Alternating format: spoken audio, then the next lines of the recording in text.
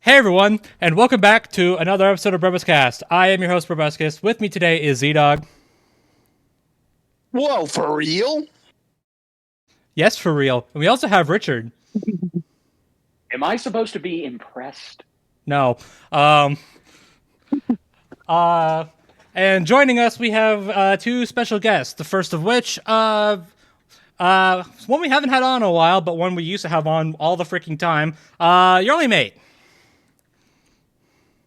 You'll never see this coming. No, you won't. And we also have new to our podcast. Finally got them on. Welcome, Yves or Sunbellows. We will reach the truth, actually. Indeed. Hey. So yeah, hi everybody. How you guys doing? I mean, we had a new episode come out, and it wasn't controversial at all. Not even a little bit. Really? Absolutely not. What would even give you the slightest thought of that? No, it's right. No, the show totally doesn't hate Dragon Ball. What are you talking Goodness. It's like Omni. Yeah, I was about to say. Omni-Man is so not thicker than Bardock. Why is that even a topic? Yeah, well, Fortnite, so. and that's not true. Yeah, a new Death Battle comes out. It has a Dragon Ball character in it. The Dragon Ball character lost, and people are giving them shit for it. We really are back. And thus the world kept spinning. Yeah. The sky is blue. Yep. Goodness. So yeah, Omn-Man versus Bardock. It's a thing. It's out, and holy shit is all I really have to say. That sums up my reaction too. Accurate. Yeah. Pretty solid comeback, I gotta say. You know. Yeah. Yeah, definitely worth the theater experience. I'm so jealous that Ray and so many others got to watch this on the theater screen. I kind of regret not going. I totally could have, but I was like, We no. both could have gone. We planned this out, but we couldn't. Okay, full disclosure. Bro and I were actually talking about going. But there was one little bitty problem. We had a month to get our funds together in order to do that. And even when I did, it was like, I could either go to this thing, and basically ruin my chance of doing a reaction video to this episode, or I could just stay here, do a reaction video to this episode. It'll probably get 1,000 views, and we really will be back. So yeah, kind of the nail in the coffin. Pick your poison. Yeah, really. You could have just vlogged the experience. And I wouldn't have been able to talk about it in a reaction afterwards. Yeah, you're right. I was about to say like everything. I was about to say because like I wouldn't have been able to record my actual reaction, which would have been lame. But yeah, I guess you're right. But it's too late now. Yeah. Yep. So okay. Let's just go ahead. I mean, we were gonna talk about this first already, but it's kind of a bit of an elephant in the room now. So let's let's just In go the- ahead and rip the Band-Aid and all of our skin off right now. Yeah, That's literally what this is gonna. That's literally what this feels like. Yep. So unlike the verdict of the other Omni-Man episode, I can honestly God say, wait, Omni-Man won? Yeah. Huh? What the fuck do you mean, Omni-Man? What? Like How did he what? do that?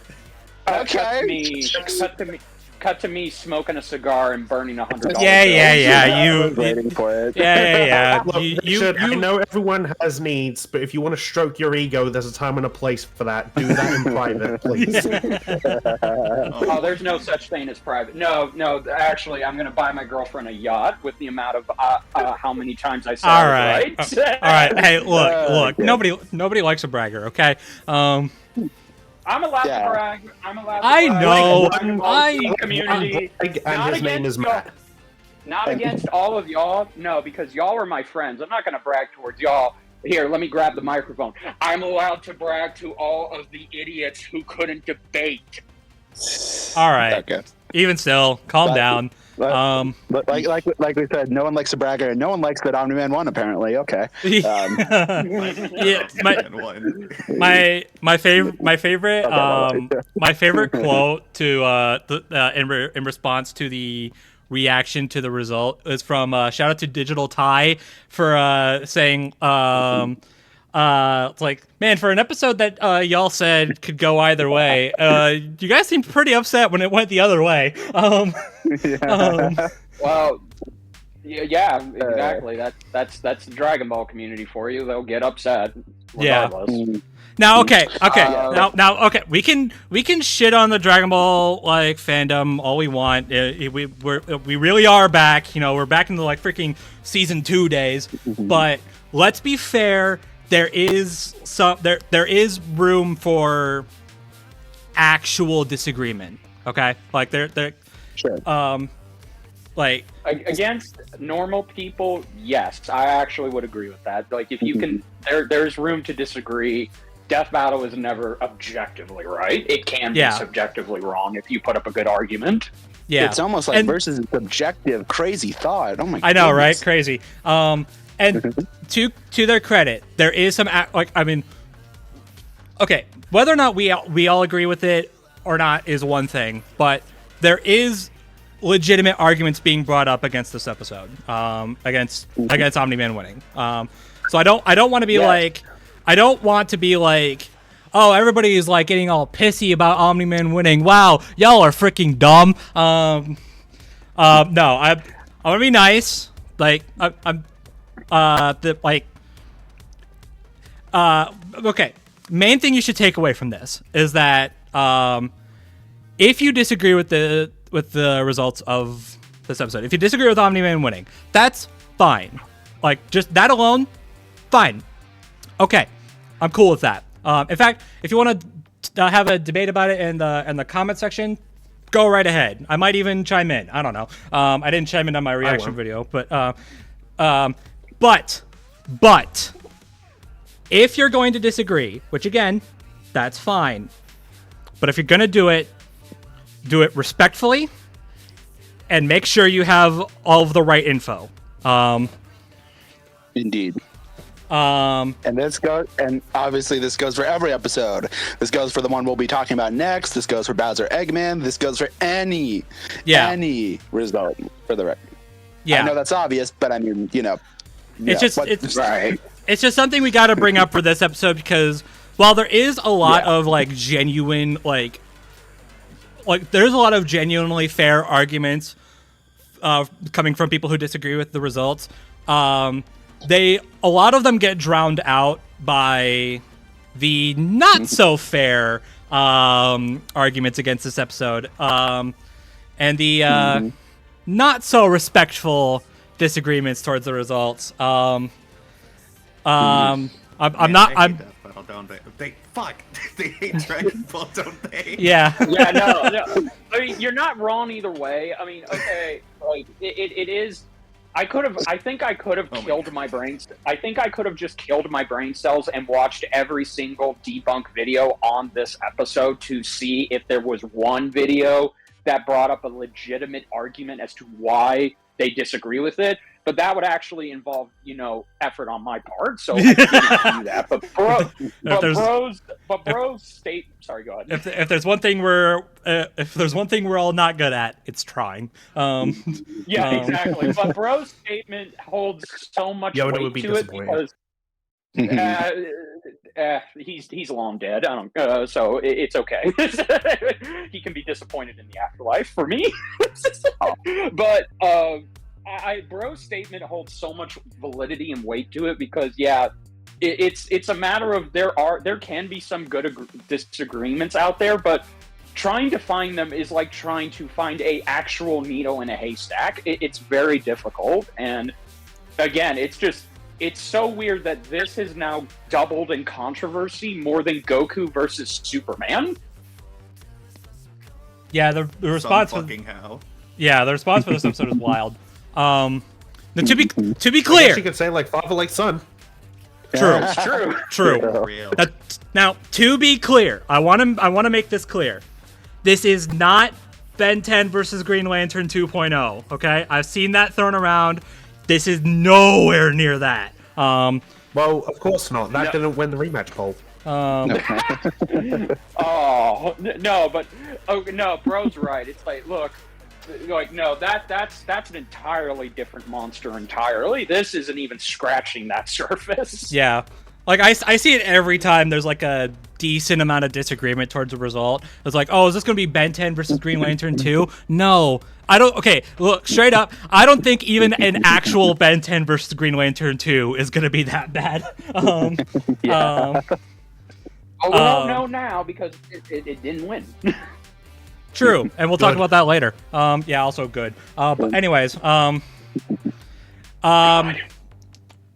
okay. Yeah, talking about the actual victor, now that we've danced around this. Yeah. Okay.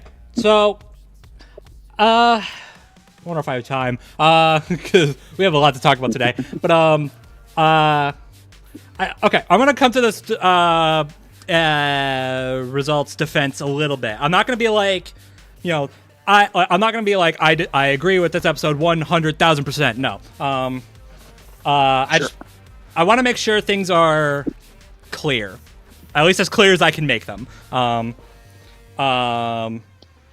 Now, again, I hope everybody watching this who disagrees with this episode, I hope they hear out what I have to say.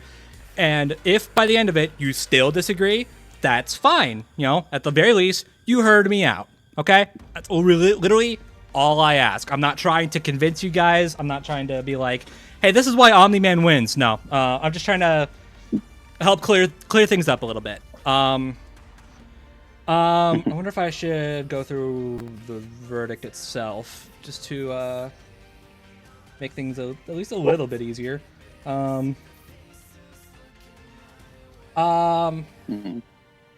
Okay.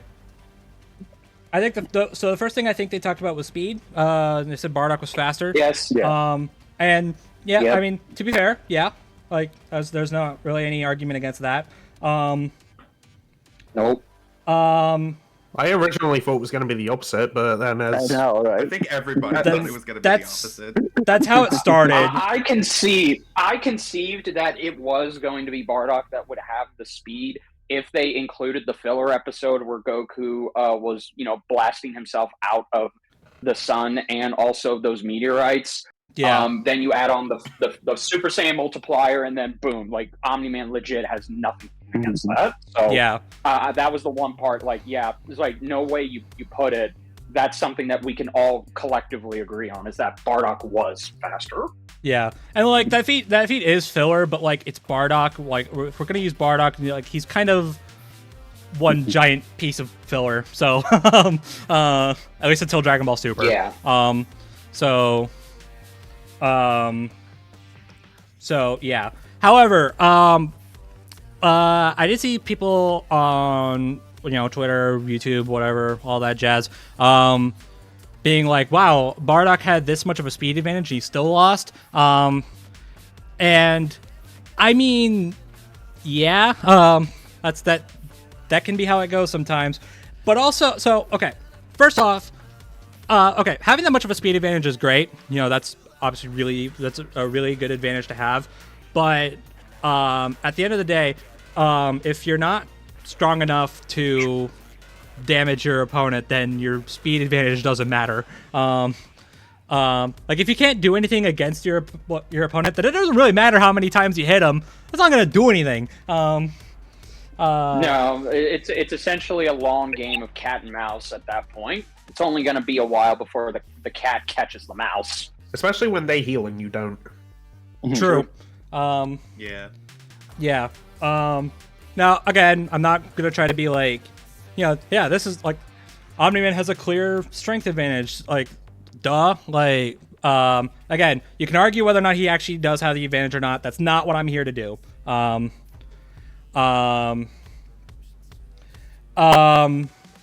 But to go back to speed, they had it in a black box, which, by the way, guys, for the love of God, please read the black boxes. They won't read the black boxes. Dragon Ball fans reading. I know I'm asking. Press the recording button.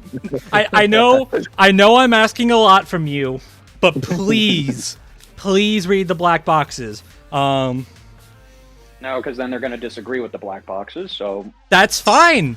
I'm not asking them to agree with the black boxes. I'm asking them to read them.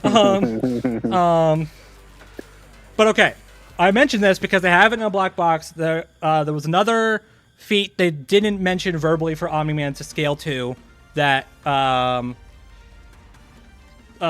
got 34 trillion times faster than light, which would be faster than Goku's feat, but Bardock would still have speed once he goes Super Saiyan.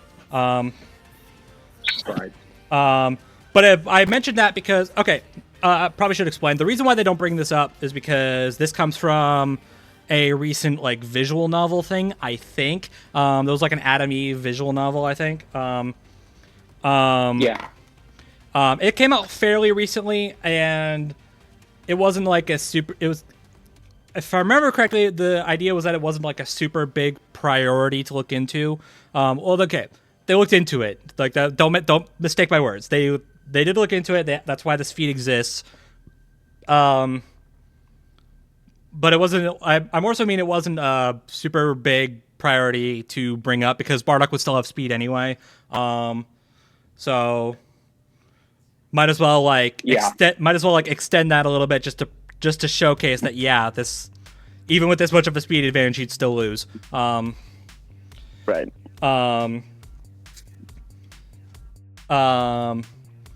But it does close that gap at least a little bit. So. Right, but Super Saiyan just barely edges it out. Super Saiyan still. I should have done math on this. Well, the Super Saiyan is still quite a bit faster, but. Right. Okay. So strength is kind of the big point of contention, so I kind of want to save that for last. Is there anything else I should bring up? Well, I mean, the experience, the stamina, that's pretty, self-explanatory. There's nothing to argue against that. Like, I feel like even I brought that up, and I'm happy they took what I said into account with the stamina portion. Like, just because Bardock had Super Saiyan doesn't mean he knew how to master it immediately, and it was essentially draining him. And then you add on to the fact that Bardock was already going to burn through all of his ki with his ki attacks and his Great Ape form, which he also hasn't mastered, unlike Vegeta. So it really just was a matter of like, okay, Bardock was just going to tire himself out, and with the strength being what it is, even if he was fast enough, if he's all tired out, Omn-Man was going to take advantage of that situation. Yeah. I guess the one thing you could bring up, do you have anything against the versatility argument? Not really. At least I don't think I've seen any major pushback towards the versatility argument. Yeah, because I've reread Invincible multiple times. Even after this episode came out, I went ahead and did my 5th reread of it.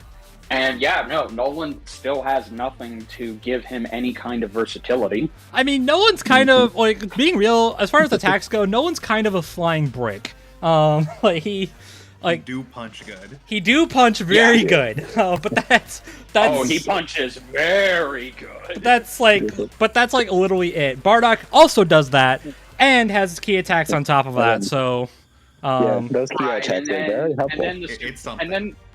And then the Super Saiyan in the Grade 8 form kind of pull that all to Bardock's advantage, because he has multiple ways to keep Omni-Man at least on his toes for a time. So that is more than Omni-Man can do. Yeah. Mm-hmm. I mean, to be fair, that also seems to be just seems to be all Viltrumites in general, because they don't have any external powers other than what they're born with. Yeah. Yeah, their power is just ice strunk. And on that note, I guess let's. Oh boy. Let's rip this off. Let's talk about power. Talk about strength. Oh boy. Okay. This is the big boy controversy when it comes to the big disc-shaped controversy. Technically, bro. Funny, a guy with Sun in his name brings that up. Yeah. Oh god.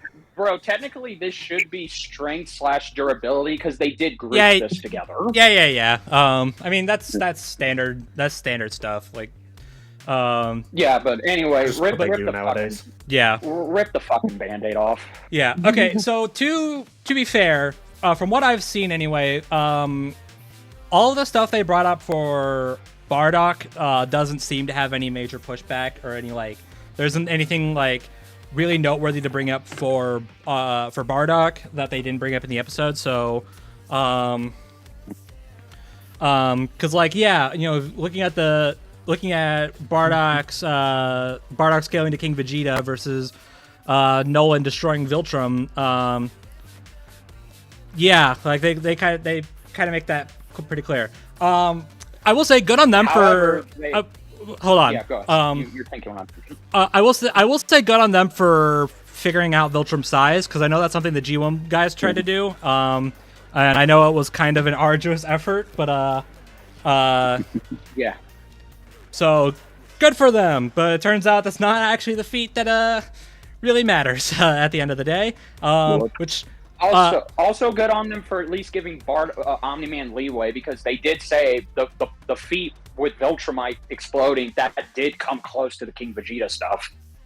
Yeah, it should be noted that the number they gave for, I don't remember what the number was, but the number they gave for the Viltrum feat was not split up. It wasn't split up among, because there were 3 Viltrumites that did it. It was Nolan, Mark, and Thetis. Optimus Prime. Optimus Prime. They did not split them up. They had a black box that noted that because they weren't sure about any sort of equal effort. Because being real, from the way that feat was presented, it kind of looked like Mark didn't really need to be there for that feat to work. Especially since as soon as they, if I remember correctly, as soon as they fly through it, Mark comes out the other end unconscious. By the way, I have the number right here. They used for Viltrumite. It's 911. I believe that's 1.4 Ronatons of TNT. Got it. Okay. That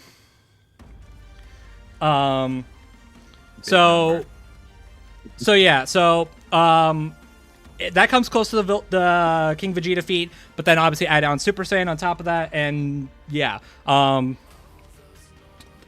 was kind of the argument going into the episode anyway. So, whatever. I don't think That's not what we're here to talk about. Yeah, I don't think there's any pushback towards that. Aside from obviously they didn't split it up, but whatever, who cares? It's not like it matters anyway. Yeah.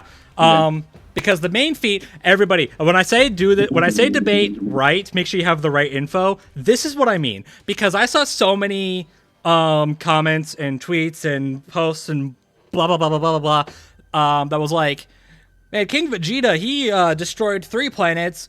with a wave of his hand with no effort. Well, Omni-Man, it took 3 people to destroy 1 planet. And I'm like, okay, on the one hand, yes. But on the other hand, that's not why Omni-Man's stronger. At least that's not why they gave Omni-Man the strength advantage. So let's talk about the solar disc. Fuck me. Fucking disc I hate. Everybody hates this goddamn feat. All right. Hold on. Now, I would just say I've been seeing memes made about it, and I find those hilarious. Yeah, the memes are great. Okay, so here. Like, I saw one with Homer versus Pizza, and it was like the birds blocking out the sun thing, and that's why Homer wins. Yeah. Okay. So let me set the mood so bro can take it. Bear in mind, because some people have brought this up, but other people forget to bring this up. Number one, the sun disk, it's not a weapon. No, it's not a weapon. I've seen so many people say, "Oh, it's big. Oh, so because Omni-Man destroyed this big ass weapon, that means no, it's not a fucking weapon. It's a device. There's a difference." The second thing, this is what the point of contention is. They had to scale what this comes out to in terms of sheer strength just based on the angles of the panels. They had to do pixel panel calculations, and that meant that they had to literally go through the whole damn thing, the whole sun disk itself, then take the poor positioning of the panels into account from the comic itself, and they had to try and calculate what this fucking thing comes out to. And because this is a comic book, this is going to be difficult. And I've seen a lot of people who are not Death Battle mathematicians. They've actually done this themselves, and it comes out lower than what Death Battle gives it because they're not doing it properly. They don't know how to do pixel calculations. And that being said, when season 4 of Invincible comes out, when we get this, hopefully the show will give us a better angle on just how big this sun disk really is. It might be season 3. Can you imagine if it turns out smaller? Yeah. I think at that point, I don't know. It might depend. Well, if it's smaller, then it's defying the laws of physics. Okay. Well, anyways. Physics. So fictional show. Okay. Anyways. I'll explain later. So okay, I should probably explain what this feat is because I didn't bring this up at all last time, so I apologize for this. But I'll try to. It's my fault too. I didn't even think about it, so you're not the only one. So to explain. So basically, it was kind of like a sub arc of the comics where they say this in the episode, where basically the Coalition of Planets admit that they have 0 weapons that can hurt Viltrumites. Side note, this is said by Thetis, who is a Viltrumite. So if anybody knows how strong these weapons are and how much they are ineffective against Viltrumites, it's probably him. I'll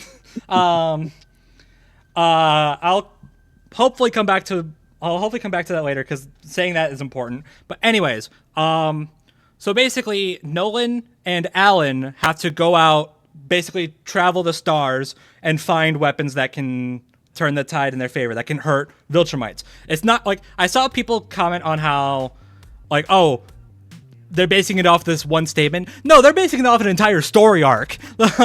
Like Nolan and Alan have to go out and find weapons to kill Viltrumites. Why would they need to do that if they have a giant ass ship right here that can do the job for them? Now, granted, yes, the ship does not ever fire at Viltrumites, so we can't really prove that. But like again, just narratively speaking, why the hell would they go out and find weapons? Would they need to go out and find weapons when they have one right here? Well, they've had this whole time. And by the way, this ship, it shows up for Our level. it shows up for this feat and this feat only, and then it gets destroyed later. And that's literally the only times it ever shows up in the comics. This is a random one-off ship. So if this was really that important, I feel like they would have brought that up. But anyways, so, I forget. So, Mark and Alan, not Mark, Nolan and Alan are on this planet. I forget what the planet is called. Doesn't matter. Where they're finding Ragnar. Yeah, they're finding a species called the Ragnar. They're basically the only species in the history of the world that can hurt Viltrumites. But they're in hiding because this is a very desolate and cold planet.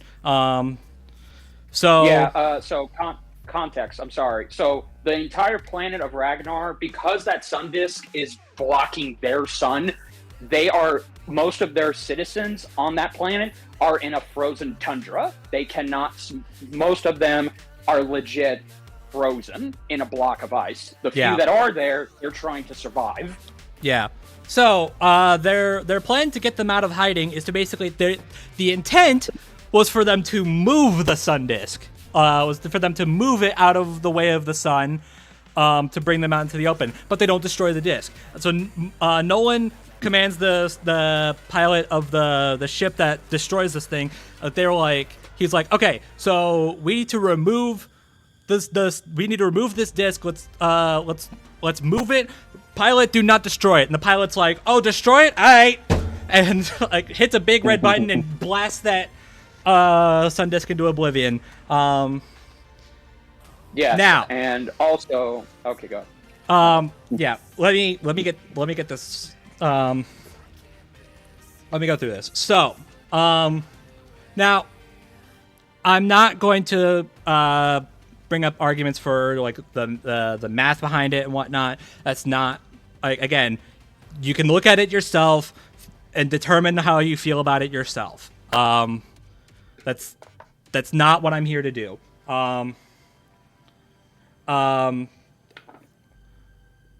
So the feat happened. Now, as far as I have seen arguments. Does Nolan scale to this? Does Nolan scale to the ship? And ignoring the fact that again, a Viltrumite admitted that they don't have a weapon that can kill Viltrumites. Ignoring that for a second, later on, another Viltrumite named Conquest, he shows up and destroys the ship. And I know there's going to be someone like, oh, but he destroyed this giant ship. What the hell does that matter? Because if the ship wasn't strong enough to withstand a blast like that, it would have destroyed itself had it fired a single shot. So, it's standard Newton's third law, people. If you don't know that, then I don't know what you're doing here. As far as Conquest goes, by the way, spoiler alert. I probably should have mentioned that earlier on, but oh well. So as far as Conquest goes, Mark kills him.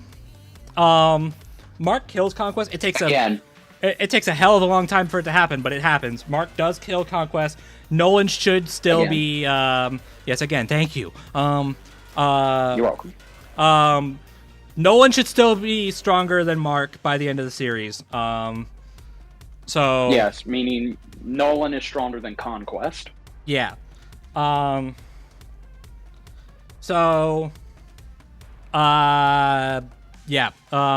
So bang bang boom, Nolan scales to the ship that destroyed a sun disk. Huzzah. Now again, does the math check up? I don't know. Figure that out yourself. I'm not a math major. What do I look like? what do I look? I'm a death metal fan. I don't math. But at least, unlike other death metal fans, I'll at least admit to it. Anyways, fans is a strong word. Yeah, you're right. Now I've also seen arguments on. We brought this up. I believe we brought this up last time of scaling Bardock to Frieza's death ball. Now again, to be clear, obviously, Bardock gets killed by the death ball, we're not trying to scale him via that. We're scaling him to that via his Super Saiyan form. As far as go on. So as far as I know, that should still hold water. Now, I bring this up because they calced that death ball in Frieza vs. Megatron. They were saying it was like, what was it, like 3 septillion tons of TNT or some shit? Like 5 something. Yeah, something like that. Meanwhile, so the Dragon Ball fans are really not beating the we can't read allegations because they gave 3 septillion tons for the Sun Disk. So you look at that, first glance, and you're like, what the hell? Like, shouldn't Frieza's death ball be higher than that? I can understand that, but here's the thing, guys. Frieza's death ball was whatever septillion tons of TNT. The 3 septillion tons for the Sun Disk is in weight. That's a completely different thing. Also, it was essentially they blast. It's also something else you got to take into account. Frieza casually used it to destroy a planet, whereas the Sun Disk was blocking a very big sun. There's a huge fucking difference between the two. Yeah. So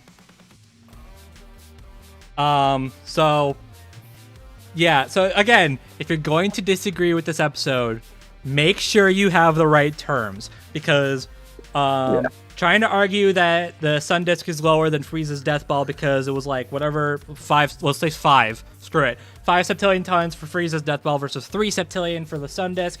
That's energy versus weight. I don't know I think you just said all you could on that. Yeah.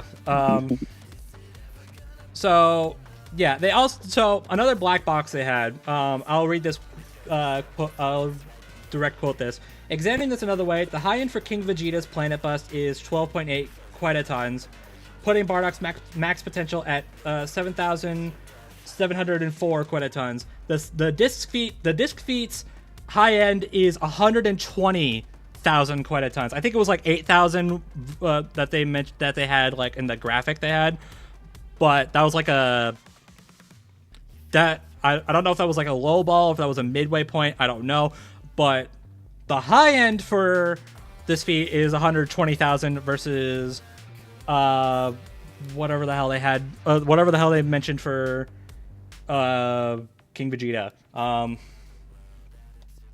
So they actually had a calculation for the Sun Disk feat that was higher, and they didn't use it. Yeah.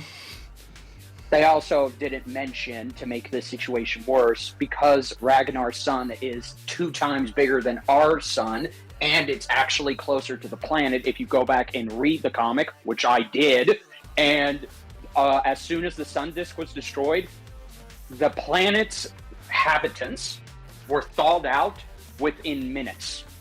Whereas if you blocked our sun with a Sun Disk, our actual sun, and that was destroyed miraculously, do you know how long it would take for all of us as the human species to thaw out? It would take us 2 to 3 decades, because the sun is very far away and not close to our actual planet. Yeah. Mm-hmm. So they lowballed it even further by not mentioning that. They could have done calculus for how big Ragnar's sun is compared to our sun. Yeah. So, I think that covers just about everything. So, again, let me make sure I have this clear, okay? If you listened to everything I said, first of all, thank you. Secondly, if you've listened to everything I said and you still disagree, that's fine. I'm okay with that. You've heard me out. I couldn't convince you. I'm not trying to convince you. Again, I don't care if you disagree or not with the results of this episode. That's not what I'm here to, like. I'm not trying to be like, Yeah, Omni-Man freaking wins this fight, stupid. No, that's not what I'm here for. If you think Bardock wins, that's fine. Ben himself has even said, hey, if you disagree with this episode, I don't, like, that's fine. You know,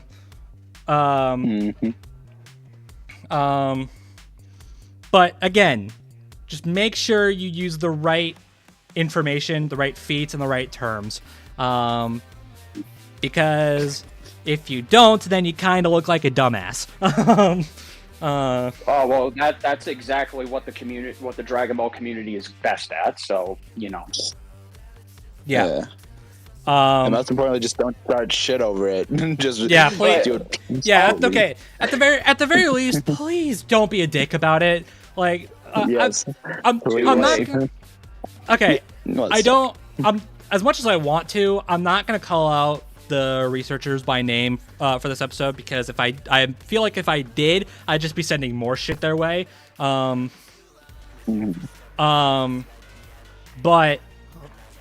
those guys have been going through some shit lately because of this episode. And I like, look, I get it. It's been a while. We're coming back with an episode you disagree with, and after going independent, we literally, like, you literally gave them your money and they put out an episode that you don't agree with. I can understand the frustration at least a little bit. But like, I don't want to get into it. But the reactions the stories I've heard on this are like, there's no terrible excuse for that. No, there's not. And I do want to say, if I'm coming off as very vitriolic, it's because I'm like, this whole fucking community are a bunch of fucking useless assholes who can't take a who can't take a debate and a disagreement over a show giving their own interpretation on who wins, and that's not even the core crux of it. It's to there's many other us. reasons I think that, but go on.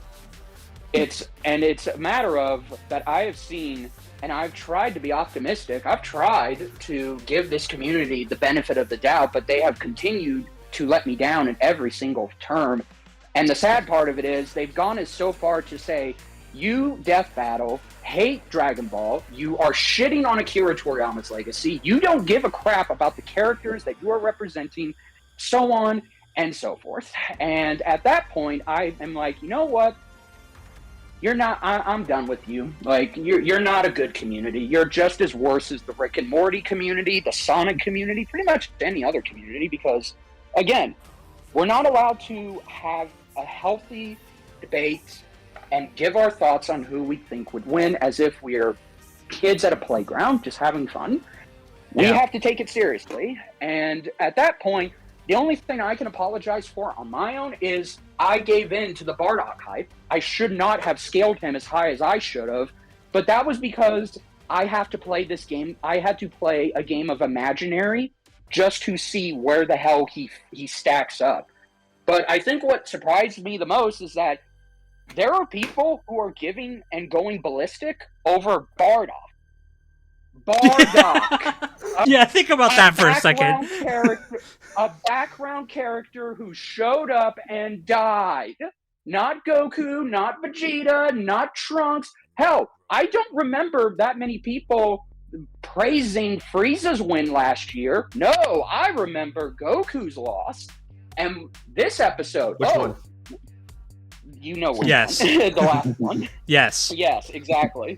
Exactly. And then this episode. So it's like, okay, at this point, all I can do is just give in to your imaginary fixation. I'm sorry your favorite Dragon Ball character, Bardock, lost his death battle. I really am sorry. It sucks. You are right. Death Battle hates Dragon Ball with a burning passion. They totally did not give them a 5-year winning streak. And they definitely do not have the most even record at this current time, 8-9. So you know what? At that point, yeah, I apologize on behalf of Death Battle. I'm sorry that there's so much Dragon Ball hate from them. They also definitely don't have an episode that is entirely dedicated to them. Literally. Oh, exactly. Exactly. Yes. So you know what? I'm very. Look, I'm sorry. I very am. I'm sorry.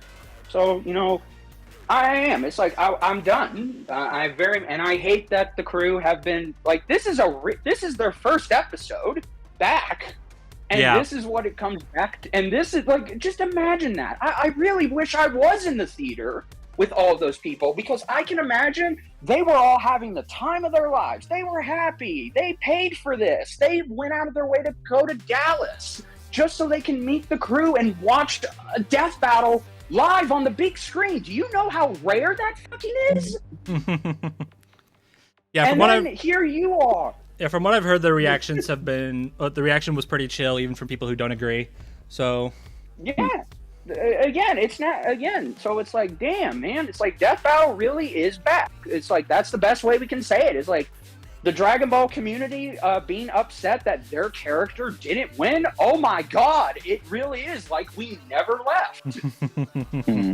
Okay, kind of on like the topic of like the fucking people being mad over Bardock about characters thing. Do you think people would be this mad if Nappa lost Conquest? Yes, absolutely. Probably. Would, especially if you got Takahaka 101 to reprise him, they would be like, "You killed Team 4-Star Nappa, burn Dragon Balls." Death Battle now hates Dragon Ball Z Abridged. Oh yes, they totally hate Team 4-Star. Totally. Yeah, you know, they didn't get That's him why back. they keep partnering with them. Yep. Exactly. Absolutely. Yes. There you go. It's I don't know, it's also just disappointing because like, and maybe this is a good segue, but like just freaking. Yeah, you go ahead. It's also just a shame because like everything else about this episode I think is very good, and it just feels like that's also getting trampled by this result, which is really disappointing. Yeah, notice how we haven't talked about the good stuff yet. Notice how we haven't talked about literally anything else yet. Maybe we should. Let's go. Let's move on. It's just saddening. I mean, I don't know, like. Feel free to be sad about if you like. Feel free to be sad. Just don't. It's you're taking more energy to start shit. Yeah. If you're upset, I'm just saying that, and just you should. Feel free to be sad. Feel free to be sad all you want, even if it's a character like Bardock or fucking Dr. Wheelo, like whatever. I guess now Dr. in Wheelo might go, but I guess in retrospective. I guess now in retrospective, to end it off, RobusCast, you have every right to be mad and say Death Battle hates Transformers as a franchise. Dude, if you think Dragon Ball has it bad, my god. I like those episodes. Well, most of them anyway. And I will fully admit, I will fully admit they need to do better. And stop taking too long to do them. I mean, yeah, that's true too. But I'm just saying, my favorite episode of the show is a Transformers episode, and I will fully admit they need to do better. Again, if you think Dragon Ball has it bad, holy shit. Anyways. Now again, I know I've kind of been like hammering the idea in, but again, disagreeing is not the problem. That's the moral of the story. It's when you start shit after disagreeing is where we have problems. Yeah. Mm-hmm. Okay. Anyways, how about these analyses? What the hell, DJ Max? And we say all that. And we say all that, and none of it's gonna matter. But anyway, what the hell? They went off. Lock the fuck in for this shit. Like, goddamn, dude. DJ Max and goodness. I'm sorry, I said DJ Max. DJ and Max. They deserve an award for best editing of a ongoing YouTube series because my god, this was amazing. And it's probably one of the biggest talking points of this episode. For damn good reason. For damn good reason, because there's like so many stuff there's so much stuff in these analyses that just pop out. Shout out to, I think my favorite part is the blood effect on Bardock's headband. Yes, the black and white shot. Yes, the black and white shot with the blood. Yes. That looks so that was clean. sick. Oh my goodness. So That's probably my proud of you favorite edit guys. of the analysis. So I think Also, my favorite. Oh, go ahead. I was just gonna also hi Celestia, how you doing? Anyway. Yeah. Not my goat. No, I know.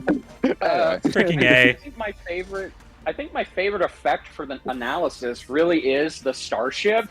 The fact that so DJ admitted that he could not actually do that in Blender, so he had to go to a colleague and a friend to make that that model of the starship render just for that segment, and it looks so good. It looks really good, yeah. Yeah, I mean it's noticeable if the way they angle it, but it's like, dude, just the transition of the angling to the model itself, it's very good. Exactly. Yeah. I think my favorite, Also, I think my favorite aspect of the edit for this one, this is more so prevalent for Omni-Man, is that there's not a moment in the analyses that feel like a still image, like a still image that's just lit up. Everything's moving. Literally every single thing in the analysis is moving. Sometimes you'll have comic panels where it's like there's like a little bit of movement here and there, and there's some pulsing lights, and that's cool. I like that a lot. But the DJ did the Omni-Man analysis. He basically took every comic panel that's in Omni-Man's analysis is like there's something going on. There's something moving. It's not like it doesn't look like a comic book panel. Yes, but another thing, it's not style over substance, because again, this is why the editing in this is so fucking good, and ZDogg already kind of hinted at it with Bardock, but the idea that we're getting all of these great visual effects with the editing, as Bro said, it never stops moving, but it's helping accompany the story of both characters.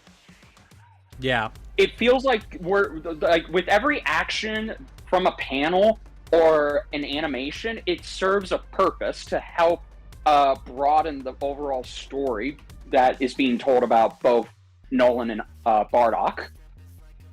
Yeah. Indeed. Which again, that's fucking movie quality editing, right? Goddamn there. The fact that you can do that, like you can literally just do that, it's so good. Yeah, well, Death Battle came back, and they just already out the bat gave us one of the best edited analyses in the history of the show. Go figure. And once again, I'm so jealous of all of the people that got to see this on a big screen, because just imagine seeing this on a theater screen. Yeah. Kicking back in your recliner and you watch this on an IMAX screen. It wasn't on an IMAX screen. I'm just, exaggerating. Yeah. I don't think there were recliners either. A big girl screen, imagine. Death Battle. A Sundisc size screen. Yeah. No, shut up. Death Battle premieres at IMAX. Oh my God, what does this world come to? Yeah, imagine that. Yeah, holy Riots in the streets. Yeah, no. Oh my God! Imagine Death Battle's editing on those buildings in New York, where they're just flashing advertisements. There you go. That'd be awesome. All of this is not joking at their expense. No, this is just us gushing over. This editing is so good. You could put it practically anywhere that has a fucking screen, and it would look beautiful. Yeah. Now, Indeed. we're talking a lot about the edit, and to be fair, the edit is bonkers. But talking about the script itself, this is a Ben script, by the way. Oh, I can tell. Okay, elephant in the room, again, they do kind of like, they're still a little bit vague on spoilers for Invincible. They're still a little coy on them. But like, I feel like this time, since we have more of the show now, you can get into his character a little bit better. because as we get into season 2, Omni-Man has basically started his redemption arc. Well, yeah, it's really being set in motion. It technically did start at the end of season 1, but it continues. But it starts to grow in season 2. Yeah. Yeah.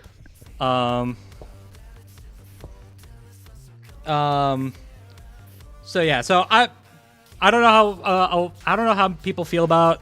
Okay, I will say I have seen people talk about how, like, why are they still being coy on Invincible spoilers when, like, then the one they bring up for comparison is Makima, and I'm like, think about this for a second, okay? Like, okay, you can make an Omni-Man analysis that doesn't dive into spoilers just fine. They've done it twice. Yeah, you cannot do it for Makima. You literally can't. And if you did, it would be fucking hard as hell to write, I'd imagine. Yeah. So. Yeah, making a death metal analysis for Makima that doesn't go into spoilers is literally impossible. Literally impossible. So. Could you imagine if they did that for one of the Mexican bands? Oh boy. We'll get to that. So, yeah. But anyways, these analyses good. Yeah, Really good. pretty good. Yeah, Especially it's Bardock's, great. dude. The writing in Bardock's was so good for like no fucking reason. Like, what do you mean? What do you mean they presented Super Saiyan as like a crazy what if continuation and tied that back into the story of the original Bardock? What do you fucking mean? Yeah, that was crazy. What the hell, dude? Dude, I love No, Bardock's Yves- analysis and the way it wraps up. Yeah. Yves, she is 100% right. It's like this is fantastic. Like, just how they tell Bardock's story, and yeah, they actually managed to make the fan fiction from Heroes tied beautifully back into the original narrative. That it doesn't feel clunky. Like, it's one thing to do it, but it has to feel organic, and it really just comes off as, you know, very interwoven. And I just really love how it just feels like this is the most unique Dragon Ball analysis compared to, you know, Goku's or Frieza's. I mean, definitely, yeah. Yeah, I mean, yeah, that's true. But also, I mean, when you think about it, that's kind of obvious because, like, Goku, like, if you look at like Goku and Frieza's analysis, like, obviously those dive into like Dragon Ball Super, and you kind of get the same shit from both. Yeah, but here, Bardock solely goes. I mean, there's a little bit from Super, but he's mostly Dragon Ball Z. Yeah. So. No, that's fair. Also, the Death Battle curse struck again. Bardock makes a cameo in the very first episode of Dragon Ball Daima. Oh, does he really? Of course. Yeah, it's just a cameo, but it's like still. Well, that and he shows that and he's a playable character in Sparking Zero. So. So is everyone else. No, but it's just true. So is literally everybody else. Yeah, that's true. Yeah, no, but I don't know what else to say. It's like for Omni-Man's second run back, it was like the fact that they still didn't give us spoilers, but they actually managed to make it work this time around. Also, no accidentally revealing what happens to him later on in the series, like the last time. Fucking whoops. Whoops. Part of me does hope we get like a one more fucking Omni-Man episode later, like when the series is over and they can like actually go into the full story. Yeah, you know, in like 5 years. But like at this point, this point it's like who's left. Like, I like Rose Quartz. I don't know if other people like Rose Quartz though. And I'm gonna be so real. I think the fucking backlash if Rose were to win that would be like just as bad as it is right now. Oh no! Oh no! You right. You're 100% right. Oh my god! Can you imagine? I can, yes. I can. Oh, no. Well, hopefully if that does happen, it's not for, like, ever. Okay, well, not. I would be down. No. Okay, I would actually be down for that as an episode, but, like, let's wait. Hopefully if that does happen, it just doesn't. It just doesn't happen. Screw this next episode. Let's just have the next episode be either Adam, Eve, or Mark. That's who I'm holding out for. Mainly Go on time, baby. Oh god. Oh god. No The sun disc? the sun disc scaling will save him. Trust. Trust in the sun disc. Ironically. Sure. Yeah, totally. I still think yeah. I still think Mark versus Rodimus Prime would be dope. Anyway, no, Mark versus Steven. There you go, Yves. We're gonna do that. There we go. I'm so okay with that though. Like honestly. My goodness. I'm okay with Steven taking another L, even if I don't have to like it. God. I don't think he does, but like I don't think he does, but that's another conversation. Yeah, that's not something we need to have right now. But talking about the fight, freaking Devil Artemis, what are you on, my friend? You don't want to know. Yeah, you're probably right. As somebody who's been watching his content for years, I can comfortably say the less you know what he's on when he makes these animations, the better. I can imagine.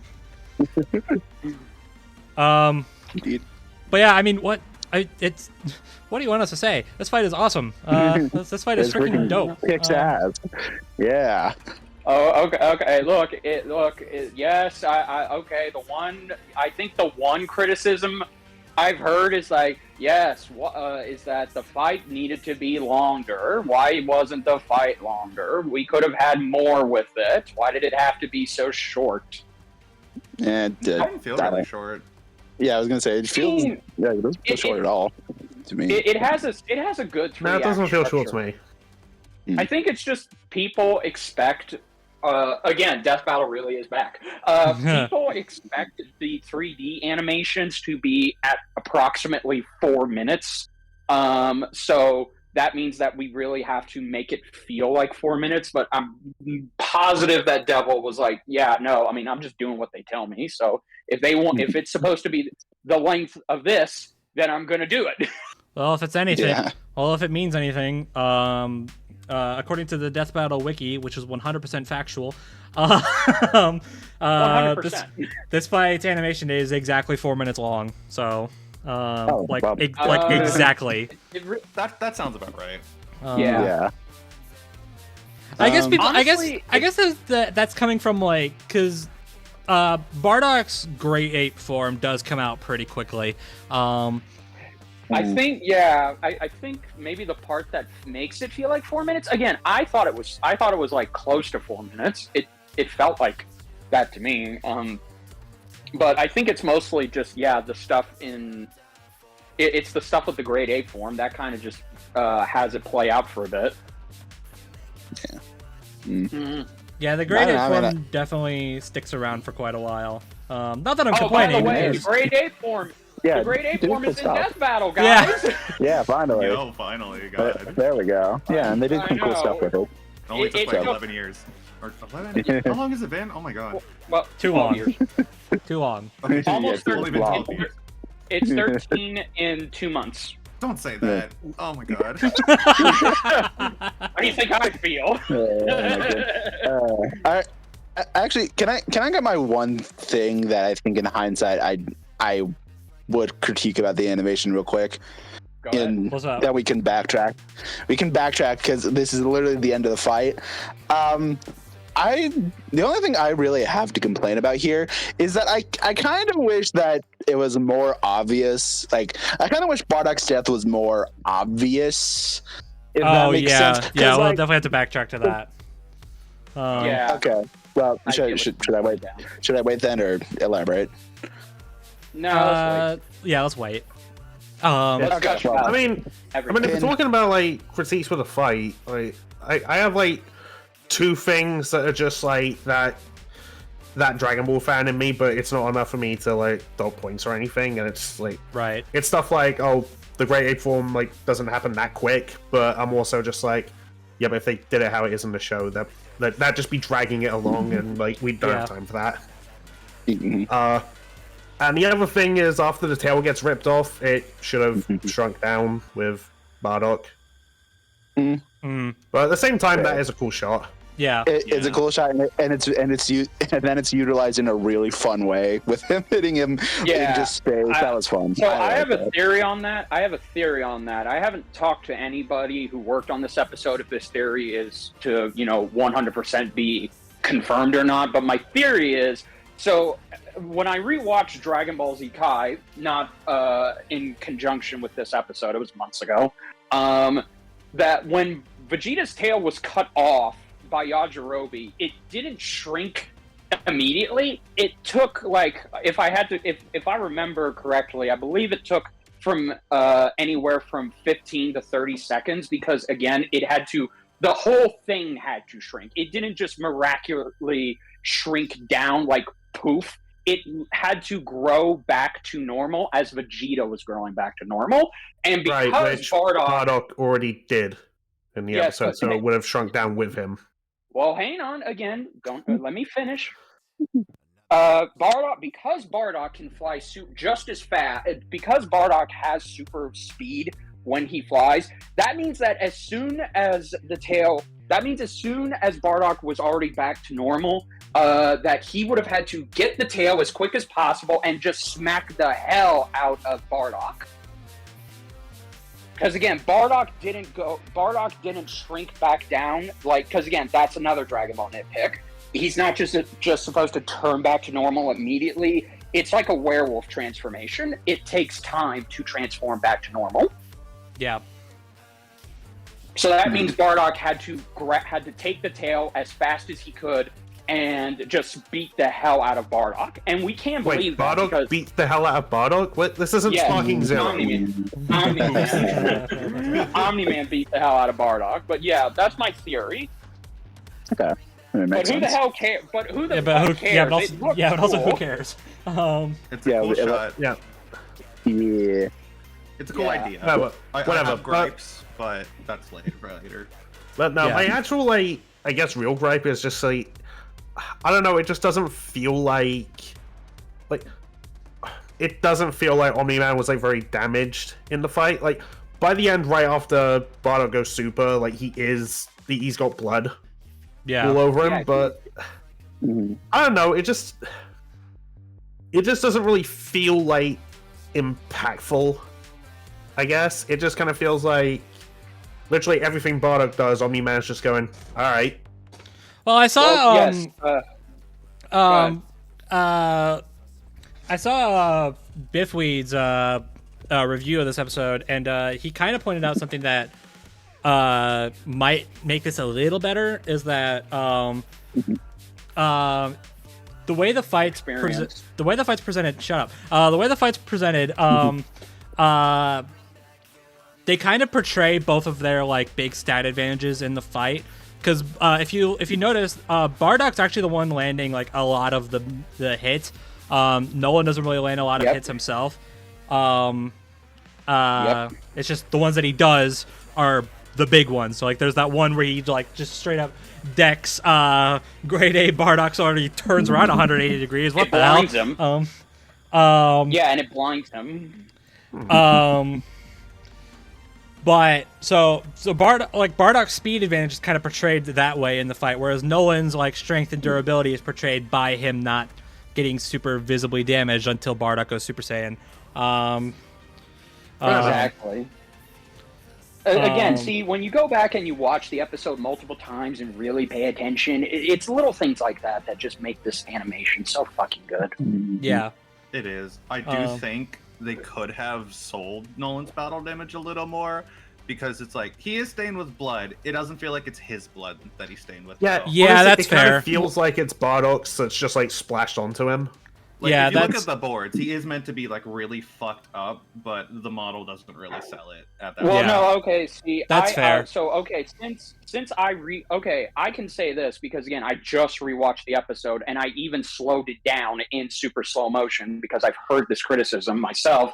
Bardock, as soon as Bardock goes Super Saiyan, he punches the shit out of Nolan at such blinding speeds, Nolan cannot see what is happening. And when it pulls back, there is blood covered all over Nolan's suit. So that is indeed his blood that was drawn by Super Saiyan Bardock. And because it happened so fast, and he was literally just pouncing on him from every fucking direction, Omni-Man literally had no counter to that. So yes, that indeed was Nolan's blood on him. Yeah. Like, I can buy that it is his blood. I guess just in the moment when you're looking at that final shot, it doesn't feel like it's his, even if it should be. You know? Oh no, like Bardock's blood definitely got on him. That I will not disagree with. But I do think people are over exaggerating the fact that Nolan didn't get hardly any blood on him. But again, like what Biff Weed said, that's kind of the point. Nolan has been through shit that Bardock really wouldn't be able to come close to amount of damage. And again, that perfectly conveys Bardock is really significantly weaker, that he can't do any damage. So when he goes Super Saiyan, this is how you know, okay, he's not on Nolan's level, but now his punches do more than tickle him. Yeah. He's like, all things considered, he still does better than Homelander did. Exactly. Not too high of a bar, but you know. Exactly. No, but it is still worth bringing up. Okay, I think I'm just gonna go ahead and skip right to the ending, or the climax, as it were. Yeah, First of all, love the callback to when Bardock goes Super Saiyan. Yeah. Love the callback to Battle of Gods. that was so hype and so watched. Really It even show. That's legitimately one of my favorite line reads in Dragon Ball, so I'm glad they referenced it. And okay, I would also like to point in, dude, the lighting is so good here. This fucking thing I noticed. Oh my god, this is the lighting. Yeah, for sure. Okay, look, I'm sorry. Goku, Vegeta, Trunks, get off the throne. Bardock has the best use of Super Saiyan in Death Battle, period. Yeah. For sure. Mm-hmm. Yeah, at first I thought it was a little weird how much his hair was glowing in the dark, but like it also looks cool. So like, who cares? It just looks so cool, and with contrasting that with the blue star, dude. that blue background. Contrasting with the blue star, that was good. I'm glad they made that star so blue. Good. Like they could have easily made it. They could have easily made it yellow, and it still would have looked cool. But no, I'm glad they did this instead. No, the blue is definitely a better choice. Yeah.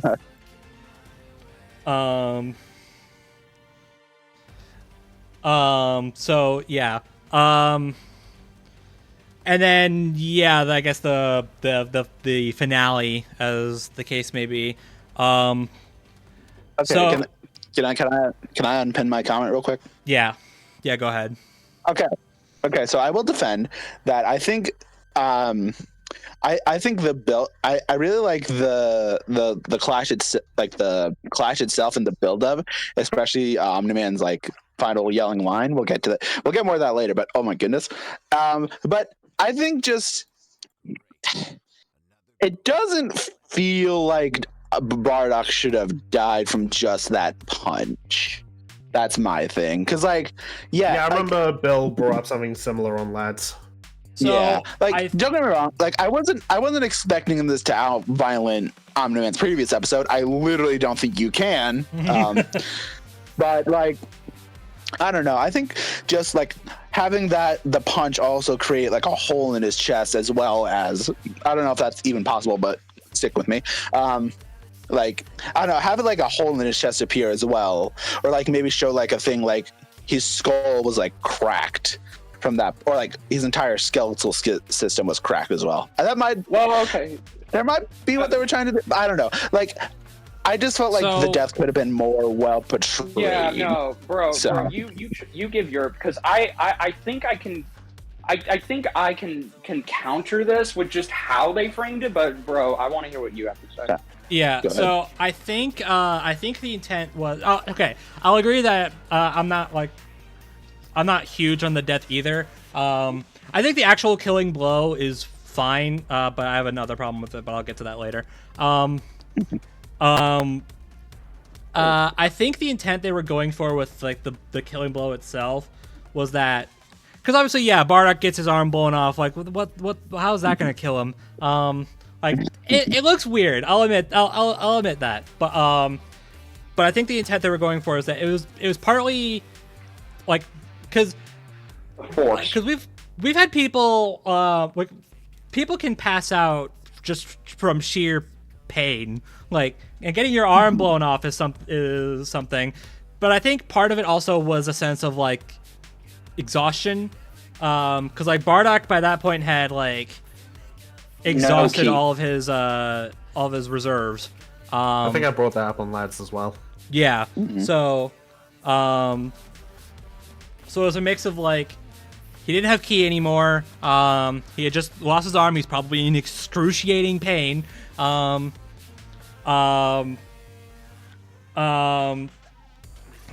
also both of them are out in space, but not Saiyans don't exactly do fantastic out in space. Yeah, and he was being pulled, and also something else people need to consider. They're fighting next to the bug planet's big blue sun, and because Bardock has no way of keeping himself from being pulled in by the gravity of that sun, he's not just falling from exhaustion. As soon as he falls from exhaustion, then he starts getting pulled towards the sun. Yeah, but I think what we're saying is that I think Bardock died before that. I think he was already dead. Yeah, by the time he was dragged into the sun, he was already dead. It's a Deku versus Asta kind of thing. I'm sorry to bring that up, ZDogg. No, again, I'm not trying to. Again, no. I'm sorry to bring that up for myself because that episode makes me sad. But I think it's something similar to that where Bardock gave it his all. He had one last.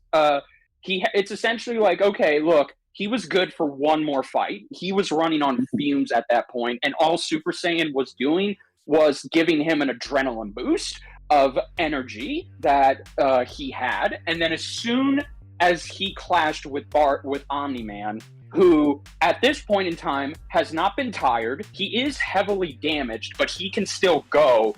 He put all of his force in his punch against Omni-Man's, and naturally, because Bardock lacked that strength, that meant that his punch barely even connected.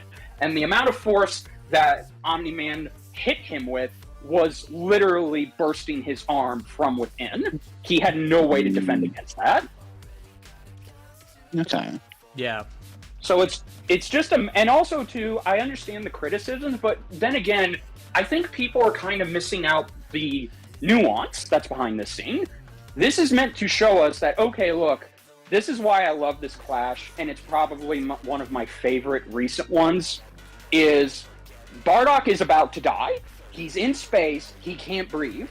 He's about to be taken away from his sons. And in that last moment, he uses everything deep down to power through and try and beat Nolan. Nolan at this point didn't want to have to do this, but Bardock forced his hand. Bardock was just going to die suffocating, and that was Nolan's way of a mercy killing. But Nolan is surprised when Bardock just literally goes Battle of Gods mode and just dogs him. And then there's also the fact that not a lot of people are calling this out. You actually got to see Nolan and the Smart Atoms in action because he was using everything to just counter the riot cannon. He legit had to struggle against that and then lift it and throw it over his head. Right. And then the ending where, yes, it drags on for a while, but the intent is Bardock wants Nolan to remember he just killed somebody who was a Saiyan, and Omni-Man is already dealing with so much baggage. Now he has to add on that he just killed another person. So that's kind of how that's the purpose intent of why Bardock's death isn't as good as the other Dragon Ball ones, because again, but look at what it served. It served a purpose to make Nolan even more regretful, and go through, because my headcanon is this takes place after Omni-Man versus Homelander. Oh yeah. The event. And now Nolan is in solitude on this planet trying to rebuild himself and try and figure out who he is without the Viltrumite Empire. And here comes this monkey man with spiky hair trying to take over it. And his immediate instincts are to protect it. And that's what he does. But there's still a little bit of the old Omni-Man in him. And that's why he hates himself, because he just had to kill Bardock. Okay, that does admittedly make it a little bit better. Like I definitely I think that's a very nice thing to at least try and do, and I think they did. I do appreciate that, especially that the say and remember it. I think that was a nice touch.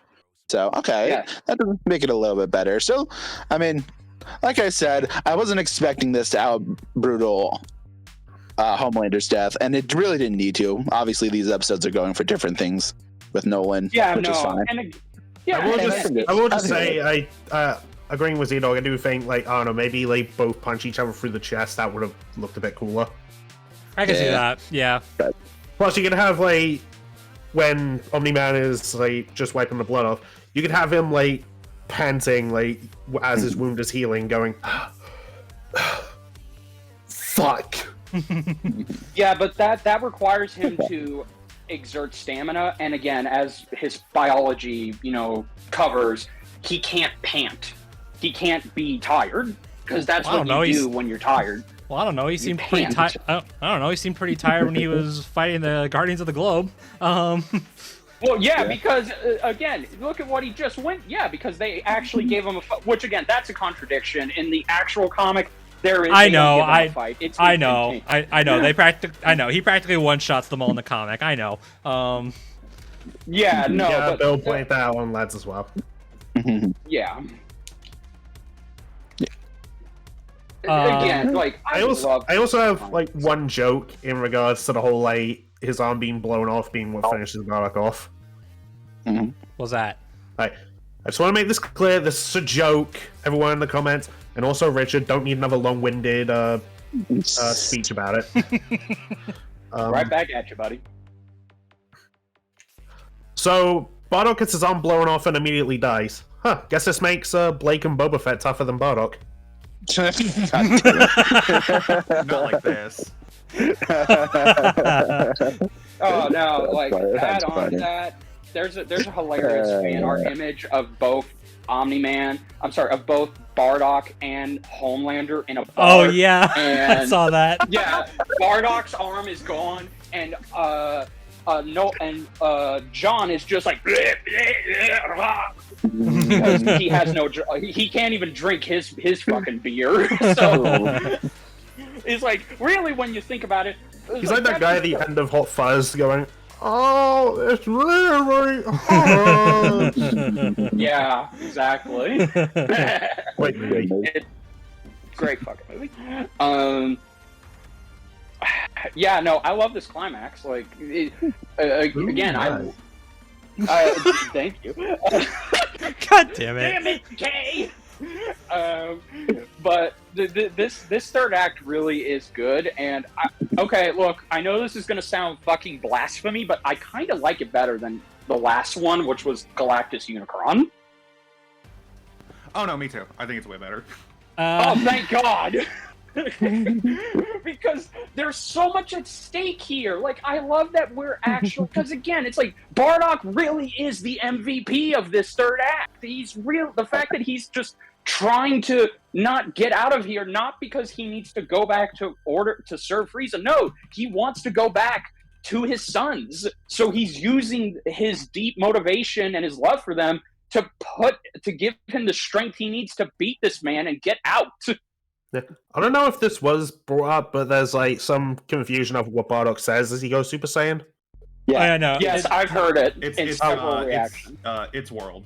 Yeah, it's World. I mean, I do not understand where wife came from. Like, I don't. Okay, you see, the thing with that is on first watch, I was like, oh, he did the Goku thing. He said my world. Yeah. And then on rewatches, it sounded a little weirder. I think it's a thing, one of those things where if like you listen to it too much, it starts sounding wrong. I mean, it sounds more. It sounds more like wife to me, and personally, I do like the idea of like I do like the idea of like a specific loved one being the thing that like triggers it. In this case, Gine. But you also really like Gine, so. Yeah, we can also use the up to interpretation. This is his first time going Super Saiyan. I think that's neat. Oh yeah, I was gonna bring that wife, up. world, evil works.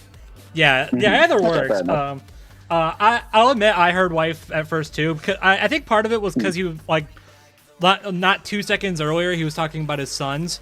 So I think that was just like, like I think that was just like a mental thing in my head, but like I just heard wife because like, hey, he's talking about his family, so fair enough. But I do like I think I do prefer it being world because A, that makes more sense, and B, it's a reference to, again, one of my favorite lines in Dragon Ball history. So fair enough. So yeah. But speaking of line deliveries, actually, voice acting. Okay. Yeah. So we were right, and then we were wrong. Pretty much. It's better to be right and wrong than wrong and wrong. I guess. Yeah, you're right. But anyway, it's Tom Schultz. Tom's back. I mean, Tom, my boy. Wow. My king. Oh, okay. Okay. I actually heard, if you can believe this, one of my friends who went to the Death Battle premiere, he said he could not hear Tom in that performance because, and I think that's something I've also heard, we need to give Tom massive fucking props because he actually does a different tone of Omni-Man for this animation exclusively, and I think it's better in terms of just the tone. I'm not saying that it's better overall compared to his last one, but it's like you actually get to see the redemption Omni-Man, and Tom really fucking delivers it. Oh yeah, he does. Yeah, I can like understand why people were like, because I saw a few reaction videos that were also saying that there was a different guy. But I can understand that because it is tonally very different. I do like this performance more, and the reason why the reason why is going to sound like a massive backhanded compliment, but I promise you I mean this as an actual compliment, is that this performance feels like he's actually trying. Now I know I know how that sounds, but I say this because his performance in Omni-Man vs. Homelander is really good, but like he never really exerts himself because he doesn't have to. So like when I say that he's actually trying, it's because like Omni-Man doesn't try against Homelander, because again, why would he have to? This episode, Omni-Man is actually putting in the work, and Tom reflects that. So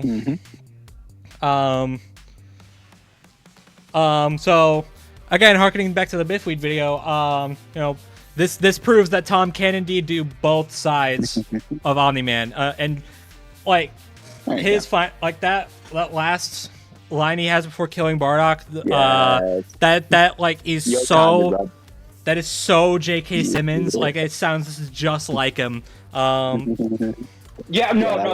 There are several moments. It's not even just the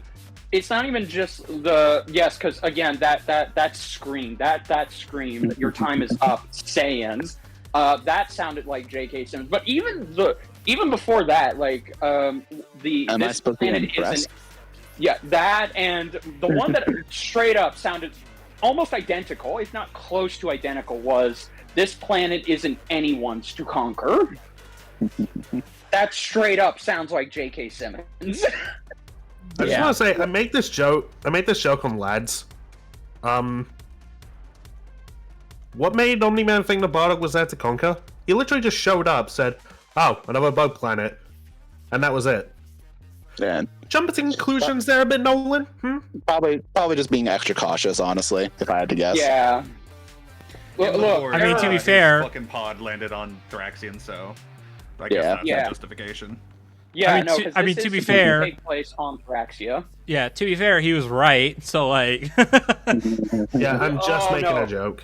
I know. Like, Yeah. there are bug women there, and oh my god, if Bardock ever has sex with those bug women, that's dangerous. Stop. Speaking of Bardock. Yeah. Speaking of Bardock. Yeah. Speaking of Bardock. So. Cameron Nikod. What?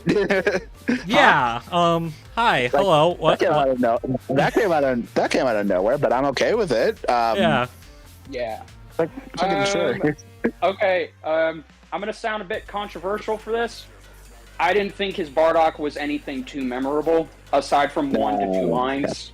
I'm sorry. I'm sorry. Look, you can point the gun at my head all you want. It's like, I've got another life, so please feel free to pull the trigger. But okay. No. It's just, okay, look, in terms of like just how the characters are presented, let me just say this. Bardock definitely had the screams right. Like, Cameron really did not hold back on those fucking screams. And one of my 2 favorite deliveries from him is, "My sons would kick his ass." Yeah, I'm so happy they included a line like that. That is legit. And again, like Biff said the same thing in his video. If it's not even that, that's not just a good line. No, it's how Cameron delivered it. You can hear the amount of confidence and also the amount of just arrogance from his voice when he says that. Like, he's that arrogant and confident that Raditz and Goku would kick Mark's ass, which Goku would. Yeah, to his Goku's off, right? Yeah, Goku absolutely would. Yeah, no, but I love that it's the reverse of, my dad would beat up your dad. Yeah. I had something about that. Yeah. And again, also too, okay, look, let's not beat around the bush. Like, that delivery of, "I will not let you take me from my world." Yeah. That was straight nuts. up. That's right up there with some of my, like, that. I wouldn't say it beats Michael Kovac's Kamehameha screams, but it's close. Like, just in the way he delivered that with the emotion and everything, it really just, and again, it's a great transition because it just leads to Bardock is kicking Nolan's ass. Like, so it's not like he did that scream, turned Super Saiyan, and then Nolan still beats the shit out of him. Yeah, no, that would be lame. Very lame. But yeah, Cameron had some great lines, but I still feel like, okay, Tom is still the MVP here because there's actual character growth in his story already, and he's still trying to be, and it feels like every time they fight, there's a little bit of the old Omni-Man in him, and you can kind of hear that in Tom's performance, whereas here, it's like, okay, it's your typical 90s Dragon Ball acting, but apart from that last line, because Bardock actually really values his sons, and he's using his love for them to give him all the strength he needs to beat the crap out of Nolan. Yeah. I will say, I do think the performance itself is top notch. Cameron absolutely crushes it. But I think for me, what's kind of distracting is I think the voice itself might be a bit too nasally. I guess is the word I'm looking for. Nasally exaggerated. Yeah. Because like Bardock's voice in Dragon Ball is a bit more like, it's deeper, it's gruff. Like there's some growl in there, sure, but I think Cameron kind of like goes a bit beyond with it, which it works. I don't hate it. Like I'll say that. Like, I'd rather have, a very solid performance. Which Cameron gives in like 1,000-fold. But I can see like that maybe the voice itself might be a bit distracting to some. So, it was distracting to me, at least on first watch. So, yeah, I think it's fine all the way through, but I get it. I don't know. I did originally think the voice sounded a little more like Nappa but I was comparing it to how Bardock sounds in the Super Broly movie. Mm-hmm. Well, okay, so Sonny Strait, who has been the official voice of Bardock, he's also the voice of Krillin. Which is hilarious to me. Because this, I know, right? He gave Bardock this gruff and kind of aggressive voice. So it's meant to kind of have a little bit of nasal in there, but it's not exaggerated like Cameron's, because I can like hell, some of the people who watch this, they did say it's like, yeah, Omni-Man's actor is on point, Bardock's not so much. In fact, I think he may be overdoing it, and it probably is just like, okay, you hear Bardock's voice and you're just thinking, oh, just do this all the time. Like just have that nasal gruff in your throat. Just sound like you've been smoking 60 a day. Got it. Yeah, exactly. But it's like, no, Sonny it's even in Super Broly, when Sonny got to come back and voice him again, he dialed back on that, but it was still there. Like, it wasn't too obvious like it was the first time. So I think it's just a matter of Cameron needed to find the right balance to really sell it. I mean, hell, I'm not trying to throw shade at Cameron, but I really do think Takahaka 101 kind of did this better in the Bardock Father of Goku abridged special and the episode of Bardock, because it is his voice, but he's adding a little bit of roughness to it. Actually, speaking of, I don't know if any of you have seen this. So people have taken the scene of when Bardock goes Super Saiyan in the abridged and just put the Omni-Man wins like above it. Yeah. So it's just a bridge Bardock shouting, "Of all the stupid, asinine, shock jumping bullshit!" It's yeah. so funny. It is, yeah. So again, Cameron was okay, but I do wish he would have dialed back on it a little bit. That's fair. Yeah, I mean, yeah. Yeah. All right. Cool. And then there's the soundtrack. Again, we really are back. I love it. You love to see it. The fact that Brandon made Go On into a fucking hypnotizing beat that slaps is madness, I tell you. Mm-hmm. This man could take any fucking word in the English dictionary and just make it slap with the right beat behind it. Yeah. That freaking still has a clunky ass name though, for some reason. We really are back with Invincible fights. Invincible fans will never get a good title. It's no, guess not. We won't. I mean, hey, I dig the track, but just the whatever, it's fine. It's not the end of the world. Freaking solid state, invincible, whatever.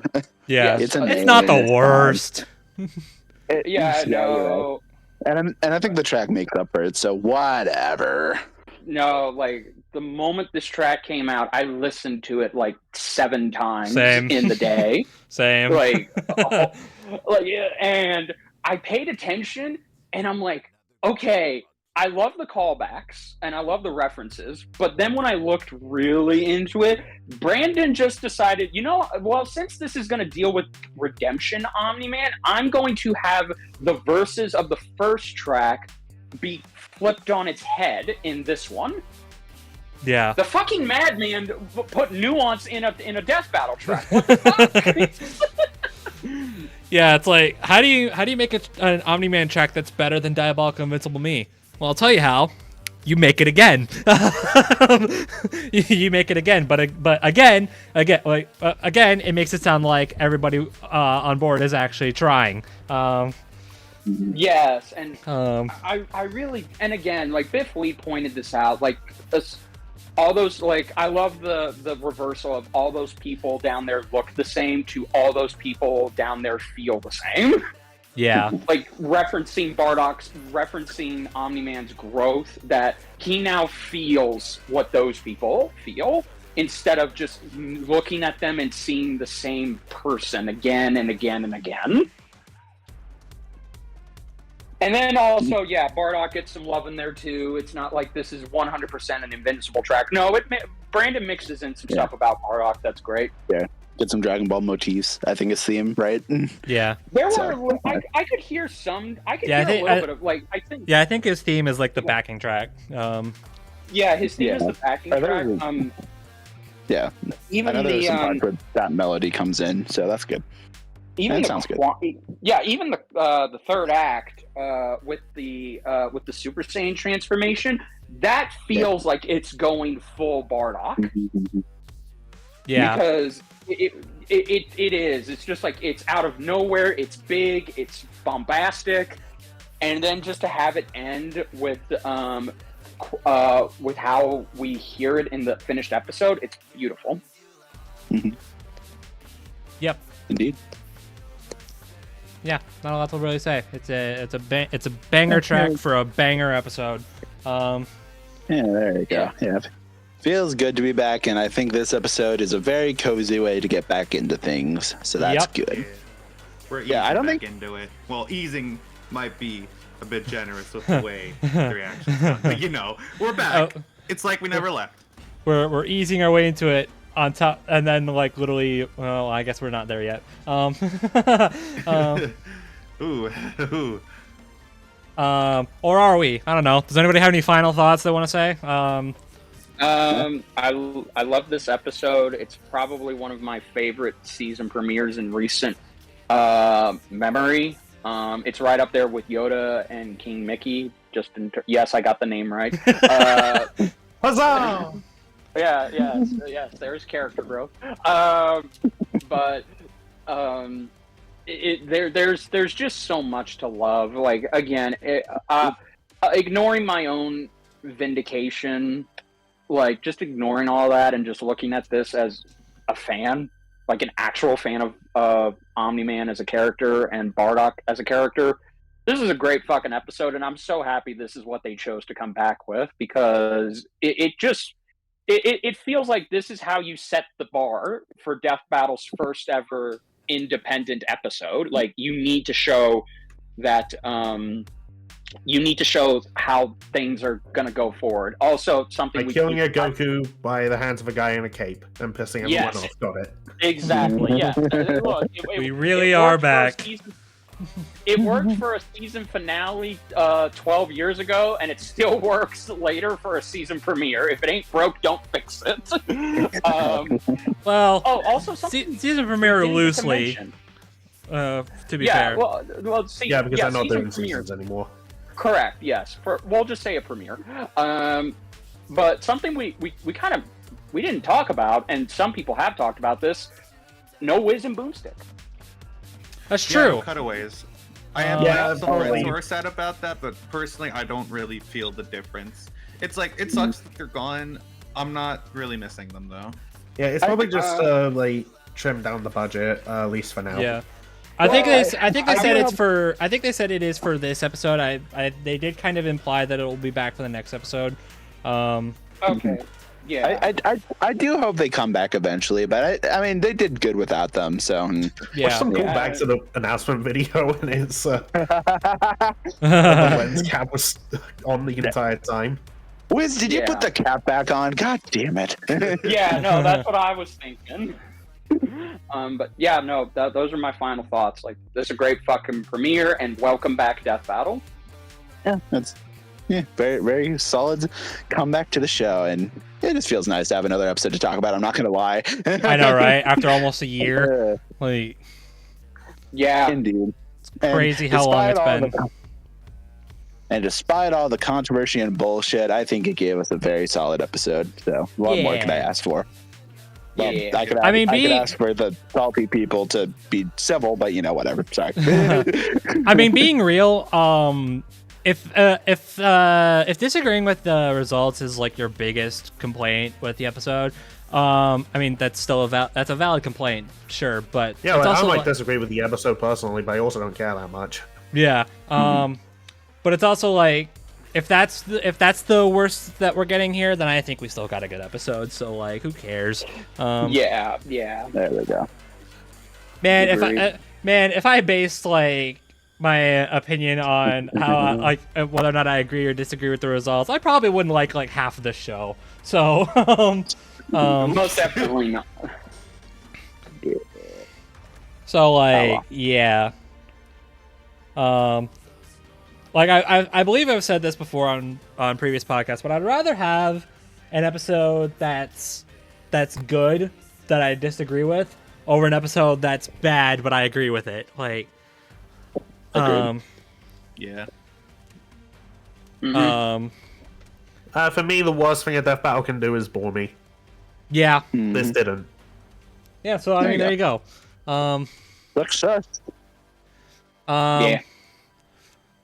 Yves, you have anything to say? I did have a few small problems with the episode. It's nothing too major. I just think some of the pacing was kind of weird. There was like a shot or two I think lasted a second or two too long for my liking.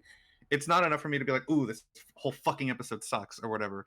But I did notice it partially when like he was like blocking the big key blasts, or I think the shot of the tail shot is like cool in concept.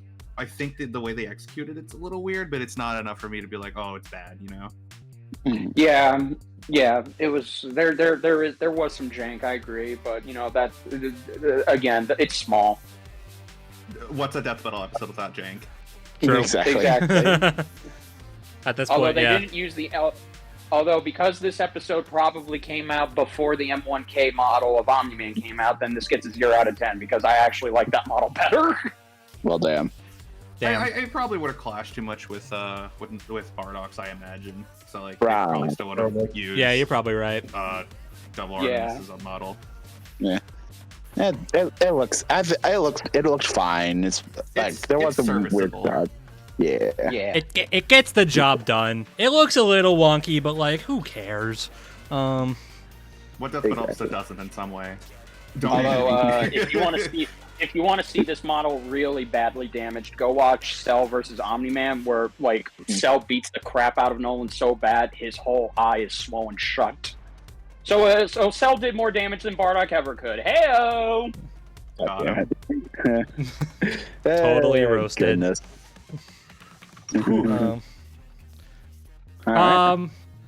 Okay, well, that was fun. We just talked about an episode that definitely wasn't controversial in any meaningful way. And hey, look, we're going to talk about another episode that's definitely not going to be controversial in any meaningful way. For sure. For fucking sure. Cool. I have things to say about this one. Oh, boy. Get ready. Strap yourselves in, ladies, gentlemen, and everyone in between. Because we got ourselves, we had a pretty simple, I mean, it was controversial, but we had a pretty simple, all things considered episode to return with, and now we're thrown right into the thick of it. All right, let's talk about freaking Joker from Persona versus Giorno Giovanna from JoJo's Bizarre Adventure. Indeed. Finally getting a Persona versus Stand episode. Hell yeah. We're finally getting a Persona versus JoJo episode. How did it take us this long for us to get one of these? Honest question. It took us approximately almost 10 years. How? How? Actually, how? Because the first episode was all the way back in season 5, and that was good old 2018. Fair enough. I guess okay. But listen, I love weird franchise connections on this show. I live for it. I think that's the part of Funiverses. But how? Actually, how? Like I feel like this is like well, I don't know if I want to say that. This feels like one of the biggest, like one of the biggest. Can I say that?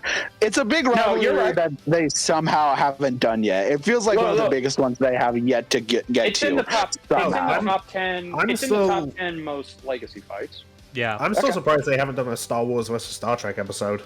Yeah, that's a big one. It's like, what the fuck? What do you mean we don't have one yet? Yeah. How do we get Naruto twice versus Star Wars before that? Hopefully, we'll get that soon. But I think we're going to be asking that question whenever Luz versus Ann eventually happens. Yeah. It's going to be another Star Steven where it happens like 7 years from now and nobody cares anymore. Oh, hey, you know what? I'll care. Damn it. I'll care. Yeah, but I mean, I will too. But But we're not here to talk about that yet. We're here to talk about this, and it took long enough for not only not only took long enough for this rivalry to happen, also took long enough to get another Persona episode, and one Hopefully from 5. This will be good. Yeah. I'm shocked they didn't do this like 4 years sooner. I'm gonna be real. Yeah, I know. Well, Right? To be fair, wait. Okay, when did Part 5 end? It ended in summer of 2019. Oh, okay. Then there you go. That's probably why they couldn't do it then, because they felt it was better to just not have Joker come in first. So they're like, let's not do that. That's when the anime adaptation ended. There's still the manga, and then the PS2 game, and the manga ended all like the spin-off material still there. Yeah, the manga ended like years other earlier, Persona right? JoJo episodes. Yeah. Yeah. Like if they really wanted to, they could have done like Josuke versus I Yu or some shit. I feel like their JoJo episodes are what is it? Kiradachi? Yeah. I feel like their JoJo episodes are the equivalent of picking a piece of paper out of a jar and seeing what you're gonna get, or what number you're gonna get, or what prize. Well, hell, we could have even got Noel versus Zygus. Oh goodness. There's something I want to say about like the choices in JoJo episodes I think's kind of neat. This was for sure was not intentional, but they start with Jotaro, he's the popular one, and then they do his rival Dio, and then they do Dio's other rival Jonathan, and now they're doing the child of Jonathan and Dio, and I think that's a really neat through line. Oh, that's it for sure was not intended, but I think it's a neat coinky dink. Yeah. Oh no, that's great. Can I ask you to phrase that differently? You made it sound really stupid. It is stupid. It is stupid. Yeah. It's bizarre, even. well, welcome to JoJo's Bizarre Adventure, Richard. I'm glad you could finally make it. Pure technicality. Giorno is the son of Jonathan, and also the son of Dio. So. Okay, so I have a statement to make. You're not going to hear a damn thing out of me until this topic is over, and I can honestly tell you who I think is going to win, because there are two things. Number one, I have not played Persona. It does not interest me. I haven't either. I know. Okay, cool. I have. Okay, cool. And then number two, and this Persona 4 best Persona. And this is definitely most important. I haven't gotten to Part 5 yet. I haven't even finished with Part 3. Oh, man, you're slow. No, I'm just kidding. Well, you know what? That's what I'm here for. Hey, you're thank you. Dude, hey, you're on the best Part one. Part 3 so. is 48. Yeah, no, dude. Part 3 is 48 fucking episodes. I know. I'm giving you shit, but you're on the best. I know. I'm giving you shit, but you're on the best one. So. I mean, look. It's got So far, I like it, but it's like, look, in my heart, I'm the basic bitch who says Part 2 is the best one. So that remains to be seen. But I'm liking what I'm liking so far. Yeah. I will say, so I actually took the time to. I like to think of myself as a JoJo fan. I've seen parts 1 through 3 like at least 5 times at this point. I've seen part 4, here and there. I'm pretty sure I watched it in full, but that's a part that I don't go back to as often. Partly because it's pretty long. It's longer? Well, I don't know if it's long. I don't know if it's longer, but okay. You see here, the manga's longer, but they cut down the anime by 10 episodes because Stardust Crusaders had really weird pacing for its anime. Oh, okay. Well, how long is it in 38 the anime? episodes. Ah, shit. All right, fine. In terms of manga, parts 4 and 5 are longer than part 3, but the part 3 anime paces itself really weirdly, so it gets 10 extra episodes. Fair enough. Okay. Well, I mean, what am I complaining about? If I can watch up to 5 seasons of Columbo so far, I can definitely do it. Yeah, see, JoJo's Bizarre Adventure. Yeah, at that point, you don't have an excuse. I think it's really funny hearing everyone here be like, "Oh, I'm a casual fan of JoJo's, and me, JoJo's is like my biggest artistic inspiration." It's like my favorite anime of all time, and it's not. I love JoJo. Yeah, no, I love JoJo. Like, okay, if you were, JoJo's fantastic. I love it. Go ahead and ask me who's between the 3 parts. Go ahead and ask me who's my favorite JoJo character. Go on, ask me. Who's your favorite JoJo character, Richard? Jonathan fucking Joestar. Okay. That man is Superman. That man is British Superman, but with sun powers. He's fucking adorable. So he's British Superman. That's Captain Britain if Henry Cavill gets the part.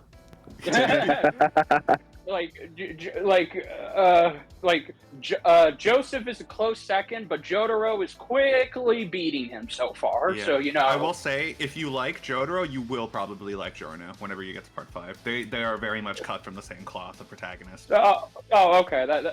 So what you're telling me is Giorno is going to tell his mother to shut the hell up whenever she gets overly peppy. No, they're similar, but they're similar in the terms of they're both kind of like that cold calculating type protagonist who are mostly silent in that kind of way. Giorno never has anything like that. He's different from Jotaro, in which it's his resolve that drives him. Well, Giorno's mother is also kind of a deadbeat, so there's that too. Okay. Well, then never mind. I retract my previous statement. Feel free to call. Feel free to tell her to shut up all you want. Yeah, Giorno's family life. I'll get to it later, but Giorno's family life kind of sucks. Being Dio's half son is probably not the best way to start out. Even if you ignore the fact that he's Dio's son, ignore Dio entirely for 2 seconds. His early childhood still sucks. It's bad. Fair enough. Also, so before y'all go, I was gonna also make this joke. Commence the kick-ass Brandon commission track for this particular episode that was not made for this specific episode, but BrobusCast is going to use because why not? As he should. Yeah, because we can't use JoJo music, otherwise we'll get copyright. Man, you can use Persona music though. You can use Persona music is fantastic. Hell yeah, it is. Persona's a bit wishy-washy on YouTube, but that's neither here nor there. Yeah. I mean, I've had no problem with Persona 4 music on my channel. Persona 5, on the other hand. God, Ash versus Yugi is gonna suck for the choices we're gonna do. Oh yeah. Oh dear. Just use the commission track. There you go. Yeah, true. I could just spam the commission. The commission track's great, so I'll probably just spam that. I know. I know, but it's damn it. It also makes it easier on me for editing, so screw you guys. All right, y'all have fun. Go ham. Okay. Well, anyways, what I was going to say earlier is that for this episode was actually the first time I've actually properly sat down and watched all of Part 5. Because before I anytime I would binge through JoJo or at least skim through it, I would get to the first episode of Part 5 and stop for really no reason. And then I'm like, well, binge watch is ruined, gotta restart it. Smile. Which, to be fair, that's oh no, I have to rewatch part 1, 2, and 3 again. Oh no, the horror. Oh no, I have to rewatch Peak Media. Yeah, exactly. It's literally my 3 favorite parts of JoJo. I have to rewatch them again. Oh god, no, the horror. So I actually watched through all of it this time, and well, okay, I like it. All right, I want to make that clear. I like Part 5. I didn't love it. Yeah, that's fair. It's not for everyone. I think because the other 4 parts, even Part 4, which I've only watched all the way through once, I can watch those and not really focus on any well, I shouldn't say focus, but not like whenever I watch through parts one through 3, and then obviously part 4, nothing really sticks out at me as like a negative. Like I can watch through it and be like, "Yep, this is fine. Yeah, I'm having a good time." Part 5, as good as it is, I said this on. I posted my a brief thoughts on this on Blue Sky for my media thread, but the way I saw part 5 was like it kind of did something similar to part 3 and 4, where like they give a bunch because they have like 6 characters to focus on. So the solution is to give every single one of them at least 1 or 2 episodes to themselves, which is fair. But like for like the first half of it, it kind of felt like spotlight was being taken away from Giorno, who's the main character. So it kind of made it so that Giorno, despite him being the main protagonist, it didn't really feel like he was doing a lot. At least at first. He would. I've got points to say on that, but I'll let you finish. Yeah, I will say he would pick it up in like the second half. These were just my thoughts going through like the first I want to say 13 episodes.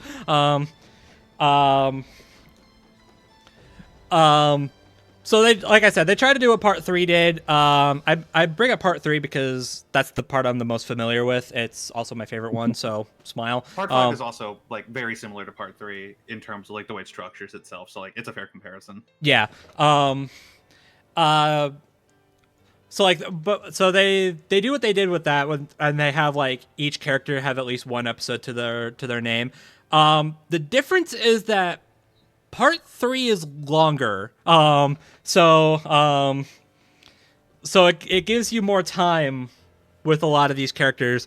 Part 5, how do I describe this? It feels like most of the time when they give spotlight to anybody in part 5 that isn't Giorno, it mostly felt like, how the hell do I describe this? I'm trying to words. Words are hard. Okay. By the way, I'm focusing mostly on JoJo because I haven't played Persona. Smile. So I have literally nothing on Joker. Joker's in Smash Brothers. That's all I got. Joker's in Smash Brothers, and I remember having a decent amount of time with him in Smash Brothers, but I haven't played that game in a year. So. Oops. Yeah, oops. But that's literally all I got. Moving on. So part 3 being longer gives you more time with the gang. So it gives you more time to to flesh out the other characters aside from the JoJo, the JoJo of the part. You know what I'm saying? Part 5, Part 5 doesn't feel like it uses its time particularly well. It doesn't help that every episode is a 2-parter at least. So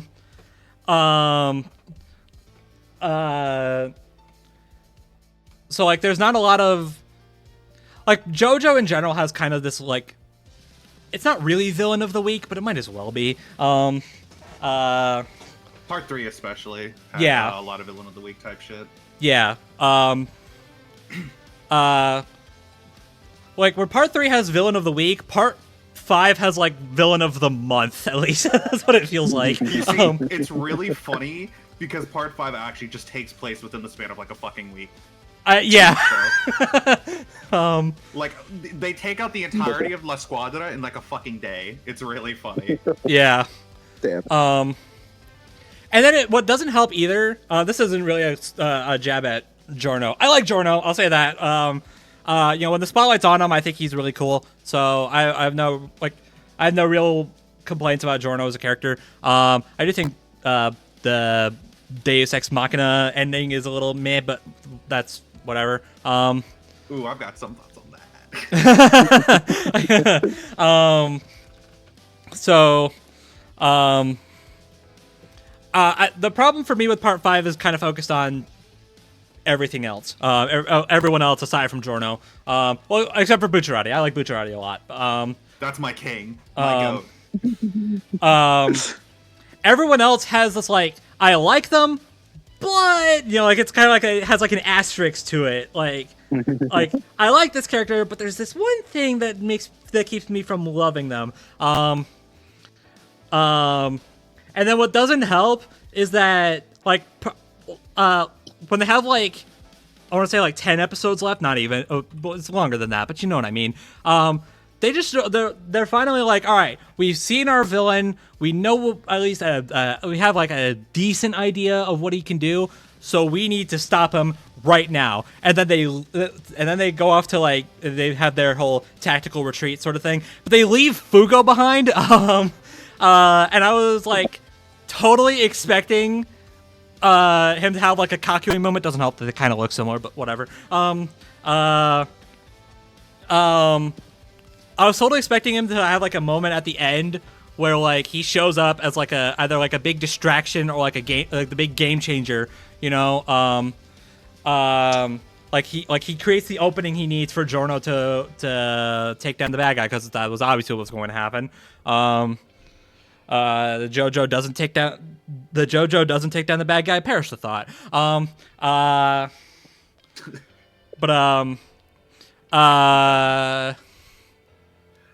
Do you know the story of what the thing that happened with Fugo and Araki? Like, are you aware of that? I'm not. So. So basically, the plan was initially to have Fugo be like a spy, for Diablo and like betray the gang. But at that point in time when Araki was at the point in time Araki was writing the story, he was going through it a little bit, and he like couldn't bear he couldn't bear to write something that dark to his characters happen, because Giorno would have killed Fugo. Right. Happened. And Araki was like, I don't want to write that. I'm good. And that's why he just kind of vanishes. Right. Yeah. Okay. I mean, that's fair. He does have a light novel to himself. It's not really canon anymore with the anime changing his backstory from that, but like Fugo does get like a whole story to himself after the fact. Oh, okay, cool. So there's something there with him at least. So, yeah. But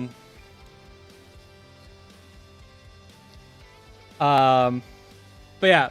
In general, I have nothing really more to say. I like part 5. I'll say that. But in general, I don't know how much hate this is gonna get me from the JoJo community. It's probably my least favorite part. No, that's a pretty popular take. It's either part 5 or part 6. That's the the fandom. Oh, this is the worst part. Well, I have yet to see part 6, so that's reassuring. Don't listen to them. Part 6 is great. Got it. I don't know if I'm allowed to say that, because I kind of like JoJo's just a little bit. But like there's shit in part 6 that's kind of like eyebrow raising, and there's like 3 really fucking dog shit fights in that part. But like the last stretch of that, like the last third of that part is like peak JoJo's just in its entirety. Got it. So I think it makes up for it. But anyways, yeah. So that's all I got. All right, is it my turn to speak now about my familiarity? Because I've been letting y'all do it. I guess. Yeah, go ahead. All right, so I'm gonna. Shit, King. All right. No, I'm not gonna talk shit. Okay, I'm gonna bounce it out a little. Is what I'm gonna do, because I like JoJo. I haven't gotten to part 5 yet. Damn. Like I enjoy parts. I enjoy parts 1 and 2. I've wanted to continue it, especially for a certain role I did on another person's channel. Wink, wink, nudge, nudge. But I've not done it. I do like JoJo's in general. I think it's fun. I do hope to get to the other parts eventually. But yeah. But Giorno seems cool. He seems like a very enjoyable character. Yeah, that's about all I have to say. But to counter that, I've actually played. I'm the only of the main bros who's actually played Persona. But okay, so that kind of balances it out. Okay, so I'm gonna do a semi tangent because yes. So I've always had a interest in Persona. It just looked like a cool game, and not to mention a lot of my friends are into it, including Yves. Hi, bestie. Yeah. So I wanted to play it for a while, but I just haven't. Then I just randomly saw Persona 5 Royal on Switch one day when I was trying to go find, like, I think replacement Joy-Cons. I picked it up. I started playing it. I really enjoyed it. Like the first there's a very heavy shit in it in just the first half alone. Persona 5 Royal, but it is. I'll briefly touch on that. But anyway, well, not really. I really enjoyed it. Then Danganronpa swept me away, and then I haven't gone back to it since this waiting period. But I am enjoying the game so far, though. Even though I haven't gone back to it in a while, it's really fun. I really like the combat, the characters, like Ryuji, my goat. And I do like Joker himself as a protagonist. I think he's very cool. He's voiced by Xander Mobus. What more do you want? The king. I don't know. Yeah, exactly. It's a fun game. I really like it. I can't wait to play more of it. Yeah, that's about it. So yeah, I think these two are pretty cool. Can't wait to see them clash. Hell yeah. So yeah. I'm gonna take the wheel here for a second. So I'm not gonna get into like the full story, but I think I watched JoJo's Part 5 at like a very specific point in my life where I think it's what I needed at that point. And Golden Wind, like JoJo's as a whole, yeah, but it's like specifically Golden Wind is just like straight up like probably top 3 bare minimum pieces of media to me. Like I hold a lot of love for it in my heart. Persona 5, really good game too. I think I've grown to not dislike it. I've lost a little bit of my love for it over the years. I still do really like it though, like bare minimum top 10 games. So, yeah, Joker Giorno is like just straight up my favorite versus matchup of all time. So I've got a lot to say. Oops. Yeah, cool matchup. I really like the themes of the characters. I like what the matchup represents, and it's cool. I like it. All right, May, do you have anything to add? All right, I guess I'll just get this out of the way. I don't JoJo. Coward.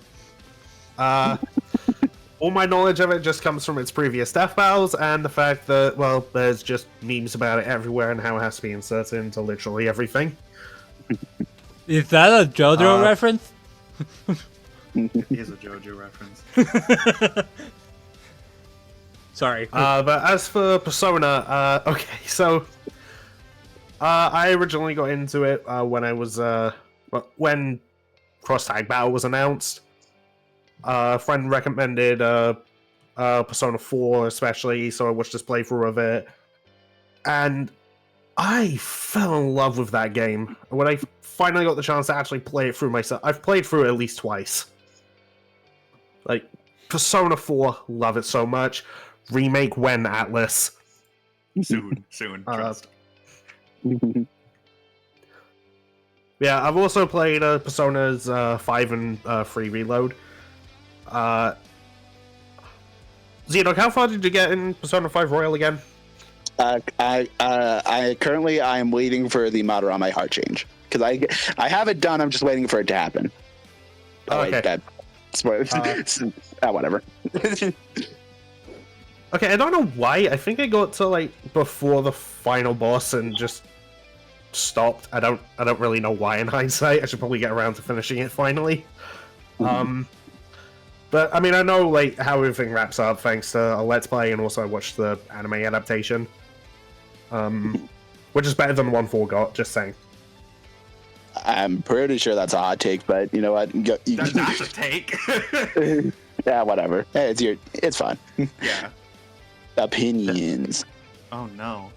But as for this matchup, all I really know about it is, well, obviously, Persona vs. Stand, but just that it's kind of a meme that the debate is hella toxic. It's also hella complicated, but we'll get to that. That too. In time. Yep.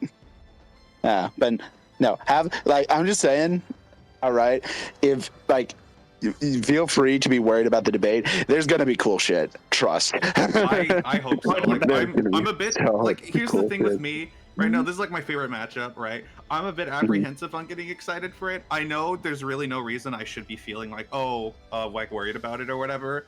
It's just a thing of like the last time I got like a dream matchup was Steven Starr, and I have a lot of problems with that episode. So like it's kind of just like eternal hesitancy. There's really no reason for me to be feeling like that. I just can't help it. Trust me, that's how I was when Shadow Ryuko happened, so I get it completely. Yeah. I think everyone remembers that. But it's fine. Yeah. I mean, it's fine. Most of my worries for my dream matchups just comes from the community being shitheads, which is why I don't engage in that stuff anymore. Valid, honestly. Probably a good idea. You know what? I am so much happier for it. There you go. Yeah. Hell yeah, there you go. And I will still mock that part of the fan base on a regular basis because I deserve it. Yeah. Yeah. Yeah. Ooh boy. Yeah, but yeah. Yeah. Anyways, Bro, actually, you didn't comment on real quick. Actually, you didn't comment on the match itself. Do you have any opinions on the match itself, other than obviously? Nope. Okay. Cool. I mean, I probably would if I had played a Persona in my life, but nope. Nope. There is more to this matchup than fucking Stan versus Persona, though. I will say. Yeah. BrobusCast, if you get the chance, I would recommend playing Persona 4 Golden. Noted. Oh, for sure. Like that entire play through that whole series, honestly. Noted. Yeah. Maybe if I ever get the time. I have both 5 Royal and now Kodo bought me 4 Golden, so I have both on my Switch to play eventually. So or if you can't be asked to play through the game yourself, you could always just watch a Let's Play. Yeah, I definitely could do that. Yeah, if I had time, maybe I would, because wink, wink, nudge, nudge, I may be involved in another pretty complicated match coming up later for this very podcast. Bit of a wink, wink, nudge, nudge there. I'm not scared. I'm not scared. You're scared. I'm not. Never. I'm not scared either, and I'm also not part of it. What the fuck are you talking about? Anyway. Anywho's obligations. What is that? Yeah. But that's in the future. Now is now. Can you smell the foreshadowing? Anyways, production.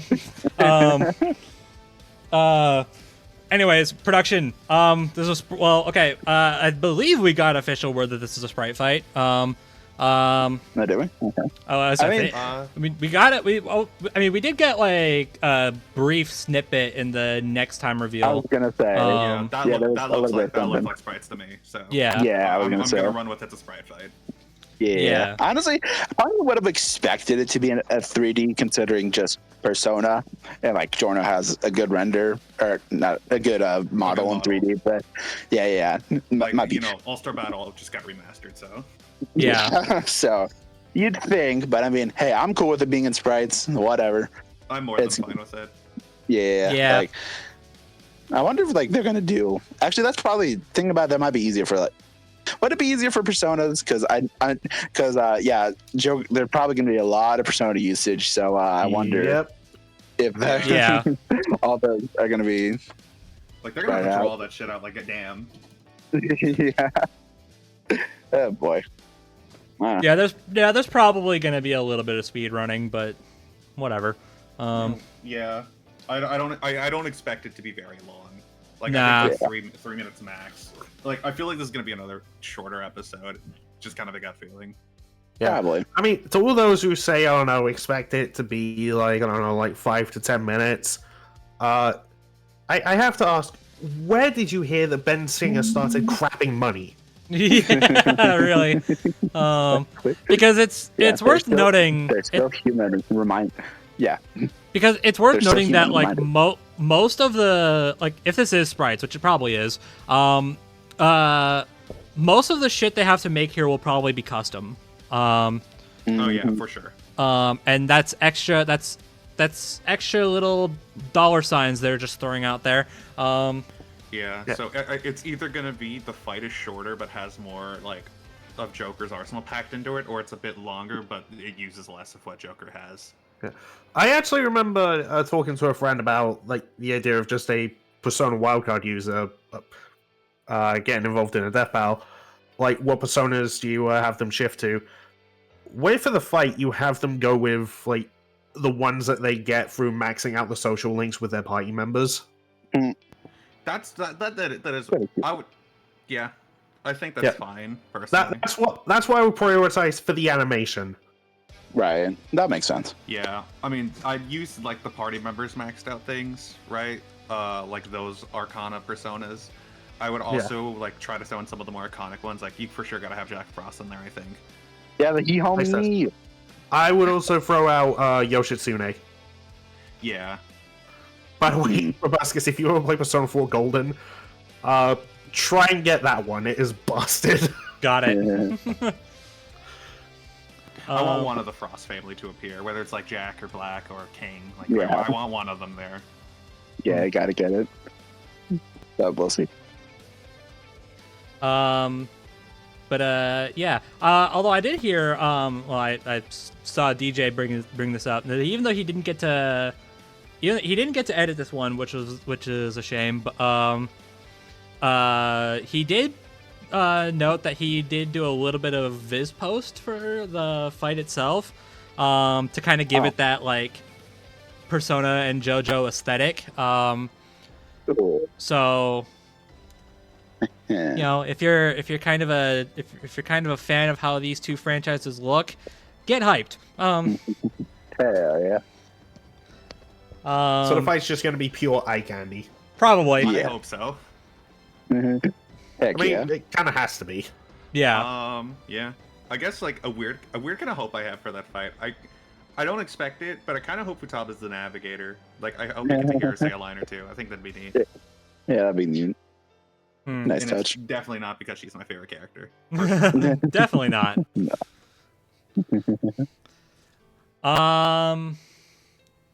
Yeah. I mean, we talked mostly about Joker for the fight, because that's really just because Giorno is. Well, okay. This is going to be contradictory when we get to the debate, but like as far as like abilities and like fighting, as far as like combat goes, Giorno's like moveset is relatively straightforward. At least there's a lot he can do with his ability specifically, but it's just like when you compare that to Joker, you know? Yeah. Who has like thousands of personas on his side. Like, goodness. Yeah. Yeah. Although that being said, for Joker's analysis, it's something I really want them to reference. What was that? Well, that whole like Smash Brothers thing, like he wields a gun. Oh yeah. Yeah, that has to be in there, I'd imagine. That has to. Even if it's like in the sidebar, it's just like guns and brackets is neutral. Yeah. Yeah. Yeah, that has to be in there.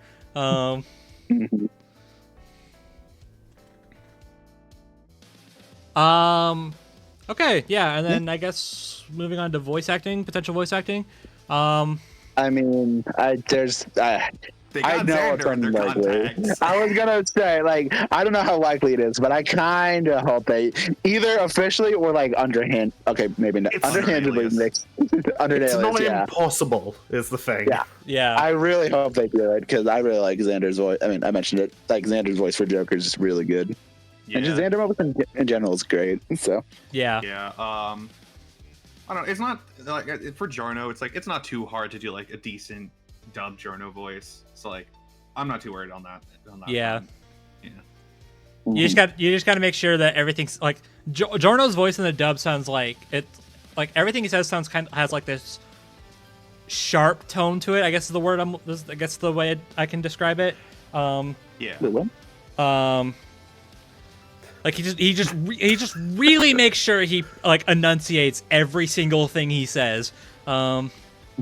Like he's kind of soft spoken until he locks in, and then his voice becomes really sharp. Yeah. You know, I just had a dumb idea. What's that? What's that? What if they just have Liam do it? Oh God. If anything, just so for him personally, he can legitimately call Leo daddy if he wanted to. Oh my god. I don't know why, that just makes me laugh. God damn it. That is funny. Yeah. That is funny. But yeah, they could really just do whatever. Like Giorno's voice is pretty. Like it shouldn't be that hard to find an impersonator.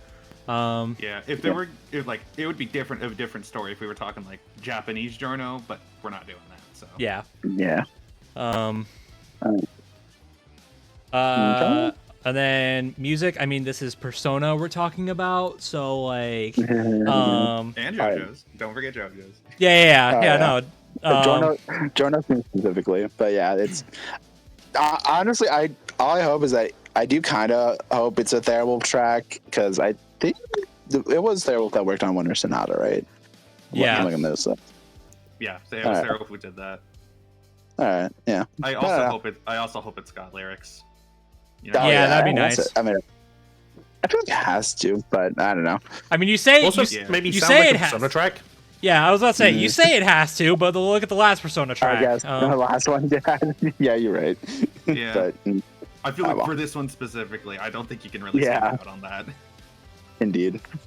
I mean, it's also not impossible that it might be Brandon just like for the chance to one up himself for the commission track. Yeah, which he does love to do. I mean, hey, I mean, if I wouldn't complain too much if that happened. I mean, if also, it is, hell, I've commissioned a Persona track from the guy. If it is, sounds fantastic. I mean, if it is Brandon, then that raises the chance of it being a vocal track because if you notice, like almost every episode he's made a commission track for, when they get to the official one, they're vocals. So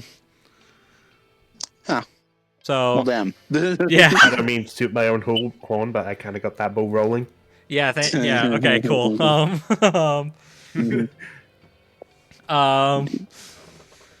So, yeah. But okay. Well, I mean, we kind of breezed through the production on this one because I mean, it's relative.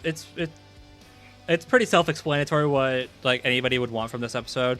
I will say, a lot of the do cool stuff and make it stylish. That's all. I just want it to be good. Yeah. I will say a lot of the crew has been really hyping this one up. So, I'm kind of worried that I guess I'm trying to tune it out. I don't want to like get overhyped for this. Right. This is one of those where I feel like I'm either going to be really lenient on it because ooh, good matchup, or really hard on it because ooh, I like matchup. You know. Yeah, I get that. Oh, one thing we should actually maybe. I don't think. I mean, I want to mention just in case. This is probably what the cards at the end of Galactus Unicron were pointing to. Yeah. Oh no, like 100%. Yeah, maybe. I'm not willing to hear otherwise. I don't think we mentioned that. But yeah. So you know what? It's nice to have that closure, I guess. Yeah. So it also it also suddenly makes sense why there's a gold experience tier on the Kickstarter. Yep. Yep. It all I comes together. I appreciate that the gold Requiem tier was the $500. You know. Yeah. I didn't even think about that. Yeah. Nice.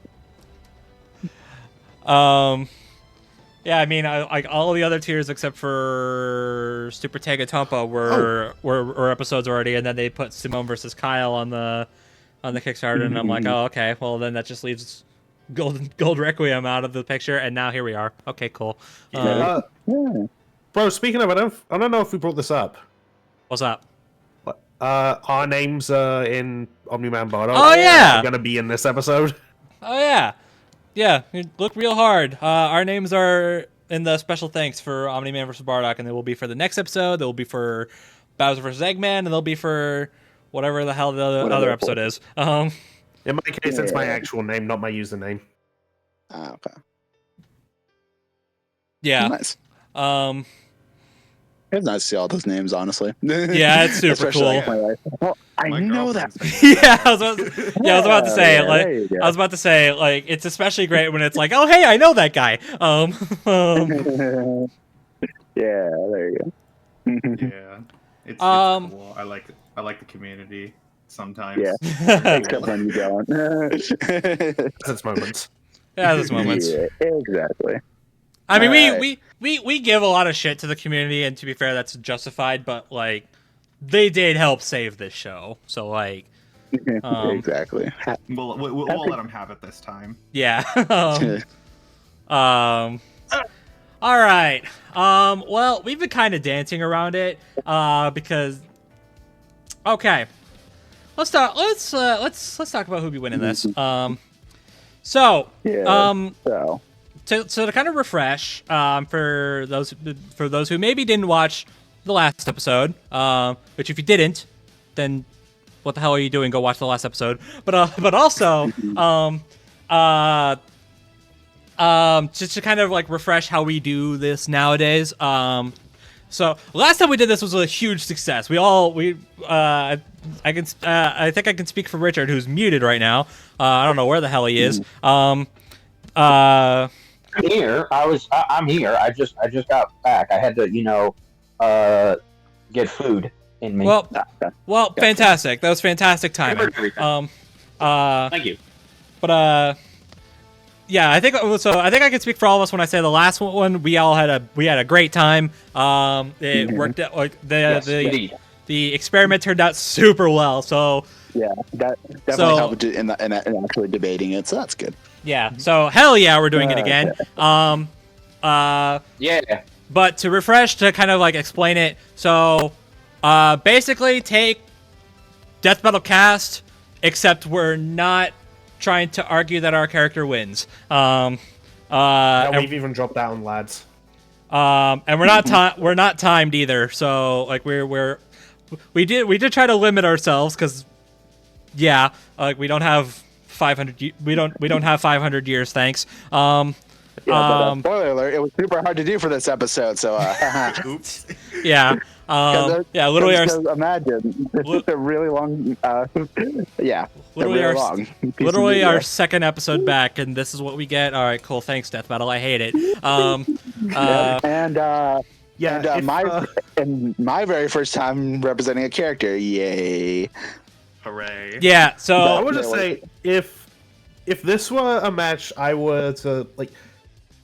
Back when lads were still doing like that whole like we're gonna convince each other who wins. If I had to do that for this matchup, to quote M&J TV, my response would not be to do it. It would be much more rude. Valid. But okay. So yeah, I mean that if that's pretty much the gist of what we're doing. If you still don't understand it, then either go watch the last episode or just keep watching this one. Maybe you'll catch on. But for this episode, so we got ZDogg representing Joker. Yep. And then I will be taking Giorno. I'm back in the seat after doing Omn-Man and not doing a great job convincing people that he wins. But to be fair, I wasn't trying. So, exactly. I mean, I walked into that episode and I was like, yeah, I think Bardock's gonna take it, but I'm still gonna rep Omn-Man anyway. And then Omn-Man won. So thanks for that, Death Battle. But okay, so we both have our opening statements. Strap in because this is gonna take a minute. These two have a lot these two have a lot of explaining. They may Giorno may be a little bit more like simplistic as far as like what abilities he's got. It's just explaining them that's gonna be extremely tricky. And then Joker's just like, screw you. Yeah, but he comes from He comes from a 100-hour-long RPG. What the fuck did you expect? Yeah. Oh boy. Yeah. So. Yeah, but. So me and ZDogg are gonna kick. So me and ZDogg are gonna kick this off. We have our opening statements. These are mostly going to be uninterrupted. If you have some like little jokes you want to put in here and there, that's fine. But just leave the actual info dumping to us for now. Once we get through once we get through them, then we can start like comparing and losing our minds. Basically, that's basically what we're going to be doing today. So with that being said, the official title so far is Joker versus Giorno. So ZDogg, kick us off and tell us about our good thief. Okay, well, I'm just saying, I tried to abridge this as best as I can, but again, 100-hour-long RPG character, please spare me. But okay, let's do this. Oh, sorry. Before you go, I want to say I almost forgot. I promised him I would do this. I almost forgot. I do want to say this. I feel like ZDogg should be saying this since he was the one who got the help for this. But yeah, I got you. Shout out to Call Me Koto for helping me a lot with doing this. It was a bit stressful, but I think we put together a lot of good information, and so thank you so much, Koto, if you're listening, for helping me. Again, I thank you personally, but thank you so much and hearing me out and listening to me reread this. So hopefully I do a good job, but it's first time for everything. Yeah. So yeah. All right. Now you should probably the guidelines as well. Oh yeah. Sorry. Yeah. Ground rules. I mean, this is pretty straightforward. I don't need to, but still. Yeah. Let me just make sure I pull up what exactly I have written down. Okay, Joker's getting all the games, spinoffs included. So that mostly means like I think the main thing people were arguing is Persona Q2. That's fair game. I did note that we're probably not going to go super deep into stuff like Shin Megami Tensei. I imagine stuff like using that as like for like context or terminology is probably fair game. Because as far as I know, they are in the same universe. ? Kind of. But yeah. It's from what I can gather, it kind of sounds similar to like Soul Eater and Fire Force being in the same. So, yeah. But like we're probably not going to get into like Joker scales to whatever like anime character.mp4 from Shin Megami Tensei. Yeah, nothing like Demi Fiend or Nahibano, whatever. None of that. Anyway, that's. And then Giorno, obviously anime, manga, those take priority. Eyes of Heaven is probably not getting included, so we're not. Yeah, I mean, if you expected anything different from all of this, I don't know what to tell you. Right. So, all right. Well, that's out of the way. ZDogg, the floor is yours. Take it away. Okay, let's see. All right. You might not expect much from Renamania. I'm great. I already messed up. All right. You might not expect much from Renamania or Akira Kurusu at first glance. Akira's the cooler name, don't at me, but I'm using Ren just because canon. Whatever. Just your normal, everyday 16-year-old, socially awkward high schooler. Well, it was clear that this boy always had a sense of justice, as seen from a fated encounter that would change his life. After coming home from a school day, he witnessed an innocent lady getting harassed by a drunk man. Ren's instincts Ren's instincts told him to save her, but unfortunately this man was an extremely popular politician who ended up twisting the story and suing Ren's family, forcing him to move to an extreme... that lies, perish the thought. I know. Exactly. And suing Ren's family, forcing him to move to an extremely corrupt part of Shibuya. Japan. Sorry. And forcing him to attend Shujin Academy, only because it was the best they could do. And of course, Ren's first few days at Shujin were rough, to put it lightly. Of course, many of the students were discussing the incident that made him move there in the first place and putting him in a shit light. And another reason was thanks to the school's coach, Suguru Kamoshida. He was putting a lot of the students there in misery, to put it lightly, which led to him getting close to 2 students there, Ryuji Sakamoto, who Kamoshida broke the leg of, leaving him with a limp, and An Takamaki, a student who he unfortunately sexually abused to protect her friend who Kamoshida was also messing with. But thankfully, these teens would eventually have the chance to change all that by stumbling into the metaverse, which is a cognitive realm formed by the darkness of humanity. More specifically here, they stumbled into a corrupt place made of the distorted desires of others, in this case, the one of Kamoshida. Yeah, I know, shocker, he had a palace based on what I said before. Perish the thought.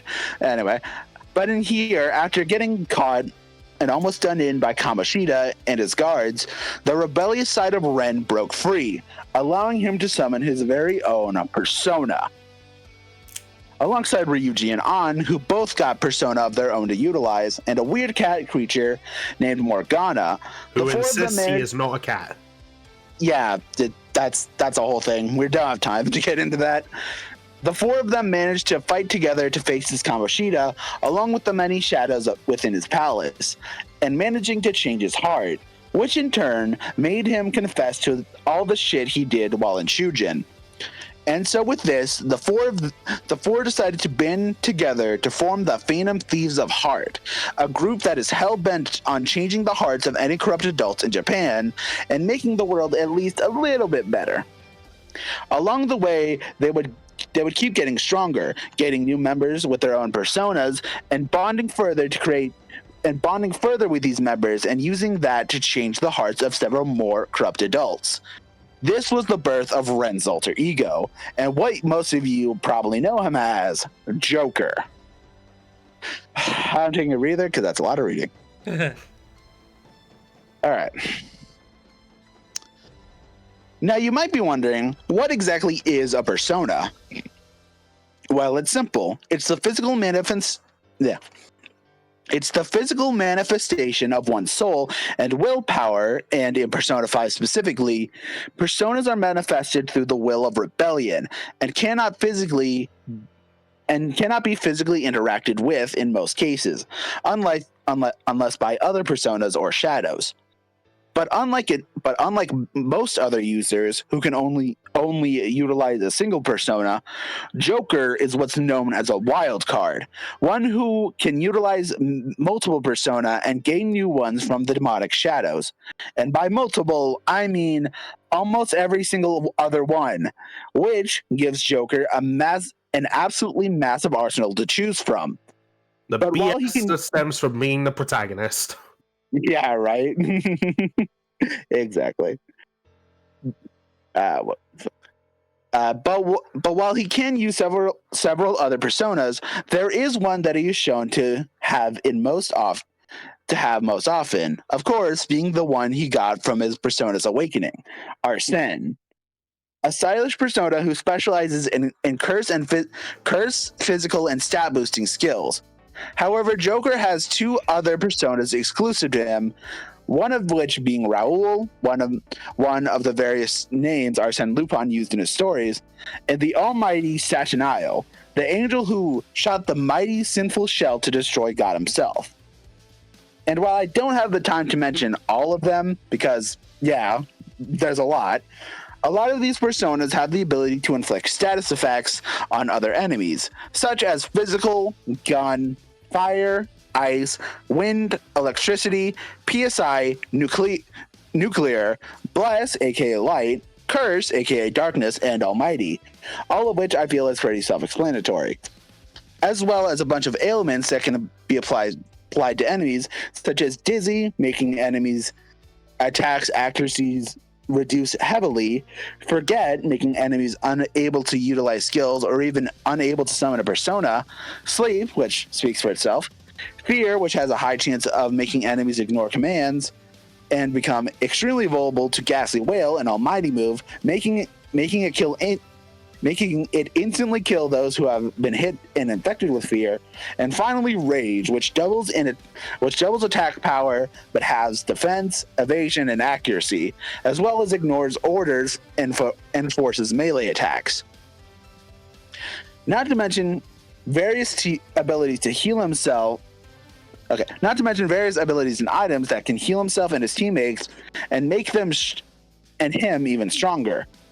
As well as these personas, Joker has a few other useful tools, such as a knife for close quarter stuff, which can even have elemental variants that can induce a lot of the status ailments mentioned previously. As well, he is very well versed in firearms. There's a reason it's his neutral, special, and smash after all. Yeah. Hey. In fact, he has become so good with guns, he has gained extra skills with them, such as being able to harm seemingly invincible enemies, regardless of how strong they are, being able to instantly down a foe and leave them stunned and vulnerable, even if that does use a large chunk of ammo, as well as Joker's bullets being able to ignore any resistances, reflections, absorbing, or immunities a target has, and lets him shoot them anyway, aka the "fuck you, I win" move. And finally, the most important item Joker has, the Omnipotent Orb. And finally, the most important item Joker has, the Omnipotent Orb, which allows him to nullify any effect and any attack that may come his way, which includes anything reflected back at Joker himself. Because, logic. With all these and so much more on his side, it's no real surprise that he has been extremely successful as the Phantom Thieves leader. He has been able to raid several palaces and steal several people's corrupt hearts alongside the other Phantom Thieves. Most of the palace rulers were able to create whole realities of various sizes, mind you. Joker was also able to damage La Varenza, aka a Velvet Room attendant, some of, if not the strongest characters in all of Persona, due to being in control of power itself. He killed several beings who were able to warp reality, fight on par with other Persona users, including previous wildcards, You, who was able to defeat a being who could cover the entire planet in a dense fog, and Makoto Yuki, who was able to have the power of the Universe Arcana, which is directly quoted to be the power of all creation, and sealed away Nyx. Yeah, okay. A being who was going to wipe away all existing life on Earth by crashing the moon into the Earth, as well as being able to hurt Yaldabaoth. Foreshadowing. As well as being able to hurt Yaldabaoth, who was capable of merging the metaverse and all its cognitions with the real world, including the various palaces mentioned previously. As well as being able to hurt Yaldabaoth, who is capable of merging the metaverse and all its cognitions with the real world, including the previously mentioned palaces, with only a singular shot from Satin Isle's Sinful Shell.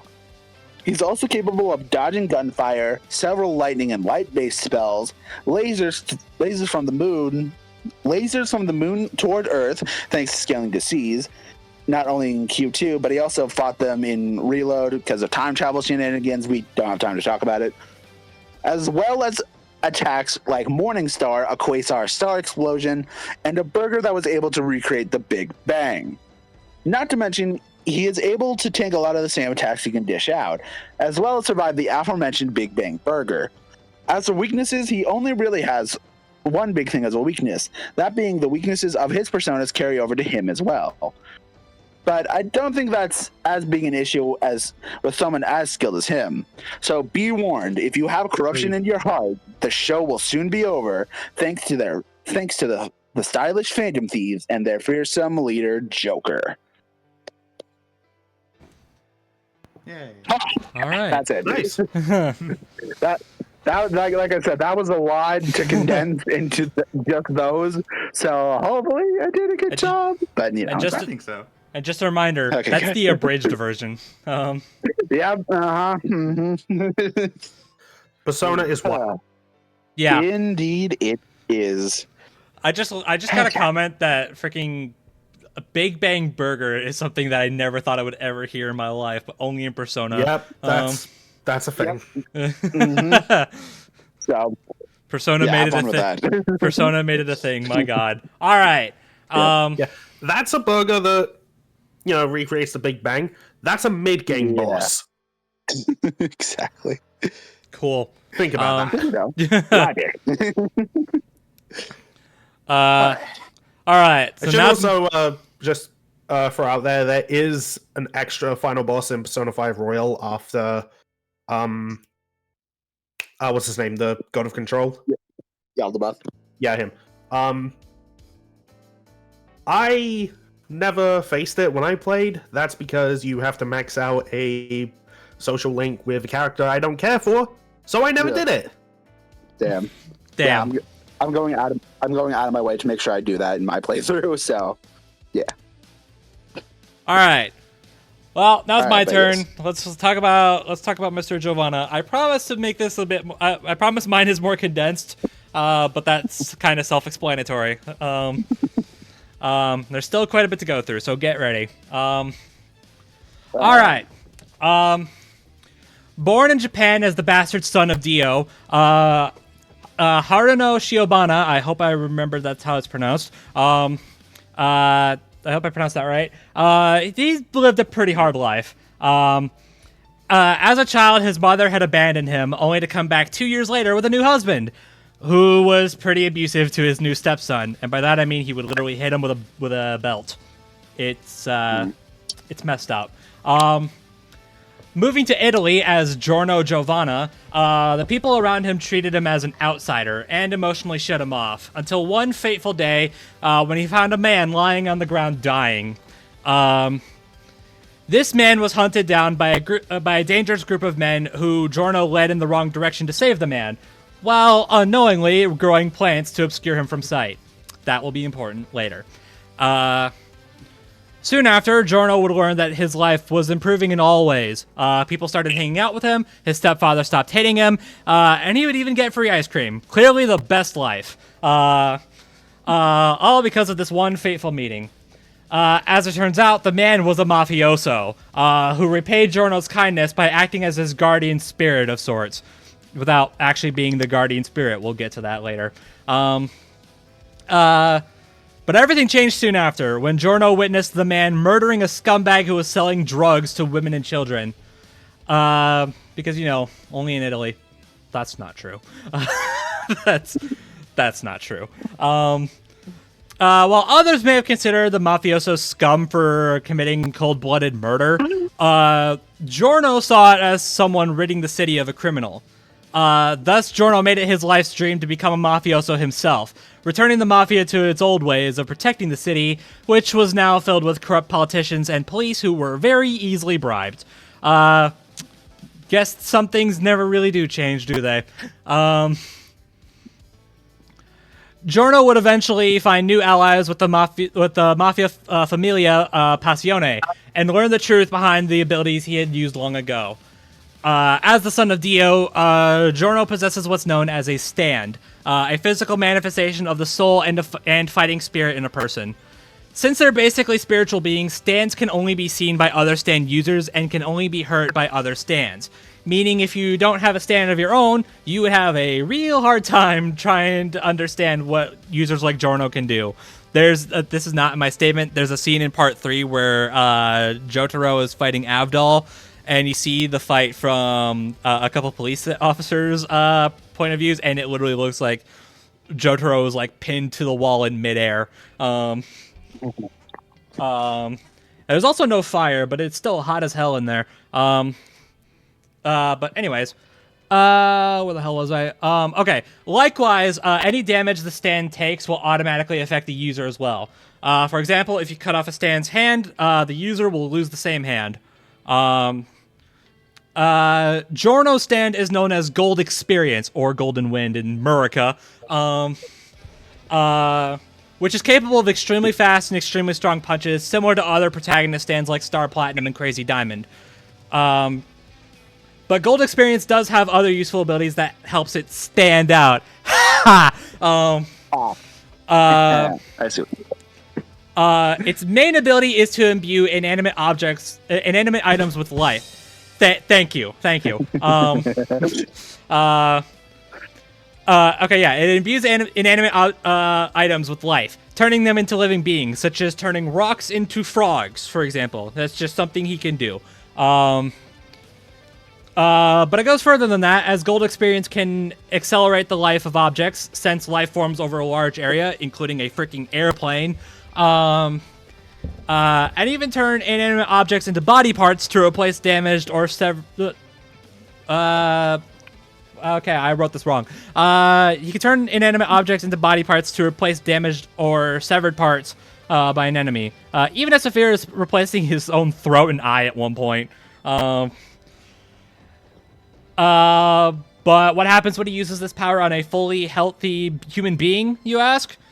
Well, it basically gives them a sense of delirium, making them believe that they're supercharged when in reality their senses are overloaded, making it impossible for them to avoid oncoming attacks, even drawing out the pain of each attack. On top of that, any object infused with Gold Experience's energy will be reflected back at the target, such as when Leaky Eye Luca, it's just as weird as it sounds, attacked a frog created, quote-unquote, by Giorno by hitting it with a shovel, and ended up caving in the back of his head in the process. With all these powers, Giorno is a force to be reckoned with. He's strong enough to bust stone, fast enough to transmute a bullet before it could fatally injure his ally Guido Mista, and skilled enough to decipher the plans of pretty much any enemy, such as during the final battle against the Passione boss, Diavolo. Giorno learned just how Diavolo's stand, King Crimson, or Emperor Crimson, was going to execute his plans simply by analyzing the broken parts of Mista's gun. Speaking of King Crimson, Diavolo did battle with Jean-Pierre Polnareff and his stand, Silver Chariot. Beating his ass so hard, Polnareff lost his legs in their fight. This is important as Silver Chariot reacted to a light beam from the Hanged Man stand, the feat itself previously getting calced at 1,500 times faster than light. And believe me when I say that light speed stands and even normal people, quote-unquote, dodging light is hardly a novelty in this series. Silver Chariot also did battle with Star Platinum, who was considered stronger than Stone Free, who destroyed asteroids with energy previously calculated to be about 441 kilotons of TNT. As King Crimson defeated Silver Chariot so easily and Gold Experience lasted longer against King Crimson, it's safe to say that Giorno's stand should be about that level too. But things really took a step up during the final battle against Diavolo himself, as Gold Experience got his hands on a special arrow. Normally, this arrow is meant to be used on people, which gives them their stands, or they just die, but shut up. But when a stand is the one being cut, it awakens their full, potentially uncontrollable power. Gold Experience impaled itself with the arrow, shedding its old body, literally, and taking on new form, becoming Gold Experience Requiem. I bet some of you watching were really waiting for me to mention this. On top of all the abilities as before, Gold Experience Requiem gets a new one, known as Return to Zero. This power essentially negates the actions and will of the target, making it so that their attacks never happen. Because of this power, anything killed by it will enter what's known as a death loop, forcing the target to die again and again, and then reset to die another way just before they feel death's embrace. As in... kind of like the Omega Sanction. Yeah, except in the Omega Sanction, you actually die. In this death loop, you're basically like, you feel like the sensation that you're dying, except you're now reset to another life. Just like, you also don't live out a life. This is not my opening statement. I'm just clarifying. You don't live out an entire life and then die in a horrible way. You basically respawn and then die, and then you respawn again and then die. And this goes on forever. With this new power, Giorno defeated Diavolo once and for all and took his place as the Passione leader. Giorno's experience was arduous, and friends came, went, and even died along the way. But Giorno now stands proud at the top with a golden heart and his dream fulfilled at long last. All right. Good job. Thank you. Yay. Goodness. Okay. Yeah, so that was a lot to go through. Ooh, boy. Yeah. Ooh. If you think that's bad, okay. There was so much to go through. ZDogg left for a second. Yeah. I died. I returned to 0. You see, that was. Yeah. See, it was actually Requiem who Yeah, it was Requiem who did it at that certain point in time. Okay. So here's the sitch, right? You probably listen to all that and you're like, how does Joker not just win, right? Because I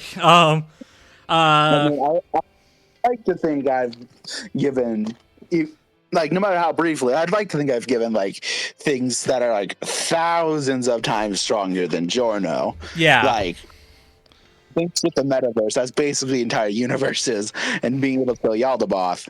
Yeah. Yeah. And Here it comes. yeah, and to be fair arguments can be made for that. Basically, this at first glance, this fight looks like a huge stomp.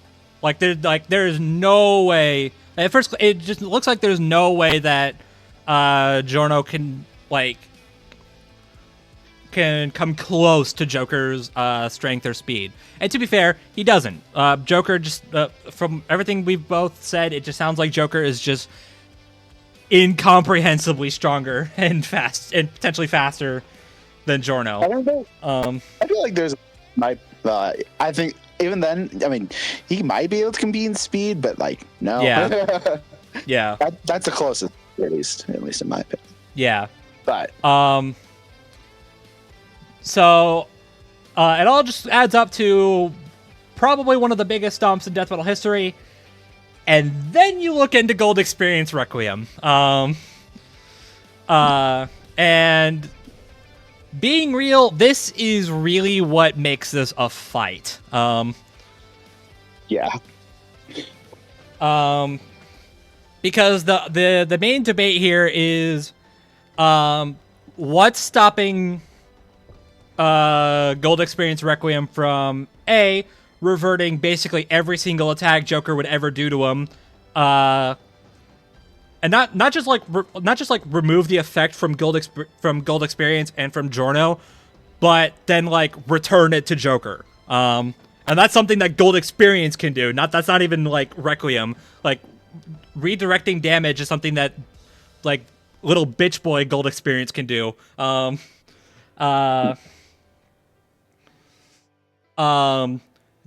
Gold Experience Requiem basically like removes any damage from Giorno. And on top of that, as soon as Gold Experience uses his power on Joker, there's a possibility of Joker just getting caught in an endless loop of dying. Like he will wake up, die, wake up, die again. And it'll just keep happening and happening and happening forever. Question: is it possible for someone to break out of that? Well, see, that's the problem. Gold Experience Requiem is a very much end of series power up. We have only ever seen it be used on Diavolo. So no. Oh, so just through like lack of proof. Yeah, it's more so. Yeah, it's more so lack of proof. He's only like he's in the final battle, and that's it. So. Right. I mean, I was gonna say the last battle of like Persona 5 Royal is like, I'll basically summarize it as, you remember what Murderer's plan was to put everyone in like this dreamlike state where everything they ever wanted is like true and everyone's happy? Mm-hmm. I mean, no, but also yes. Basically, kind of like that. Basically that, yeah. But Joker was able to like see through it, realize it's an illusion, and then defeat the guy who was causing it. Yeah. Okay. Well, see. So you're saying it's an illusion? Is that what I'm getting? Well, at I here? don't know if the two quite like compare. I'm just saying that it is an illusion. Something. Yes. Okay. See, the death loop isn't at least as far as I'm aware, as far as I've seen, the death loop isn't an illusion. No, it's very much real. Like the whole Omega Sanction thing is a decent comparison. The difference is that, like, in the Omega Sanction, you live out your entire life and then die in a horrible way. Then have another life, and your death is even worse. Yeah. Just over and over and over. Yeah. With this, it's less so you live out a terrible life and then die in an even worse way.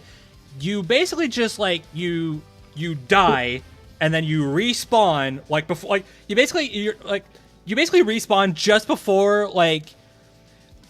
before the release of death reaches you, basically, and then you respawn and then you die again, and it just repeats endlessly for the rest of time. So like getting spawn camped in an online video game. Something like that. Yeah, sure. We'll go with that. I would like. So okay, I mentioned the whole like Joker found on part like the warpers. I would like to say something. Okay, so this I believe is related to the end game royal stuff. Okay, so here I'm gonna read out. All right, so Joker's sheer willpower has caused him to resist abilities that have controlled time, space, and time, such as bringing him back from existence, being erased, nullifying the effects of, I don't know if I should say it's the main villain, whatever, M's Utopia, or his willpower being so strong when he was turned back into a normal person without his abilities as a Phantom Thief and a Persona user. He willed it back anyway when he was being executed. So, I don't know 1-to-1, but that might, like, if Joker's will is strong enough, he might be able to resist it. I could see an argument for that. Yeah, that could be something. Yeah, the issue is I've heard arguments for both, for why he can and why he can't, and they are both just equally as convincing. Exactly. Okay, here's my thing when it comes to this. Like, okay, so Giorno has to kill Joker. It's unclear on how that Yeah, works. it's not exactly clear. We don't know if it's like because it's specifically described as if Gold Experience Requiem strikes the target.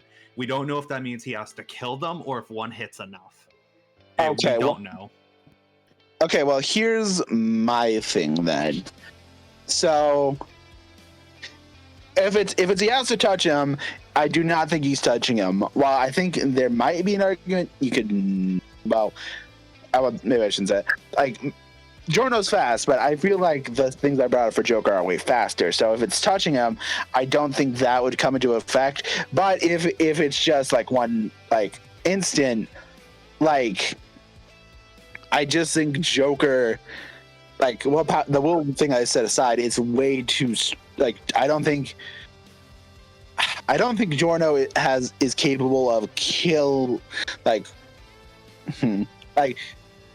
even if Joker gets put into the Return to Zero, I don't think that Giorno has any way to solidly put Joker down at that point. So, yeah. ZDogg, you brought up that orb, right? So yes, that's also another thing. I'm double checking. Yeah, the omnipotent orb, which allows him to nullify any effect and attack that comes his way. So that's also another thing that kind of like Gold Experience Requiem in a way. Yeah. Yeah, I guess you could make that comparison. Yeah. So. Okay. And I wanted to ask BrobusCast this because this is something I heard in the Raptors prediction. I just want to verify. Okay. So, Gold Experience Requiem can like turn back any like attacks and like action, right? Mm-hmm. What if it's just like a passive ability? If Gold Experience... okay, I see what you're saying. I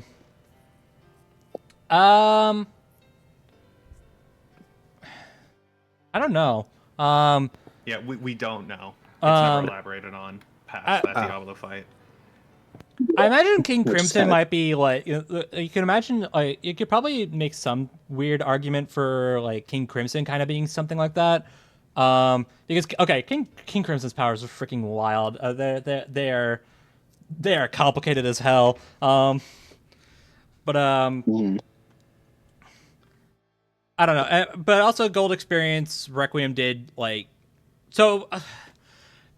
To try to explain how King Crimson works, is that basically how it works is that the official term they throw around is that it obliterates time. It basically like jumps forward. Jumps forward might not be the right explanation. It's weird. Okay, like. Does it work kind of like hits time skips? Something like that. It's basically, hold on, if you don't mind me taking the wheel here. Yeah, no, please help me. Okay, so basically the way King Crimson works is its substand epitaph, which is the little pink fucker on its head. What happens is it looks into the future first, right? And whatever it sees play out in its vision of 10 seconds into the future is absolute. And if Diablo decides he doesn't like that, his stand power kicks in, which obliterates the time around it. So the basic way it works is those actions still happen. Diablo is still well aware of them. He can't do anything about it, but he can position himself better. Everything is bound to the fate that Epitaph sees, except for King Crimson in Diablo. He can't interact or do anything within the skipped time, let's call it, but he can maneuver himself around and put himself into a favorable position. So if he looked into the future and saw like a guy shoot him, he would decide he doesn't like that.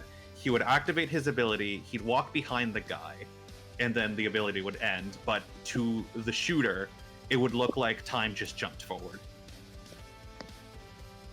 So he basically just skips time. It's like the simplest way to put it. Yeah, and it is worth noting that Gold Experience Requiem also resisted King Crimson's power. Yeah, he directly spoke to him while in that obliterated time. Yeah. It's also it's worth noting, I didn't note this because I didn't think it was like super major, but it's probably something worth bringing up. Gold Experience Requiem can act independently of Giorno. Because, that's fair. Yeah. Like unlike other stands that are basically like they have like some weird degree of sentience, but they're still bound to their user. And like it's described plenty of times that the users have like at the very least the same like dexterity as the stand itself. Like I think there's a line in part 3 that Jotaro has this like the same speed and dexterity as Star Platinum. Gold Experience Requiem is able to act and think and speak independently of Giorno. It's basically as sentient of a stand as you could possibly get. At least within the 5 parts. I have not seen anything past that.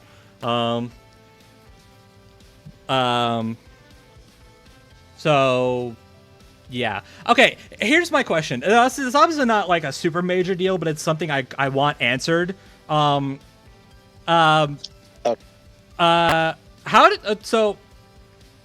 what's the explanation for Joker being able to see and affect Gold Experience? Oh, the fact that so personas are like the manifestation of like the user's soul and willpower, and it's very similar to how stands are like the manifestations of one's fighting spirit. Right. They're basically manifested from the same kind of idea. So the argument is basically like stand users and persona users are kind of one and the same in the most basic sense of it. Okay, I get that. I think the thing that's throwing me off is that, correct me if I'm wrong, but I don't believe personas have like a thing where they're invisible to normal people, right? No, no, but also we don't see much of that. Is the thing. Fair. Also, with like how some personas work, it's like different across different games. Like even with how the collective unconscious just like interacts with the populace, like in Persona 3, it's the Dark Hour, and I don't know, in Persona 3 it kind of feels like everyone's like predetermined that they will be a Persona user to me, like with how like only these like certain few can move around well in the Dark Hour. It's in Persona 4, it's literally by going inside of a TV. And you like overcoming like everything that you hate about yourself, but like magnified to the 11th degree. Like you conquering your shadow. Got it. Okay. In Persona 5, well, you get there with an app on your phone. Very convenient. Yeah. And you can drag other people into the metaverse. Yeah.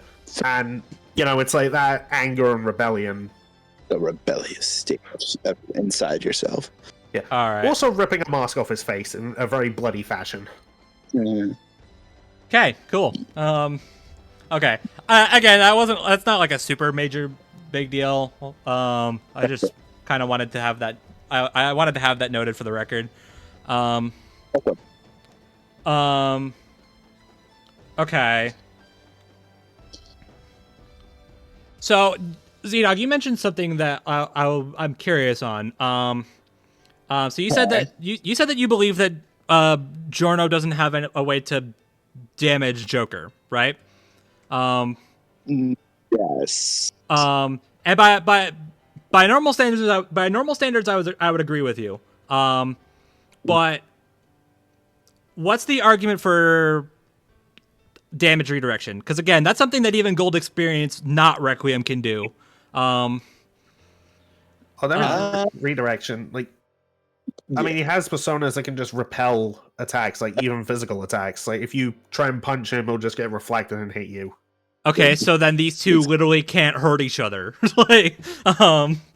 That's the impression that I'm getting here. Because, like I said, anything that happens to, like, if once Gold Experience like imbues an object with its like life energy ? Anything that hits it will now be redirected to the attacker.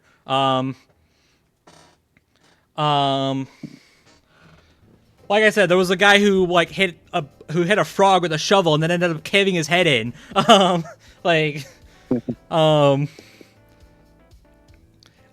again, and by the way, that was episode 1. That was the first episode of part 5. It's the first power we see Gold Experience do. Yeah. Other than, like the weird frog that Koichi's luggage turned into. Yeah. So I guess what I'm trying to ask is, what's to stop Joker from like hitting Giorno or hitting Gold Experience or hitting something hitting something powered up by Gold Experience, and then end up either hurting or killing himself? I mean, there's also the possibility that he could be using a persona that just like absorbs that attack, which would just inadvertently heal him. So, yeah. Or just block it entirely. The motherfucker that reflects fizz. Yeah, exactly. I've seen that brought up. I mean, yeah, that's basically it. What Bates said. So. Okay. I wonder if that means we'll get like a or like clash with a gold experience and that specific persona. Gold experience uses Muda, by the way. Okay, Muda, whatever. Yeah, it's the same thing. I know, but I just wanted to make sure that was clear. Oh, dude, we got a completely unrelated to the debate aspect, but they got to reference the 7 pages. Oh yeah. Oh yeah. So, even mate, if they just frame the shots so, like it, so they gotta do it. Yeah. So for context, one of the villain of the week things, Giorno straight up like Muda's the guy for 7 manga pages. So the fun part about that, right, is originally in the weekly release of Golden Wind in Shonen, it was 5 pages. There was 2 pages added to the volume release of it. That's great. And that carries over into the anime. This guy beats down, I forget the name of the guy. Yeah, he beats this guy down for a while. for 40 seconds. Yeah, it's hilarious. And again, it feels like I probably would have made more sense if it was like Diavolo, because like duh. But again, this is another one of those like villain of the week sort of characters. He was a real piece of shit. No, that is completely fair. He was a huge piece of shit. But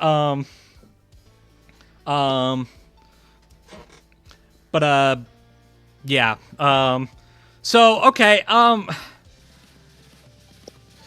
So from everything I'm gathering here, I guess my main question is, how do either of them kill each other? I mean, that's the neat part. You can like genuinely argue that this is a stalemate matchup. That's what I was gonna say. In my, it's either Joker just outwills the effects of GER and just does anything else to him, or it's just an infinite loop. It's just a stale. That's the thing. Like, it's like the way this fight will play out is largely dependent on how you want to interpret it. Like, if you want to interpret it as Giorno just needs to get a hit in, then like if you interpret it as he needs to get a hit in rather than kill Joker, and you also at the same time don't think Joker has any way of resisting GER, then yeah, like he wins in that scenario, right? You could also make the argument of Joker just like saying no to any of that shit, or like willing past it, willing through it, and also being able to get past GER. Or you can interpret it as neither of them can get past each other's trump card. And it would just be like an endless loop, and we get another draw. Yep. Fantastic. Wonderful. And they seem more willing to do stalemates if, like, Scooby Courage is anything to go by. Yeah. I don't think it will be, but the possibility is not off the table. I am. Like, okay, I know we did it for Scooby Courage. I feel like we have to do the winner no matter what. Yeah. Yeah. It's just to think of, like, it's largely very interpretive, because we don't have a limit to GER. The closest we have is Eyes of Heaven. And the thing with that game is it's non-canon, but people like to look at it as like, okay, so what's the extent of what GER can do? Because that's the Eyes of Heaven story was like supervised by Araki, right? So like there's some justification for using it, at least only in this instance, to where like fucking Over Heaven Dio just completely nulled GER. Okay, here's my question in that regard, because I didn't look into Eyes of Heaven for this, so I have no idea. So how did? Because like Eyes of Heaven is like a crazy level reality warper essentially. Yeah, I got that. Like, okay, this I'm not super familiar here. Admittedly, I haven't played Eyes of Heaven. There is like I have the scene pulled up here. Requiem goes like fucking punches him, and it's able to clash. There's like a little glitch effect, and Requiem's power doesn't like do its thing. Okay. So I'm guessing it's something of like Dio Over Heaven just kind of rewriting that action. So we'll go with that, sure. In that regard, is it possible for Joker to do that? I mean, maybe. I, it, I'm not 100% sure. I feel like the verdict for this could literally just be a coin flip. I mean, yeah, probably. That's how they'll decide it. They'll flip a coin. Yeah. But then what's heads and what's tails? Oh my goodness. Nah. I mean, okay. I would also like to point out freaking the sinful shell of Staten Isle. Okay. There might be a chance that if in the death loop that Joker might not be able to pull it off. Like I said, it was able to kill the little god, Yaldabaoth. It can the god of control.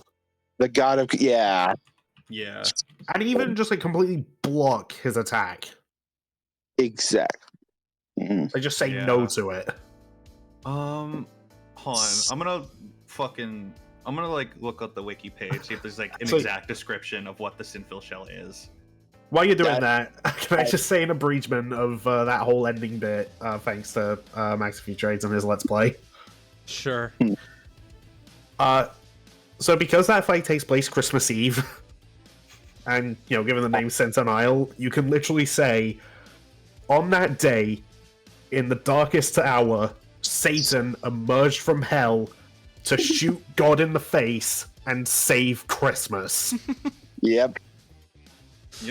Okay. So, I love that description of it. It's so great. Okay, kind of on that topic, before I talk about the Sinful Shell, a really underrated part of this matchup, I think, that is really fucking cool, is that it's kind of an angel versus devil theme. Giorno is the son of Dio. He is very inspired by the works of Christ and shit, whereas Joker has the personification of Satan. Yeah. I think it's really neat. It's a really neat. It is really funny. That's something I never thought about. As a side note, it is really funny to me that Dio is is basically named after God. And he's like one of the biggest pieces of shit in the franchise. Yeah. I imagine that's the irony of it. I mean, yeah. Read mythology. Well, no, he's named after God, as in the God. So. Yeah, but Giorno is very much meant to be like a Jesus figure in his part. Yeah. So I just think like the narrative connection of that between the two is really cool. But basically, I'm gonna ignore the reload description because I imagine it wouldn't matter too much here. But the way it's described in game is a bullet made from the 7 deadly sins that can pierce even a god. So that gives us fuck all to work with. Okay, cool. I mean, we see it happen. We do see it happen, but we don't know if it's like a case of reality warping or just like straight overpowering it. So we don't fucking know. Its reload description is massive almighty damage and medium chance of dark insta-kill to all foes. Mm-hmm. So basically, we don't know. I'm sensing a theme. Because like Requiem is left intentionally vague because it's never meant to be anything more than like the answer to Diablo. Yeah. Yeah, the Gold Experience Requiem literally exists because they made Diablo too strong. Yeah, like the narrative connection between the two is Diablo is removing the cause, keeping the effect, and GER is removing the effect, essentially. Okay, well, see, this is the problem, right? Like, ignore GER for a second, and Joker just wins. Like,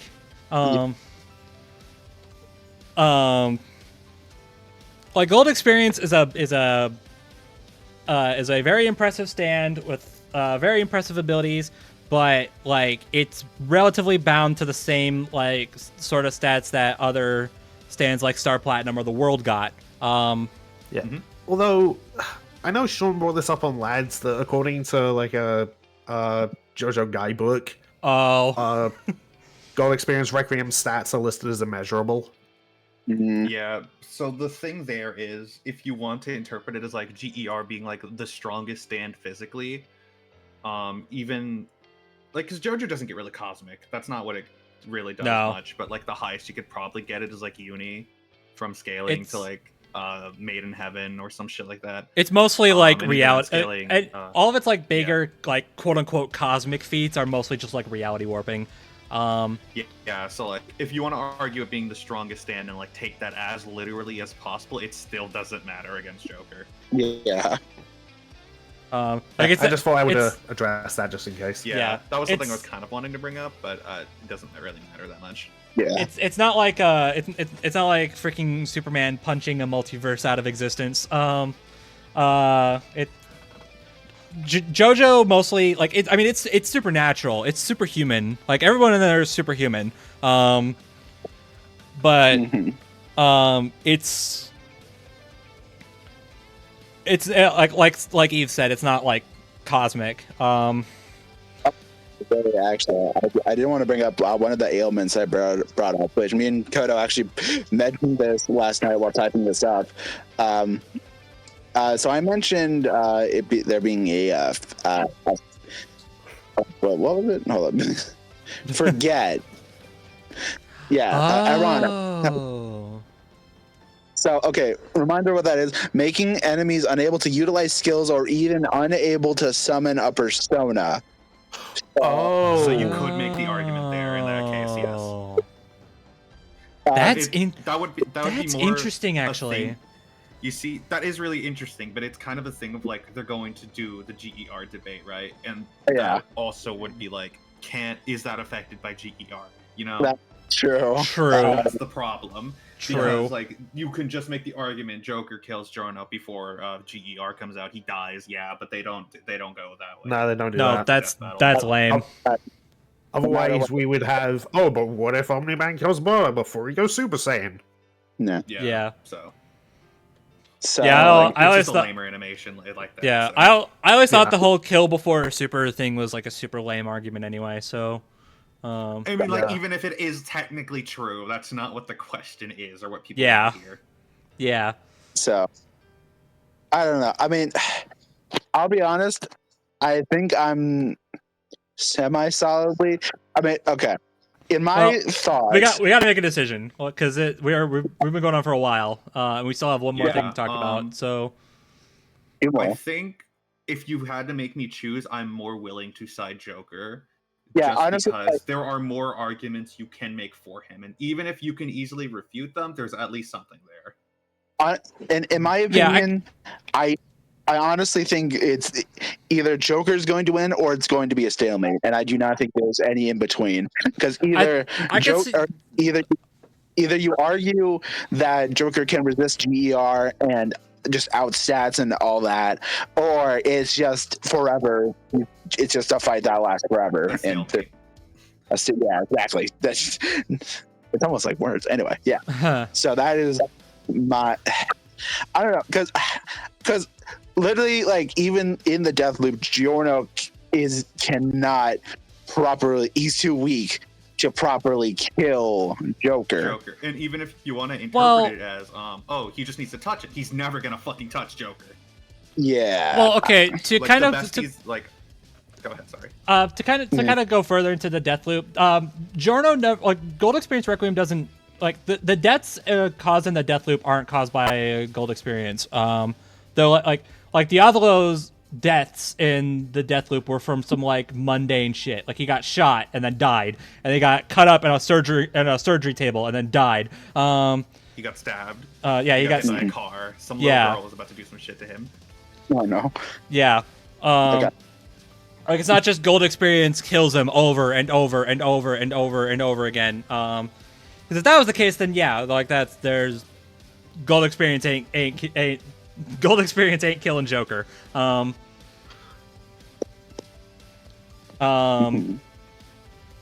could see this working as like in a similar vein to like Vader versus Obito, where it's like,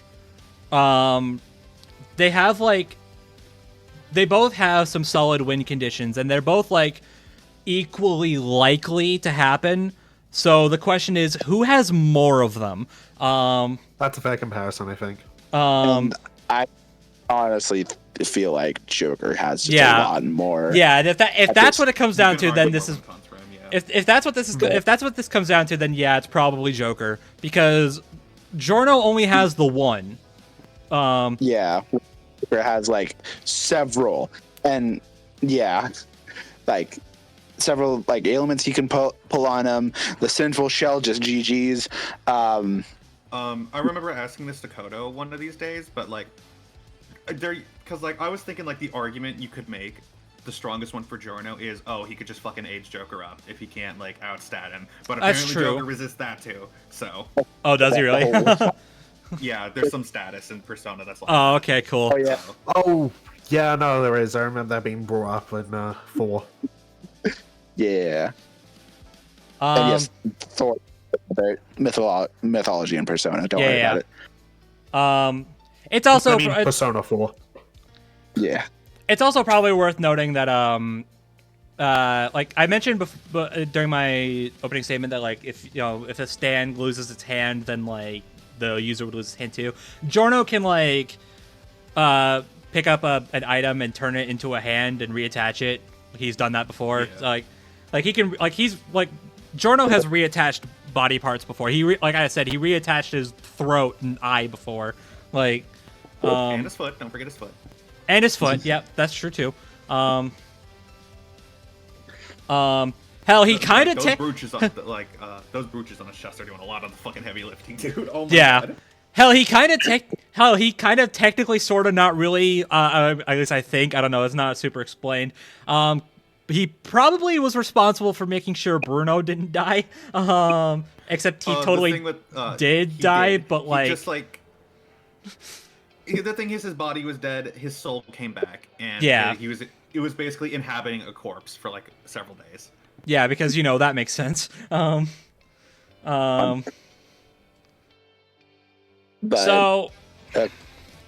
okay.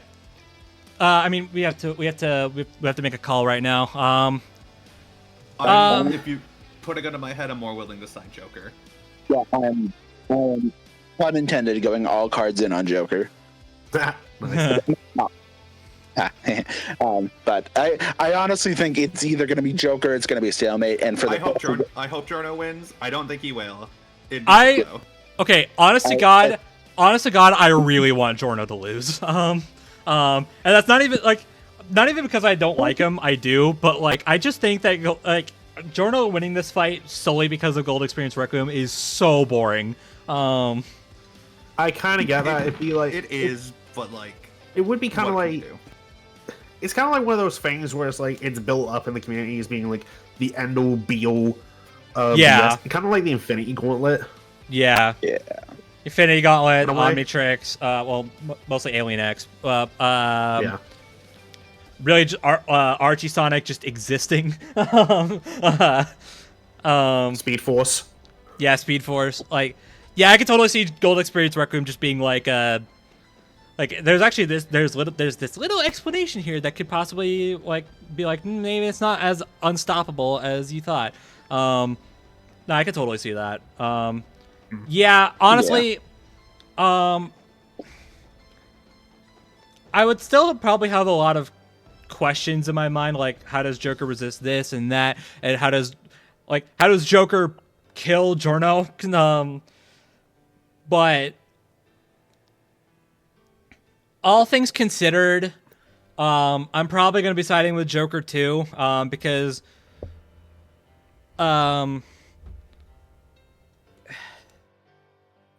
Joker just has Joker just has pretty much everything going for him, except for how the hell does he deal with Gold Experience Requiem? Like, yeah, I mean, I have given at least a few ways he possibly could. So yeah, So I'm probably gonna. I think I'm gonna side with Joker too. But I don't feel confident about it. Richard, you're the last couple. After hearing all this shit, how do you feel? I haven't given mine yet. Oh, well, yeah, okay, sorry, Richard. Well, we do the bros first, then we do the guests. That's how we do it. Sorry, mate. In due time. So after everything that you both presented and hearing the arguments, well, they always say Joker is a wild card, so yeah, give me Joker. All right. I feel like ZDogg presented a lot of good arguments, and he brought up a lot of great things. And I can see his logic of it either ends with Joker winning or it ends in a stalemate because, again, like, I've heard Giorno is supposed to be one of the most powerful JoJo characters of them all, but I'm pretty sure if you have somebody who has a ton of versatility to counter your bullshit with their own, then I'm positive that Joker's got something, and I do think the Obito and Vader fight is a very good comparison because everyone, including us, were going all in on Vader because of the Force trumping any of the Genjutsu shit. So except for Bill, I feel like, gotta bring that up. yeah, so I feel like this is destiny getting involved. So I'm not making that mistake again. So yeah, Joker. All right, and mate, would you like to give your thoughts real quick? Yeah. Okay. So I still think this can be just a coin toss for like whoever wins. Like, you can tell me why this person wins, and I would probably buy it. I could also buy it being a stalemate because of just endlessly reflecting the attacks. But again, with the whole Vader Obito comparison, like who just has the most win cons, it sounds like Joker might. So I'm just gonna go with Joker. Plus, he's like more versatile just in general. Oh yeah, I didn't mention it, but he has like I said, he had thousands of personas up his arsenal. It's just I'm not. Whereas Giorno only has the one stand. Yeah. Yeah. So. Yeah. Either way, just give me a cool fight. Exactly, and I think we're gonna get that. JoJo's about to be 2-2 in Death Battle. Oh shoot! Yeah. Yeah. Or the JoJo win streak will be real, and I won't be about to complain about that. Yeah, fair. All right. Actually, if Joker wins, the both series will go even. I just realized. Oh yeah. So yeah, no matter what, the series are going even, so that's fun. All right. Or one series will be going even. Anyway. Yeah. All right, cool. Well, hey, you thought we were done? 'Cause we ain't. We still got something else to bring up. After all that, even after all that, I can't blame you if you thought we were done. Yeah, true. I mean, part of me wants to be done, but nope, still got something else to talk about. How do you think I feel? It's getting so late. Oh dear. So you signed up for. It's got a point, but anyway, anyways, yeah, I ain't disputing. So last episode we talked about all of the confirmed matchups on the Kickstarter. Well, for future episodes, we're going to be talking about all of the at least in this case, what was uncertain, future episodes. And by that I mean we're going to be talking about stuff like the rematch poll. We're going to be talking about whatever the Luis episode's going to be. We're going to be talking about whatever the Torian episode's going to be, and we're going to talk about whatever the Yzmahawk episode's going to be. For this episode, because we already know what it is now, we're going to be talking about the rematch poll. And we're bringing this one up because we already know what won. Indeed. It wasn't the cringe one, thank God. There's like 3 cringe ones, so there's the I said the cringe one. The majority of that fucking poll was pretty Mickey Mouse. I'm gonna be so real. All right. Well, all right. Well, I'm pulling up a timer. Screw it. We don't have time. I know that there's only 10 episodes to talk about. Because we're gonna talk about the whole poll. Why not? But yeah, I'm pulling up the timer again because we've been recording for way too goddamn long. Please do. That's what happened. Yeah. Yeah. So, do we just go in order? Do we talk about the winner first? Do we talk about the winner last? What do we do? I think we go. There's more build up. Let's talk about the winner last. Yeah, there's more build up if we do the winner last. All right, let me pull up the options again. Hold on. God damn it. You had one job. Shut up! I'm pulling up this and I'm pulling up a timer at the same time. It's yeah. Unacceptable. Your multitasking skills still need work. Shut your goddamn mouth.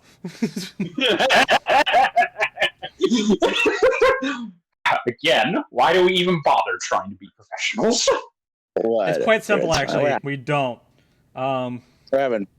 That's all that matters.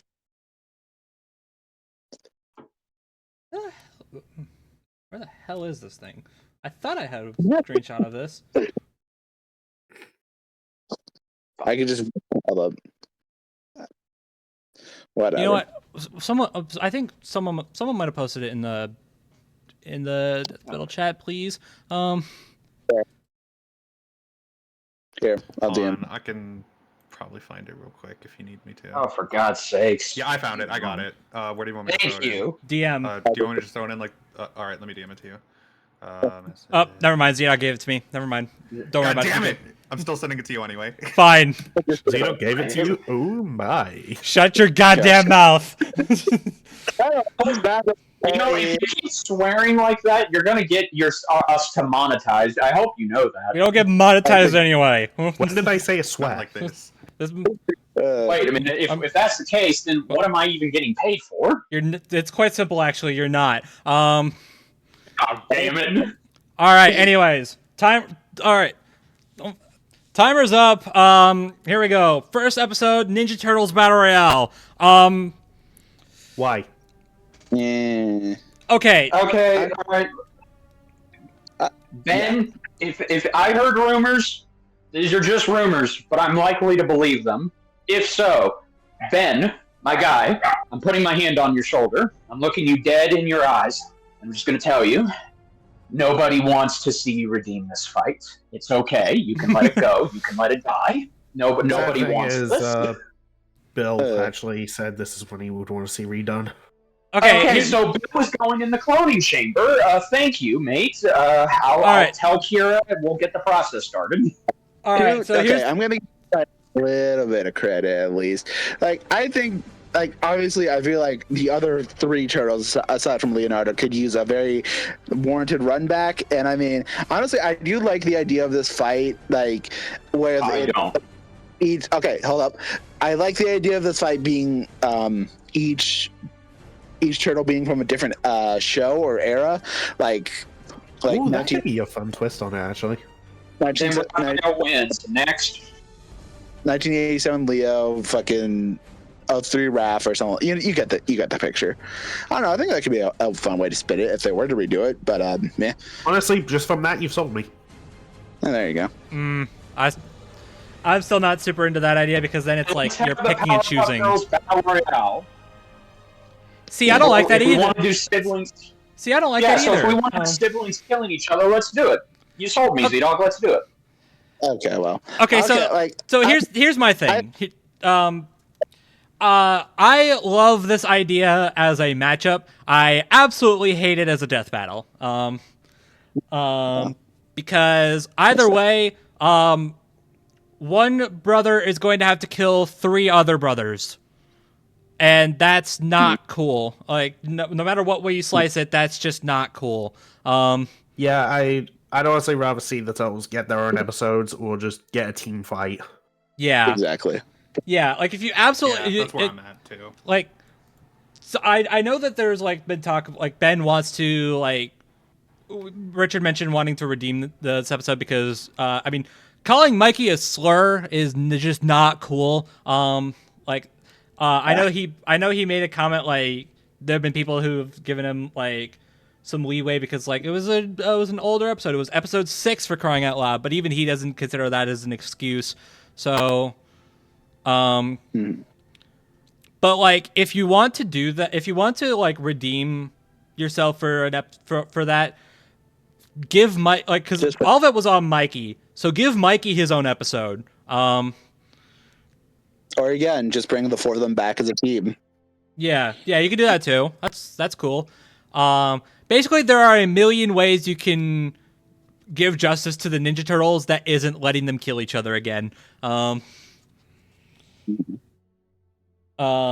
I know there was like, I remember hearing like a concept, like maybe you could have it so that the turtles are like against each other in like a video game or something like that. But I feel like that's kind of limiting on like dialogue and whatnot, because then you'd be writing for them in a video game.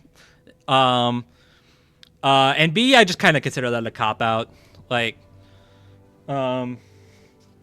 so yeah, no. I think I think the matchup is cool. I think the concept is fun. I think literally any other versus show could do this fight, not Death Battle.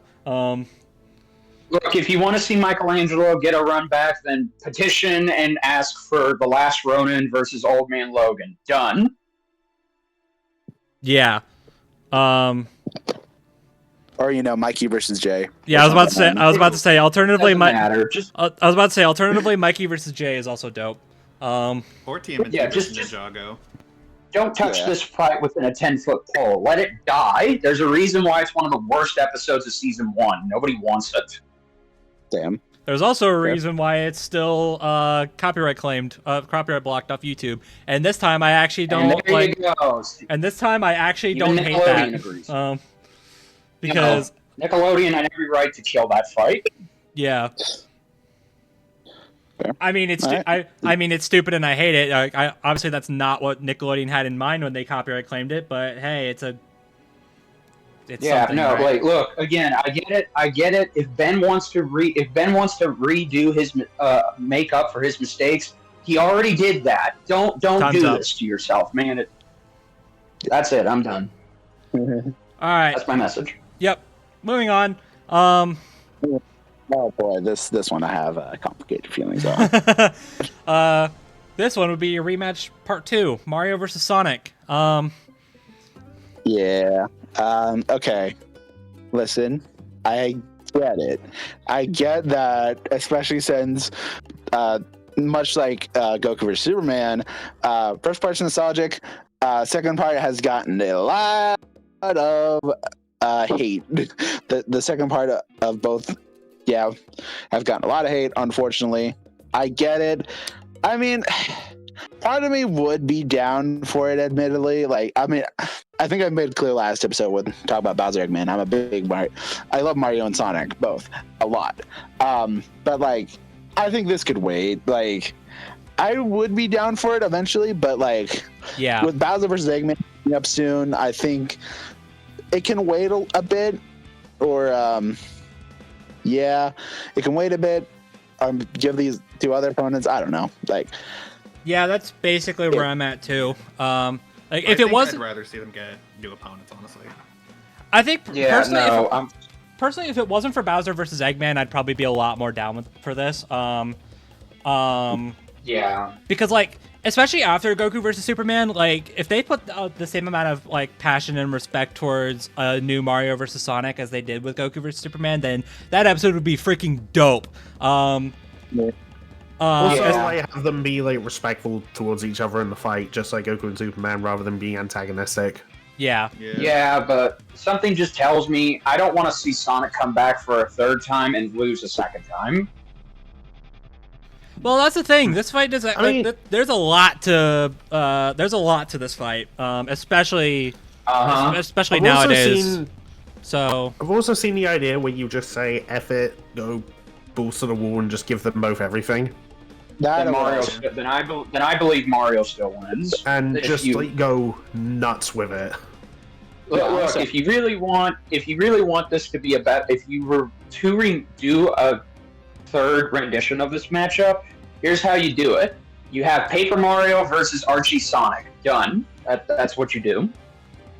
You bring back Archie Sonic for a second time, and you bring in Paper Mario in for the first time. It's the same characters, but it's two different iterations of them. There is the argument that Paper Mario is the same as King Mario. Like, I get what you mean. I mean, he's teamed up with Paper Mario before. He has. Okay, good. Like, I've seen people argue that that's like a different Paper Mario. I don't fucking know, dude. Look, Paper Mario's freaking Mario's weird. Mario has no canon. Let's just treat Sonic the same way. Bada bing, bada boom. Crazy ass fight. Yeah, I'm down for that. That's what I would go for if we had to get this again. That's pretty neat. Yeah. No. I think this is like this one and another one or this. Okay, there's 3 of them, including this one in the Ninja Turtles Royale, where I'm like not sure if the results would be any different. I mean, this one's weird because like this one's been done twice already, so and it had both characters win. So, let's keep it that way. Watch it end in a draw. Yeah, watch. At this point, I don't even know if that's a joke.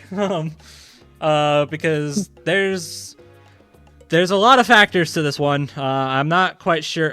At this point, I don't even know who wins anymore. I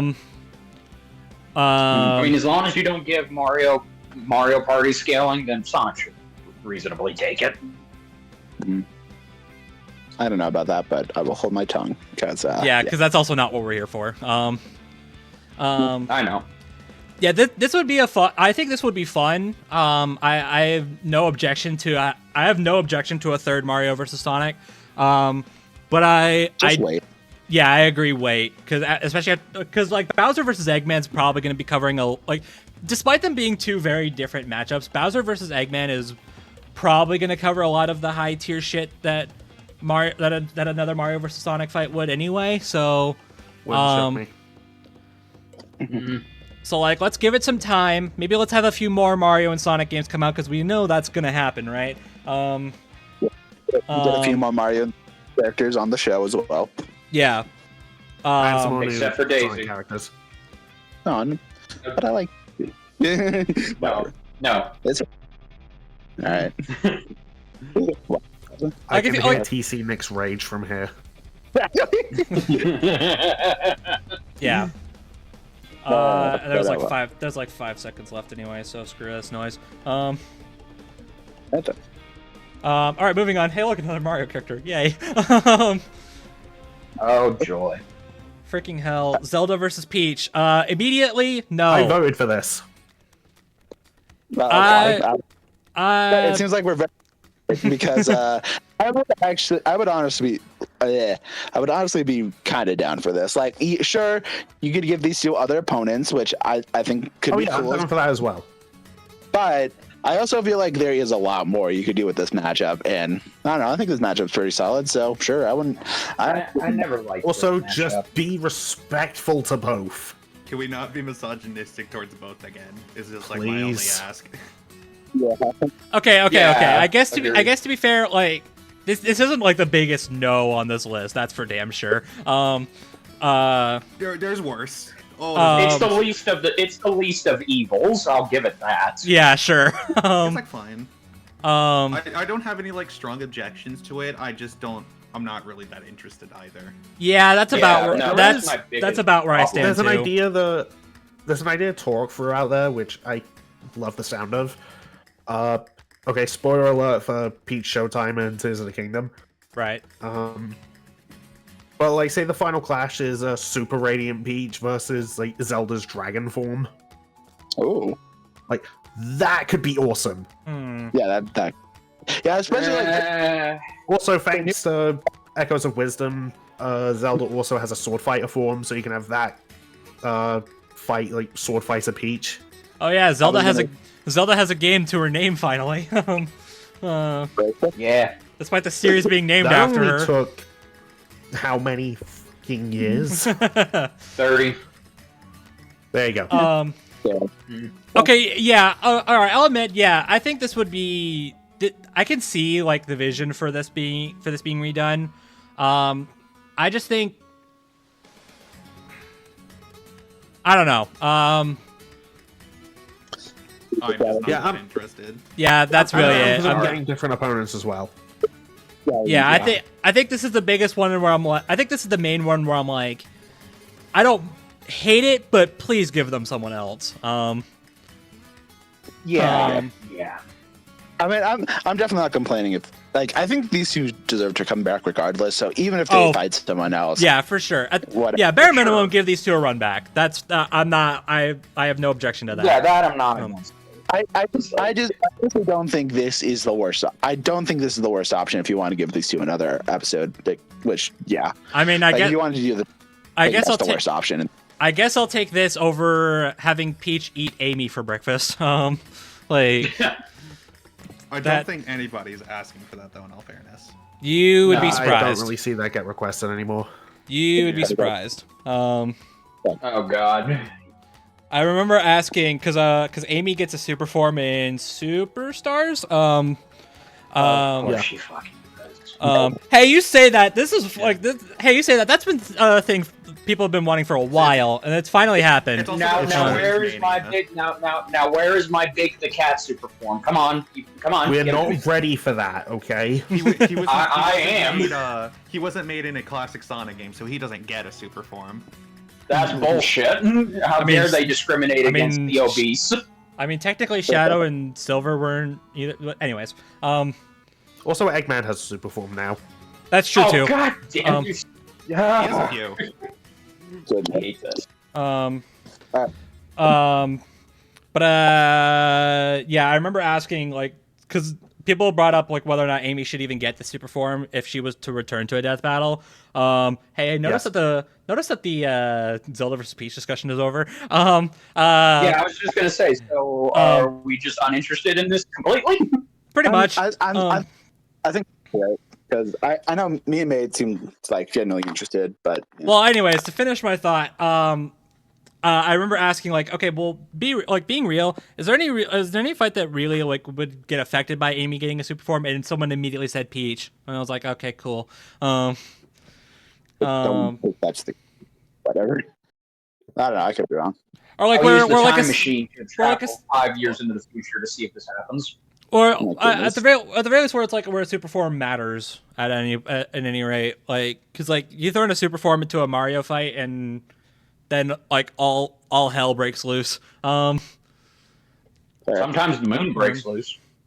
Well, like with any of Amy's other matchups, at least the ones that I'm familiar with, like the super form doesn't mean shit. She wins without them. At least they didn't put Ramona and Amy on this bracket. True. Anyways, time's up. Moving on. All right. Well, I'm just gonna get straight into it because we're out of time. Terminator versus RoboCop. Why? This one's weird because I see people being it and be like, "Oh, this should be the Torian episode. We need to like remake his old episode." And, like, I get the logic behind it, but I feel like it's not. I feel like people more want like it to be remastered and for it to look pretty. Okay. Like, Boom. You want to know a common complaint I've heard as to why? It's because everyone has said Torian's old animation with RoboCop did not convey how stiff he's supposed to be, so they need a remastered version to actually get it across. And to those people, I say, shut the fuck up. He conveyed it fine. Well, it's also, to be fair, let's be real here. It's also ugly as sin. It is. Really It may be ugly as, but it's still classic.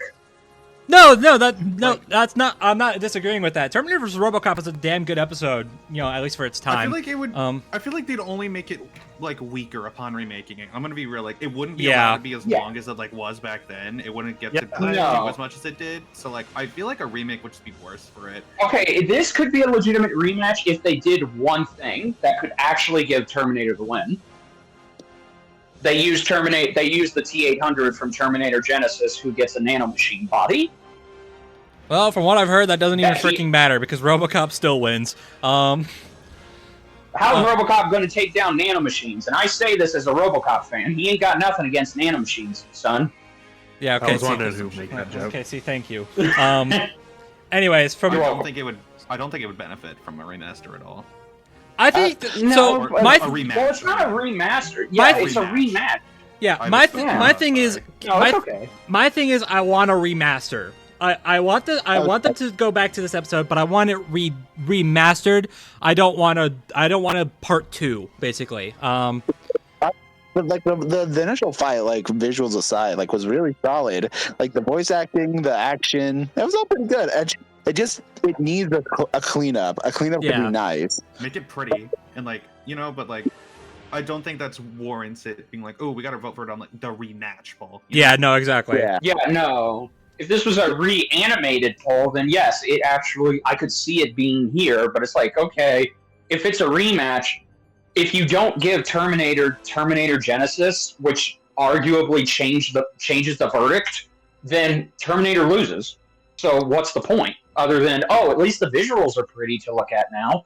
That's very shallow. It's like, you don't come to a death battle to look at the animation. You come to a death battle for the opponent and to see if the argument that they're presenting is logical in who would win. Well, to be fair on that front, the Fett versus Samus remaster is still pretty good. And that one was like, we knew that Samus was going to win going into it because it's not a rematch. So like, if they want to do something like that for Terminator versus RoboCop, then I'm down.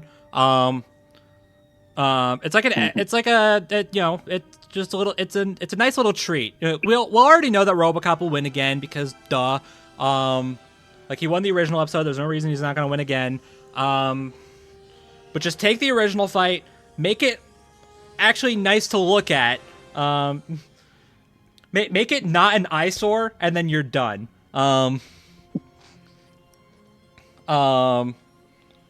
Like that's really all that this fight needs. I don't need a redub. I don't need like I don't need like an original soundtrack. Just take the original fight, reanimate it, put in the freaking Mortal Kombat models, and just you're done. That's really it. It's interesting that it's here, but as a rematch, that's going to be a big no. Yeah. Sorry. All right, May, did you say anything about it? Do you have any opinions, real quick? Not just really. In case. Okay, cool. Cool. Well, that was easy. All right. Moving on. Oh boy. God. Here we go. So I am going to slightly defend this one. Just a heads up. Oh no, so am I. I'm just gonna say that these basically the rest of this list, aside from one, I'm just like, ugh. Okay. Anyways, moving on. Gar versus Toph. Okay. Let me ask this real quick. And this will go for pretty much every single one of the other ones that I alluded to earlier. Now I know the possibility of this happening is like basically non-existent, but hear me out. Say they do this fight again, right? And say just by some weird twisted logic, by some miracle, Toph wins again. Again, I know that's bullshit, but bear with me. At that point, does anybody still want this? Are you sure you're talking about this fight and not another fight? I'm talking. Okay, look, being real, I'm going to be talking about basically the rest of this list aside from the one that you know. Right. That question applies to aside from that one. This question basically applies to the rest of this list. If this fight happens again and the results are the same, do you still want it? Again, there's no evidence to this. It's a hypothetical. I'll give you that. It is a good hypothetical, but it's a hypothetical that's shot down by the facts of reality. This is a fight that can and has the ability to be different. Because okay, great. It's great. Yeah. No. Great. What's the appeal aside from that? Okay. The appeal aside from that is that Naruto episodes get the damn views, and Avatar, unfortunately, right now, is as big as it ever has been. So really, there is nothing stopping them in their instruments from doing this fight. And if you say, "Oh, well, Goro is so irrelevant, he hasn't done anything," who cares? So is fucking Lee. But Lee still got his episode.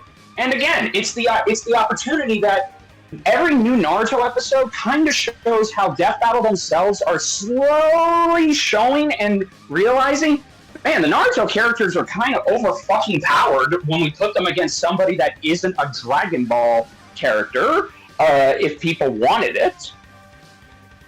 Okay, I'm going to defend that point for a second because, unlike with the other ones you're talking about, at least this one has the potential to clean up the animation and make it and be way more creative and make it look way nicer. Because listen, I like that.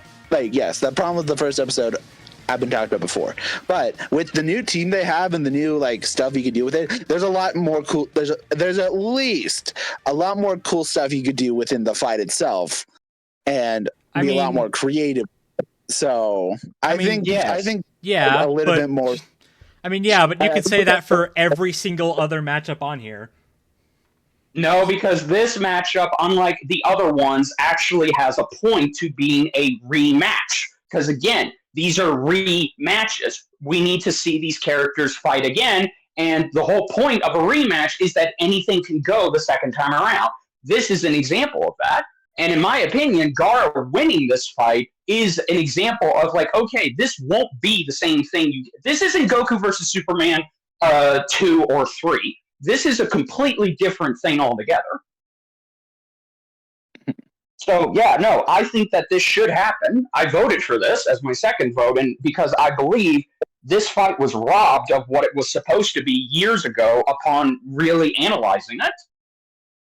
It's probably one of the weaker episodes of Season 2, in my opinion, if you really asked me. So, yeah, I think it should come back, and I do not agree with the hypothetical. Yeah. Well, we have a minute left. Nate, Yves, what do you guys think? I don't really care for it at all. I'm gonna be so real. Like, Nor do I. I don't like see sand. the argument. I don't see the argument of like, oh, it needs to come back or whatever. Like, I get it. I understand it. I don't really agree with it. Mm-hmm. Where it's like, yeah, it could come back. It could be done better. We could get like the quote unquote correct winner, right? But it's just like, I'm not really interested in seeing that. Like, the thing with the rematch poll is that like a lot of the ones are just like ones people like whined about, like, oh, it was wrong back in the day, right? And it's like, I like bringing an episode back just to fix the verdict isn't really that interesting to me. I think if the conversation around it has changed in a meaningful way, aside from, oh, they were just analyzed poorly back in the day because, you know, Death Battle was a different beast back then. I think doing that in the modern style doesn't really interest me if it's for the sake of, oh, we need a new winner or we need the correct winner, right? But I think what a Time's rematch up, by the way. poll should be I'll try to speedrun this rest of this. I think what the rematch poll should be is if the conversations changed enough to make a new analysis interesting without just flipping the winner, essentially. All right. I mean, okay, I know time's up, but real quick. I feel like you might be able to do that with this one. Maybe more so for Gaara's side, but like, I don't know. I think they could have enough to make a new analysis for both interesting. Obviously, the debate is like no shit, but like, I don't know. I have really grown on this one, at least becoming another episode. So if that's anything, Ditto. All right. So. Yeah, fair enough. Sorry, mate. Yang versus Tifa. Hey, cover your ears. Okay, like, is anybody unironically asking for this? No, hold on. I Probably think what not. we should do, hold on. I think what we should do, let's let Nate have his shot at talking about this one.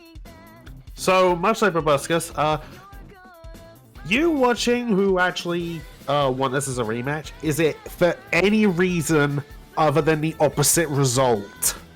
Yeah. That's the question I asked. That's the question I ask for pretty much basically any time we get people request a rematch, even if the match itself is good. It's like the question I will always ask is, what's the appeal aside from a flipped verdict? Because if it's just that, then I do not care. So see, I'm one of those few people who can actually say no. In spite me potentially wanting this has nothing to do with spite. It really hasn't been anything to do with spite. It's just a matter of, look, the conversations have changed, and if you ask me, Ruby and Final Fantasy are just as big as they were when this matchup was done years ago, and it's just another opportunity to finally see, okay, what can they do differently? How can they do it differently? It's always a case of, all right, look, if we really just take this and we give it a fresh, whole new make, not a coat of paint, a whole new make, there is something to be entertaining about it. Especially, granted, they're not going to have Torian on this fight. But if they give it the best they can with their modern instruments, I think this could be a great episode. Now, yes, I'm not going to sit here and be naive. I just have no investment in this being remade. Hell, I'd actually rather see them both come back and fight different people, like Makoto from Persona 5. She is right there. But again, I don't see the appeal of it at all. I'm not going to be naive and pretend that this won't have spiteful fans. It will. That's practically almost every fight on this list. I think that's actually another good question, and that this goes for basically all of them. Is that what can remaking Yang, like we're on Yang versus Tifa, so let's just use that. What can remaking Yang versus Tifa do that bringing Yang and Tifa back against different people can't? Basically, again, flipped verdict aside. Do we just want to see Tifa die that, or not Tifa? Do we just want to see a Yang just fucking get destroyed? Like, well, see, here's the thing. Sound too interesting to me. There are some people that are probably saying yes, and I say shut the fuck up. Like, look, to that I will say it's a chance for both of them, not one of them, both of them, to get better updated analyses. Because, okay, look, one of the many criticisms that I, as a RWBY fan of the past 3 volumes, will say is that the original episode suffers from a lot of overshadowing by Yang, and Tifa is just left in the dust. I did not give a shit about Tifa. Their analysis and cover of her did not make me care, and that's because I was more interested in Yang than I was Tifa, and I do blame the original script for that. But that being the case, these two are very badass women, and I would very much like to see them get modern coverages. Then just do like them against different people. Like, yeah, Tifa versus Makoto. Like what you're saying can just be applied to like, let's give them new opponents. Because like, sure, the conversation around like the series themselves has changed, but the conversation around the matchup specifically is still like, oh, Tifa just fucking destroys her. Yeah. And like, I would like to see them get updated analyses. I would like to see them in modern death battle, right? I don't want it to be against each other. Okay, yeah, I'll say that. Feels like a waste. Okay, yeah, absolutely 1000% bring Yang and Tifa back. Like, I'm not, that is not something I'm arguing against. But most of the other fights, yeah, but Yang's other fights are literally a pick your poison of which one is worse. The only one you can say that would be good is Yang versus Vi from Arcane, and that's basically the best you can do. Whereas with Tifa, okay, she's going to fight Sakura. She's going to kill Sakura. And or Makoto. She's going to fight Sakura. Naruto's going to get another loss. Because Tifa at this point is pushing fucking Universal thanks to the remake trilogy. Like, the thing is, it's at least something new, you know? It's not like a retread of something and just like, oh, but this time we're killing Tifa. Yeah, all right, we're killing Yang. Yeah, yeah. Yeah, that's based on my thoughts as well. Yeah. I don't. All right. Oh God.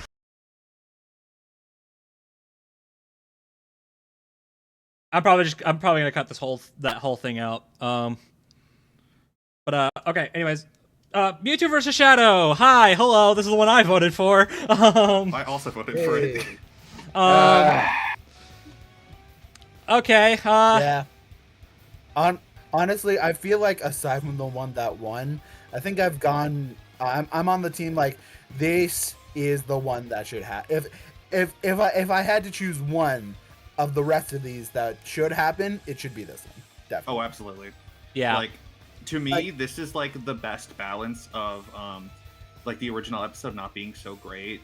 The conversation around like the matchup itself has also like entirely changed since then. It's like a perfect balance of new things to talk about, new things to showcase in the animation, and also especially when Shadow Generations comes out. Absolutely. Yeah. After that, the conversation's gonna go wild. Also, it won't have a sabotage production. Yeah. So okay, look. All right, look. I'm gonna be real. Ryuko versus Shadow killed this fight for me because we already had Shadow come back a second time. I'm against characters coming back a third time if you're not going to bother doing anything. And yet you were fine with Batman coming back a fourth time? I didn't vote for Batman coming back for a fourth time, now did I?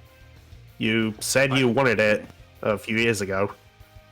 Anyways. And you said you want and you said you want Zelda back. What's the point? All right. Anyways. Point is that the original episode, I'm not going to mince my words, and I mean no disrespect to the animator, but it was a fucking garbage episode, and it's probably the worst episode of the show. Worse than Bieber versus Black. You can fight me on that.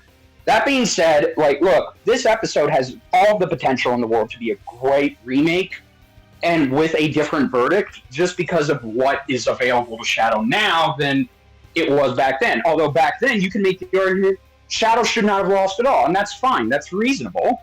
But I really think that, okay, since Mewtwo still has nothing, it would essentially just be a stomp in Shadow's favor. So really, this just repeats the Yang versus Tifa effect for me. Why not put Shadow against somebody else? Why not put Mewtwo against anybody else?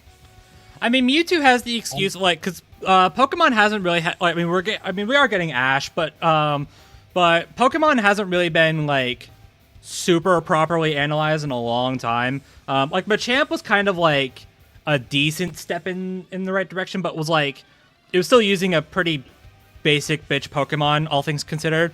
Mewtwo being a legendary does add a lot to, a proper analysis for Pokemon. So even if Mewtwo doesn't have a lot of, new powers to pull from, it's tools. still the scaling has changed. Yeah, the conversation around that is completely different nowadays.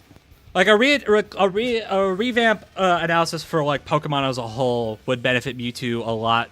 Basically, it would benefit Mewtwo about as much as getting new abilities would, basically, because it's still going to be a whole new different. It's going to be a whole different analysis, all things considered.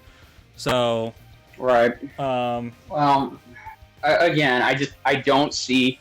I understand why people were voting and hoping this would win, but I realistically don't like the idea that, okay, look, this one is basically a remake.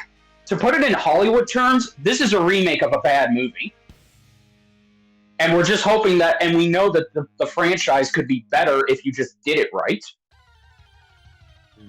I mean, being real, it can't get worse. Of all of the matchups on here, at the very least, you can say what you want about the quality of each episode on here, but at the very least, they're finished. Mewtwo versus Shadow. Yeah. Mewtwo versus Shadow was released unfinished. Yes, and that was, and again, that's no fault of the animator. He had a panic attack and a nervous breakdown, and mistakes were made. So yes, animation-wise, this would look 1,000 times better. Yeah. It could also have actual choreography this time. Yeah. Yeah, there you go. It could be a better match. Also, you could have Shadow voice acted well. It does. It helps bring that. Gentle Apocalypse. Yeah, bring Taka back, please. It helps that this is gonna be the last thing I say because time's basically up. You mentioned Shadow versus Ryuko, and yeah, that's a decent. I love the episode, Same. But it's okay. It is. It's an alright episode. But all things considered, it does while it characterizes Shadow pretty well. As far as abilities and stats are concerned, it doesn't really go super into it. Super into him, but to be fair, it didn't have to. They kind of used the basic shit, and that was enough to win. But a new Shadow analysis would go, especially against Mewtwo, would give them more room to go all in on basically everything Shadow's got. They don't have to hold themselves back just to make it seem like his opponent has a chance. Because because Pokemon, especially legendary Pokemon, get freaking buck wild. But anyways, well, we go from that to another. I have one other thing I want to say. I just have to ask. The next one is the last one, right? No. Before the winner? No. There's two more. There's two more. Oh, damn. I was... Well, to be fair, I'll wait. Well, to be fair, from my perspective, they both have the exact same reaction out of me. So, You want to do them together? If you want to group them together, like that's fine. I don't. It doesn't matter to me. I don't know. Let's just do them separately. Yeah. All right. I at least want to defend this next one. All right. Yeah. Tracer versus Scout. No. Oh. Don't care. Sorry. Even if Tracer loses, I don't give a crap enough to be invested. So next. I think this one at least has, like, obviously it's not anywhere near the same thing as Mewtwo Shadow, but I still think there's a lot you could do, like, with a fight, and like especially with how much Overwatch has grown, and like how like they characterized Scout weirdly. That's how I'll put it in the first episode. Like, so I don't know. I feel like this is a very Zelda versus Peach-esque, like, thought in my mind, where, like, yeah, I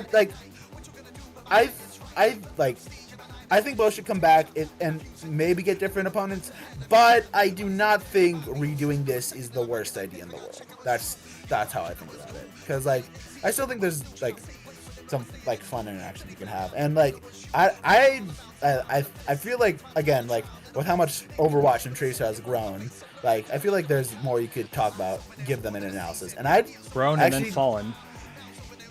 I wasn't gonna say anything, but yeah, being respectful to ZDogg. Of course, whatever. Yeah, whatever. I don't know. I'm not 100% sure what the results land, so this might also end differently. I'm not 100% sure, honestly. But, yeah. I don't know. I honestly, I think this, if I could have voted, this would have gone tied with third place with Zelda Peach if I could have voted. Like, if I could have chosen them, but... My problem with the matchup isn't, like, anything to do with the matchup itself. Like, I'm disinterested, whatever, so am I for, like, 90% of this list. My thing is just, I would really prefer to not see Overwatch get, like, talked about or glorified. Based on, like, the shit, the incident from a few years ago. Like, the Blizzard. Oh, I wasn't even, I wasn't even referring to that. No, I know, but, like, I just take issue with, like, the fact that, like, I would prefer not to, like, go into Overwatch again until, like, that shit is solved. But that is also, yeah, it's a kind of, it's just a thing of, like, I'd rather not support Blizzard at the moment, even indirectly. Fair enough. Yeah, I mean, I guess it would be great to hear my girl Elsie Lovelock come back. Maybe they can actually get the original voice of Scout in, because he wanted to voice the character in this, but unfortunately, it was too late. Yeah, they were like 90% done at the time. Yeah, I mean, and maybe and if the animation could be updated, even though people will complain again that it's not Source Filmmaker, because that's the whole reason they got on Torian's ass back in the day for it.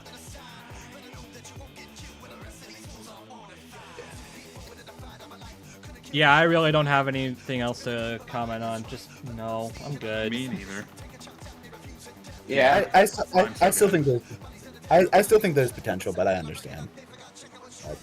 I think like between this and, like, fights like Garatov and Yang Tifa, I'm just burnt out by, like, the amount of people that were like, this fight is bullshit. Like, I'm just burned out. Like, I'm just burned out at this point. Like, even if I were to agree, which, to be fair, like, to Gar versus Toph and Yang versus Tifa's credit, I do agree that the original episodes were wrong. But, like, it's like, who cares? Does it matter that much? Yeah, exactly. It matters. The only people it should matter to, and there's nothing either of us can say to stop it. The only persons it should matter to on whether it was wrong or not are the crew members themselves. Yeah. They've already acknowledged like some of them are wrong. So like, why bother? You know? Yeah. Again, if they want to do any of these, they are more than welcome to it. Because I get it, they gotta. They're independent now. They gotta do what they can to keep the lights on. I mean, yeah. Death Battle can do whatever the hell they want. I don't care. I just don't have to like it. Alternatively, and I meant to say this with a few of the other ones, they could also just like do what they did with Goomba Koopa and redo it as a DBX. So at least that's true. Whenever that comes back. That's true. Whenever that comes back. I have faith it'll come back. But yeah, like, and you know what? That would even make like Yang Tifa if they wanted to redo that. Like, at least that would be more debatable on who would win because if they're still going to do the voting. I think that's really fucking funny if they made Yang win again. I'd clap, honestly. No, it's not a matter of I would laugh so hard. It's a matter of who would vote. Like, it's a voting system. No, here's the ultimate twist they do with Yang Tifa if they read it as a death battle. They do composite Yang. Oh gosh, yeah. DC and Blaze Blue scaling, let's go. Look, I'm a Ruby fan, but I will always say that composite Ruby is such a cop-out. Yeah. I mean, hey, I'm getting into Ruby, so I have more to say about the topic of it. I'm halfway through Volume 4. I like Weiss and Penny. Nice. All right, now, mate. Now we have the last one before the winner. And we saved the worst for last. We sure did. God damn it. Ben 10 versus Green Lantern. God damn it. We can never escape. Okay. So I saw a meme that made me laugh, and it was like that scene of Hux in Rise of Skywalker saying, "I don't want Mewtwo versus Shadow to win. I just want Ben versus Hal to lose." Yeah, there you go. Accurate. All right. Accurate. Because okay, I'm gonna summarize this with one word. Look, all right. No. Oh God. No. All right. Look. I love that. Were there things that they could have explained better for Ben's loss? Yes. Liam and the cast did this on Death Battle Cast. If you actually watch it for once, they explained more of their arguments, and it actually was way more easy to digest back in the day. It may have took time for me to accept that, but I accept now that the comic brand that I've grown up with is, for the most part, fucking bullshit. So there is that. The only thing that would happen should this have hypothetically won was Ben loses again. They explain the reasons why. They explain the counters that a lot of people brought up that get countered by Hal, and there you go. That's another Ben 10 loss. We're starting a Goku versus Superman streak all over again. Yeah. And again, at that rate, just like we said for a lot of the other ones, just put them against different opponents. For like, if you're gonna like bring them back, like. God, could you imagine fucking Ben losing to Beast Boy, dude? Oh my God. Oh, like hell, we're getting How about Ben 10 versus Jaden Yuki? Oh, for God's sake! No, Origin's actually. He loses that too. Yeah, Origin. I can't wait for you to post it, my guy. Okay. All right. So look, and the other thing too is that we're already getting Simone versus Kyle. Hypothetically, let's think about this for a second. Yeah, we have potentially two Green Lantern wins. Yeah. Even sorry, I didn't mean to talk. Apologies for talking over you. No. Like, even aside from Simone. Even aside from Kyle, like there are so many other like members of the Lantern Corps you could use, like freaking. When are we getting John? Jessica. That you could, like freaking do Ego Mogo. Fuck it, yeah. Yeah, there you go. Yeah. Yeah, it's like John Stewart, is it? Yeah. Yes, John Stewart. I love it. There's some Nova. Yeah. I think we all would. Hell yeah. Just don't put him up against Spawn, please, for the love of God. Anyways. Yeah, no, this fight is just, I never wanted it on here, and I don't think anybody did, but there were fans that wanted it. Yep.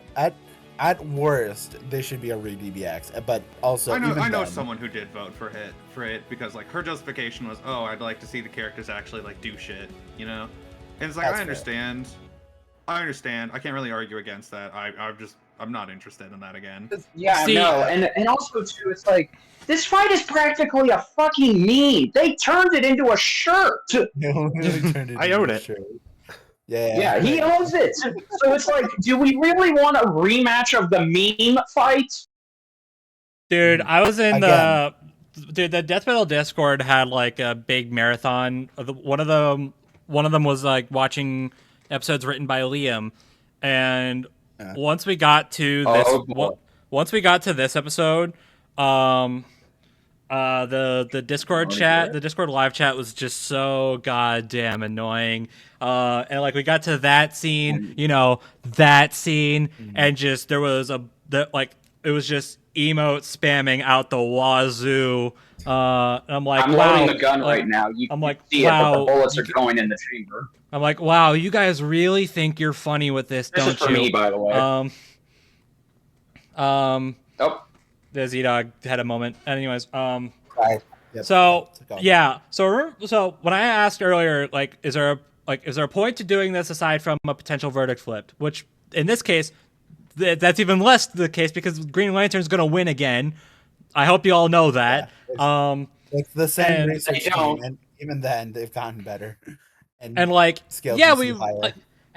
we would get a more detailed and explained verdict, but like, a lot of people, okay, maybe I shouldn't say everybody, but like a lot of people aren't going to vote for this fight because they want a more detailed explanation for why Hal wins. They want to see Ben win. Also, this is hold on. I want to mention real quick. I'm sorry to talk over you, but no, go. Make this the last thing because time's up. A lot of these on here feel like they appeal to people who aren't going to be fucking voting on this shit. You know, it appeals to like those like people on Twitter who are like, oh, this is wrong, fuck Screw Attack or whatever, and like those people are not voting on your poll. They're not giving you money. Why are they here? You know? Yeah, no. Well, okay. And also that I just noticed this is the only recent fight on this poll. All the other ones have been out for a decade to at least over a decade, and here this fight is. And it sticks out like an ugly sore thumb. Yep. Yeah. So. Yeah. Okay. Let's move on. Yeah, let's move on. Yeah, I really don't want to put a timer on the winner because I want to give the winner. But I mean, I want to give the winner its due. But like, we're also gonna have a whole podcast episode dedicated to it. So screw it. And we also have literally 0 time. Like we are on borrowed time at this point. It's past 1 a.m. for me, by the way. Yeah, I've stayed up till 4 a.m. All right, cool. Anyways, Master Chief versus Doom Guy, it won. Surprising absolutely freaking nobody. Shocker. Yeah, I know. I guess to speedrun my opinion on this, I think it's a neat matchup. It's a neat idea. I think it is the lamest fucking possible poll winner. I'm gonna be so real. Yeah. Like, they would have done this on their own at some point anyway. Like, did we really need the rematch poll to do it? You say that. It took how long for them to do Alex Cole without a poll? Well, yeah, I know. Exactly. But it's like, I feel like, I don't know. Like, I feel like that one's a bit different because like, fucking Halo is always in like the public conscience. Like it's always more than Prototype or Infamous have ever been. Like you could ask any person on the street if they know who Master Chief is. They'll say they know who Master Chief is. You know? Yeah, no, I know who Master Chief is. That's actually going to go into. That's actually going to go Richard, into shut your goddamn mouth. In my reaction. Master Chief's from that terrible show, isn't he? Richard, shut your goddamn mouth. Put some respect on Chief's name, goddammit. Halo games. Who do I look like? 3-4 Studios? Oh wait, I'm sorry, they changed their name. My bad. Anyways. Halo Studios. Anyways. Freaking A. So, okay, I'll be real. I probably would have voted for this one. Okay, I'll say I only voted Mewtwo Shadow. But I probably would have voted for this one if it wasn't like if I didn't feel like the conversations for the rematch poll I kind of turned into like a competition, and being on Mewtwo versus Shadow, being like heavily wanting Mewtwo versus Shadow, it kind of made it seem like everybody who was like, yeah, I don't want Mewtwo versus Shadow. Mewtwo versus Shadow is a terrible rematch option. They'll end up voting for Master Chief versus Doom Guy instead, and I'm like, oh, okay, cool. Like I see what's going on here. Well, to that defense, Mewtwo versus Shadow is old, but it's not that old. Yeah, well, like this. Well, I can say again, at least Master Chief versus Doom Guy is finished. It might not be good, but it's complete. But yeah. But it's a season 1 fight, so it's like comparing an expired apple to a piece of horribly burnt toast. If I make quote combo, you're comparing the shit you took this morning to the shit you took last week. Neither of them are good. That's even better. Well, anyways, all things considered, though, you know, annoyance towards that aside, this is still this was the obvious pick. Like everybody, like this was like the big one people have been wanting forever. Like ever since freaking Link versus Cloud got a rematch, everyone was like, all right, next one has to be Chief versus Doom Guy, right? That's what I always thought. And then it wasn't. Yeah, but same. Here we are. Look, I'm not okay. So I know I've had a little bit of cynicism towards most of these fights, and that's my own opinion. But it's like I legit see this fight as an underdog fight. Shadow, especially with Shadow getting as much of a push as he is now. God, that's so crazy to think that Shadow is getting a bigger push than fucking Master Chief. But hey, world we live in. Is that there's so much appeal to this fight. Like, again, this is a legit rematch. So is Shadow versus Mewtwo. They're the only 2 fights that are legit verdict rematches. And there's so much they can do with Chief and Doomslayer now than they could back then. Yeah. So, yeah, it is. It's just a matter of like, okay, yeah, I really want to see this. Okay, let me say this. This has every reason possible to win.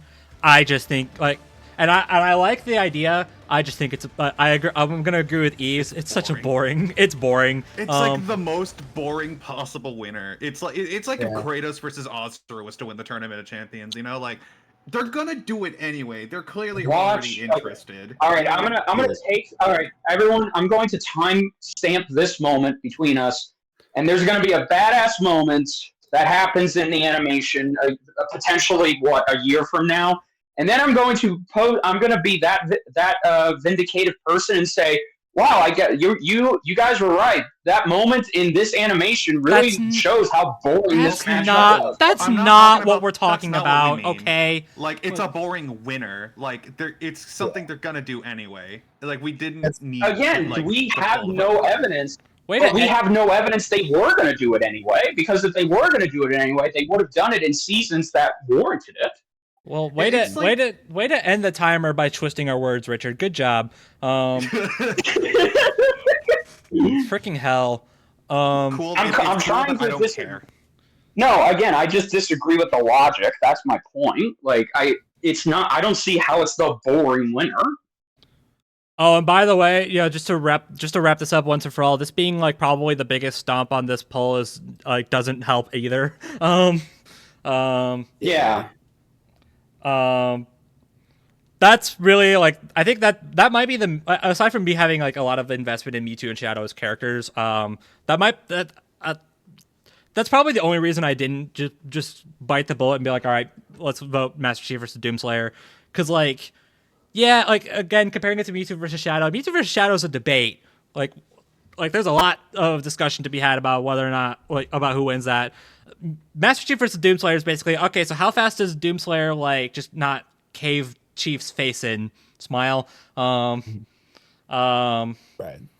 But anyway, it'll be a badass fight to be sure. It will. No, I'm excited for it. I'm I'm just like okay. It will be cool. I just have no interest in it. I know. Again, sorry. I just disagree with the logic that it's a boring winner. If anything, Hal versus Ben is the boring winner. Come on, Hal versus Ben would have been unexpected. No. It would have been horrifying.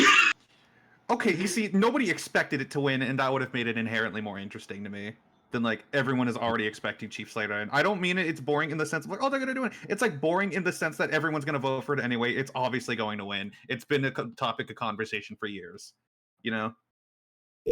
I see your point. I respectfully disagree. That's fine. Whatever. Oh my god. Leave it at that. Yeah. All right. So Jesus yeah. Christ. Hate to Yeah, do no, that. let's let listen. Let's let Sorry, him go ZDogg. the fuck to sleep. Oh, Yeah. okay. I just go back. What? Okay. We're wrapping up. There is one more thing because are we not going to do the questions that we know? Okay, you know what? Fine. Okay, speed run it. Eves, real quick. Speed run. Okay. Least favorite episode, most wanted episode. What was your first one? Go. Shit. What were the questions again? Okay. First. Okay. Eves. Here's the thing. I'm gonna ask you a question, and you're gonna answer it, and we're gonna move on. Okay? Got it? Cool. Okay. Yes. Least favorite death battle. Mewtwo versus Shadow. Okay. No, that's wrong. Frieza versus Megatron. Never Okay. Okay. You're in the Hall of Fame. Okay. Favorite episode. Dio versus Alucard. Okay. Good man. Most wanted episode. Sorry, good. Most wanted matchup. Most wanted. That hasn't happened yet. Yes. It was Joker versus Giorno, but now Steve versus Terrarian. Okay. You'll have to explain that to me later. First episode. Like my first episode that I watched. Yeah. Yes. Mario versus Sonic, the original. Okay. Cool. Same. Got it. All right. Claps. Round of applause. I would let you explain if this was any other episode, I would let you explain further. But we have been going on for way too goddamn long. You're fine. It's fine. We'll have to do like a follow up, like letting you explain those choices because I kind of. All right. Tell you what. No. It Tell you is what. what it is. Love Eve so much. Let's bring her back for Joker versus Giorno, or if we can't line anything up, Yves, we'll bring you back for an episode you're most interested in. How's that sound? That's fine. But then maybe we can go more in depth on those because. All right. Yeah. Because we have been going on for a while. Let's wrap this up. Anyways, yeah. All right. So with that being said, thank you so much for watching. I really do apologize for how long we went on. I know that's like, man, you expected anything less from us, but like, even for our standards, this was nuts. We're still getting back in that groove, I think, and it was complicated. So yeah. So and I'm sorry for being here. You're good. You don't have to apologize for being here. We invited you here. God damn it. If anyone thought my jokes were a bit much, blame BrobusCast. Thanks, man. That's what I do. Thanks, man. Really appreciate it. And on that sour note, anyways, I kid. Bad now. No, I kid. I'm just giving you shit. All right. So anyways, thank you for watching. Too bad. Thank you for watching. I hope you enjoyed Omn-Man versus Bardock. I hope you disagree civilly, at least, if you even disagree in the first place. Shit. I hope you're excited for Joker versus Giorno. Oh no. Let us know what you thought of the rematch poll. What matches did you like and not like? What one did you vote for? Are you excited for Master Chief versus Doomslayer? And we're gonna go to sleep. I'm gonna go do random shit. But yes, these folks need to go to sleep. Especially me. Nate needs to go to bed. I need to watch JoJo's with my girlfriend today. All right. So with that being said, thank you for watching. Like and subscribe and bye. Bye. Bye. Bye. Goodness.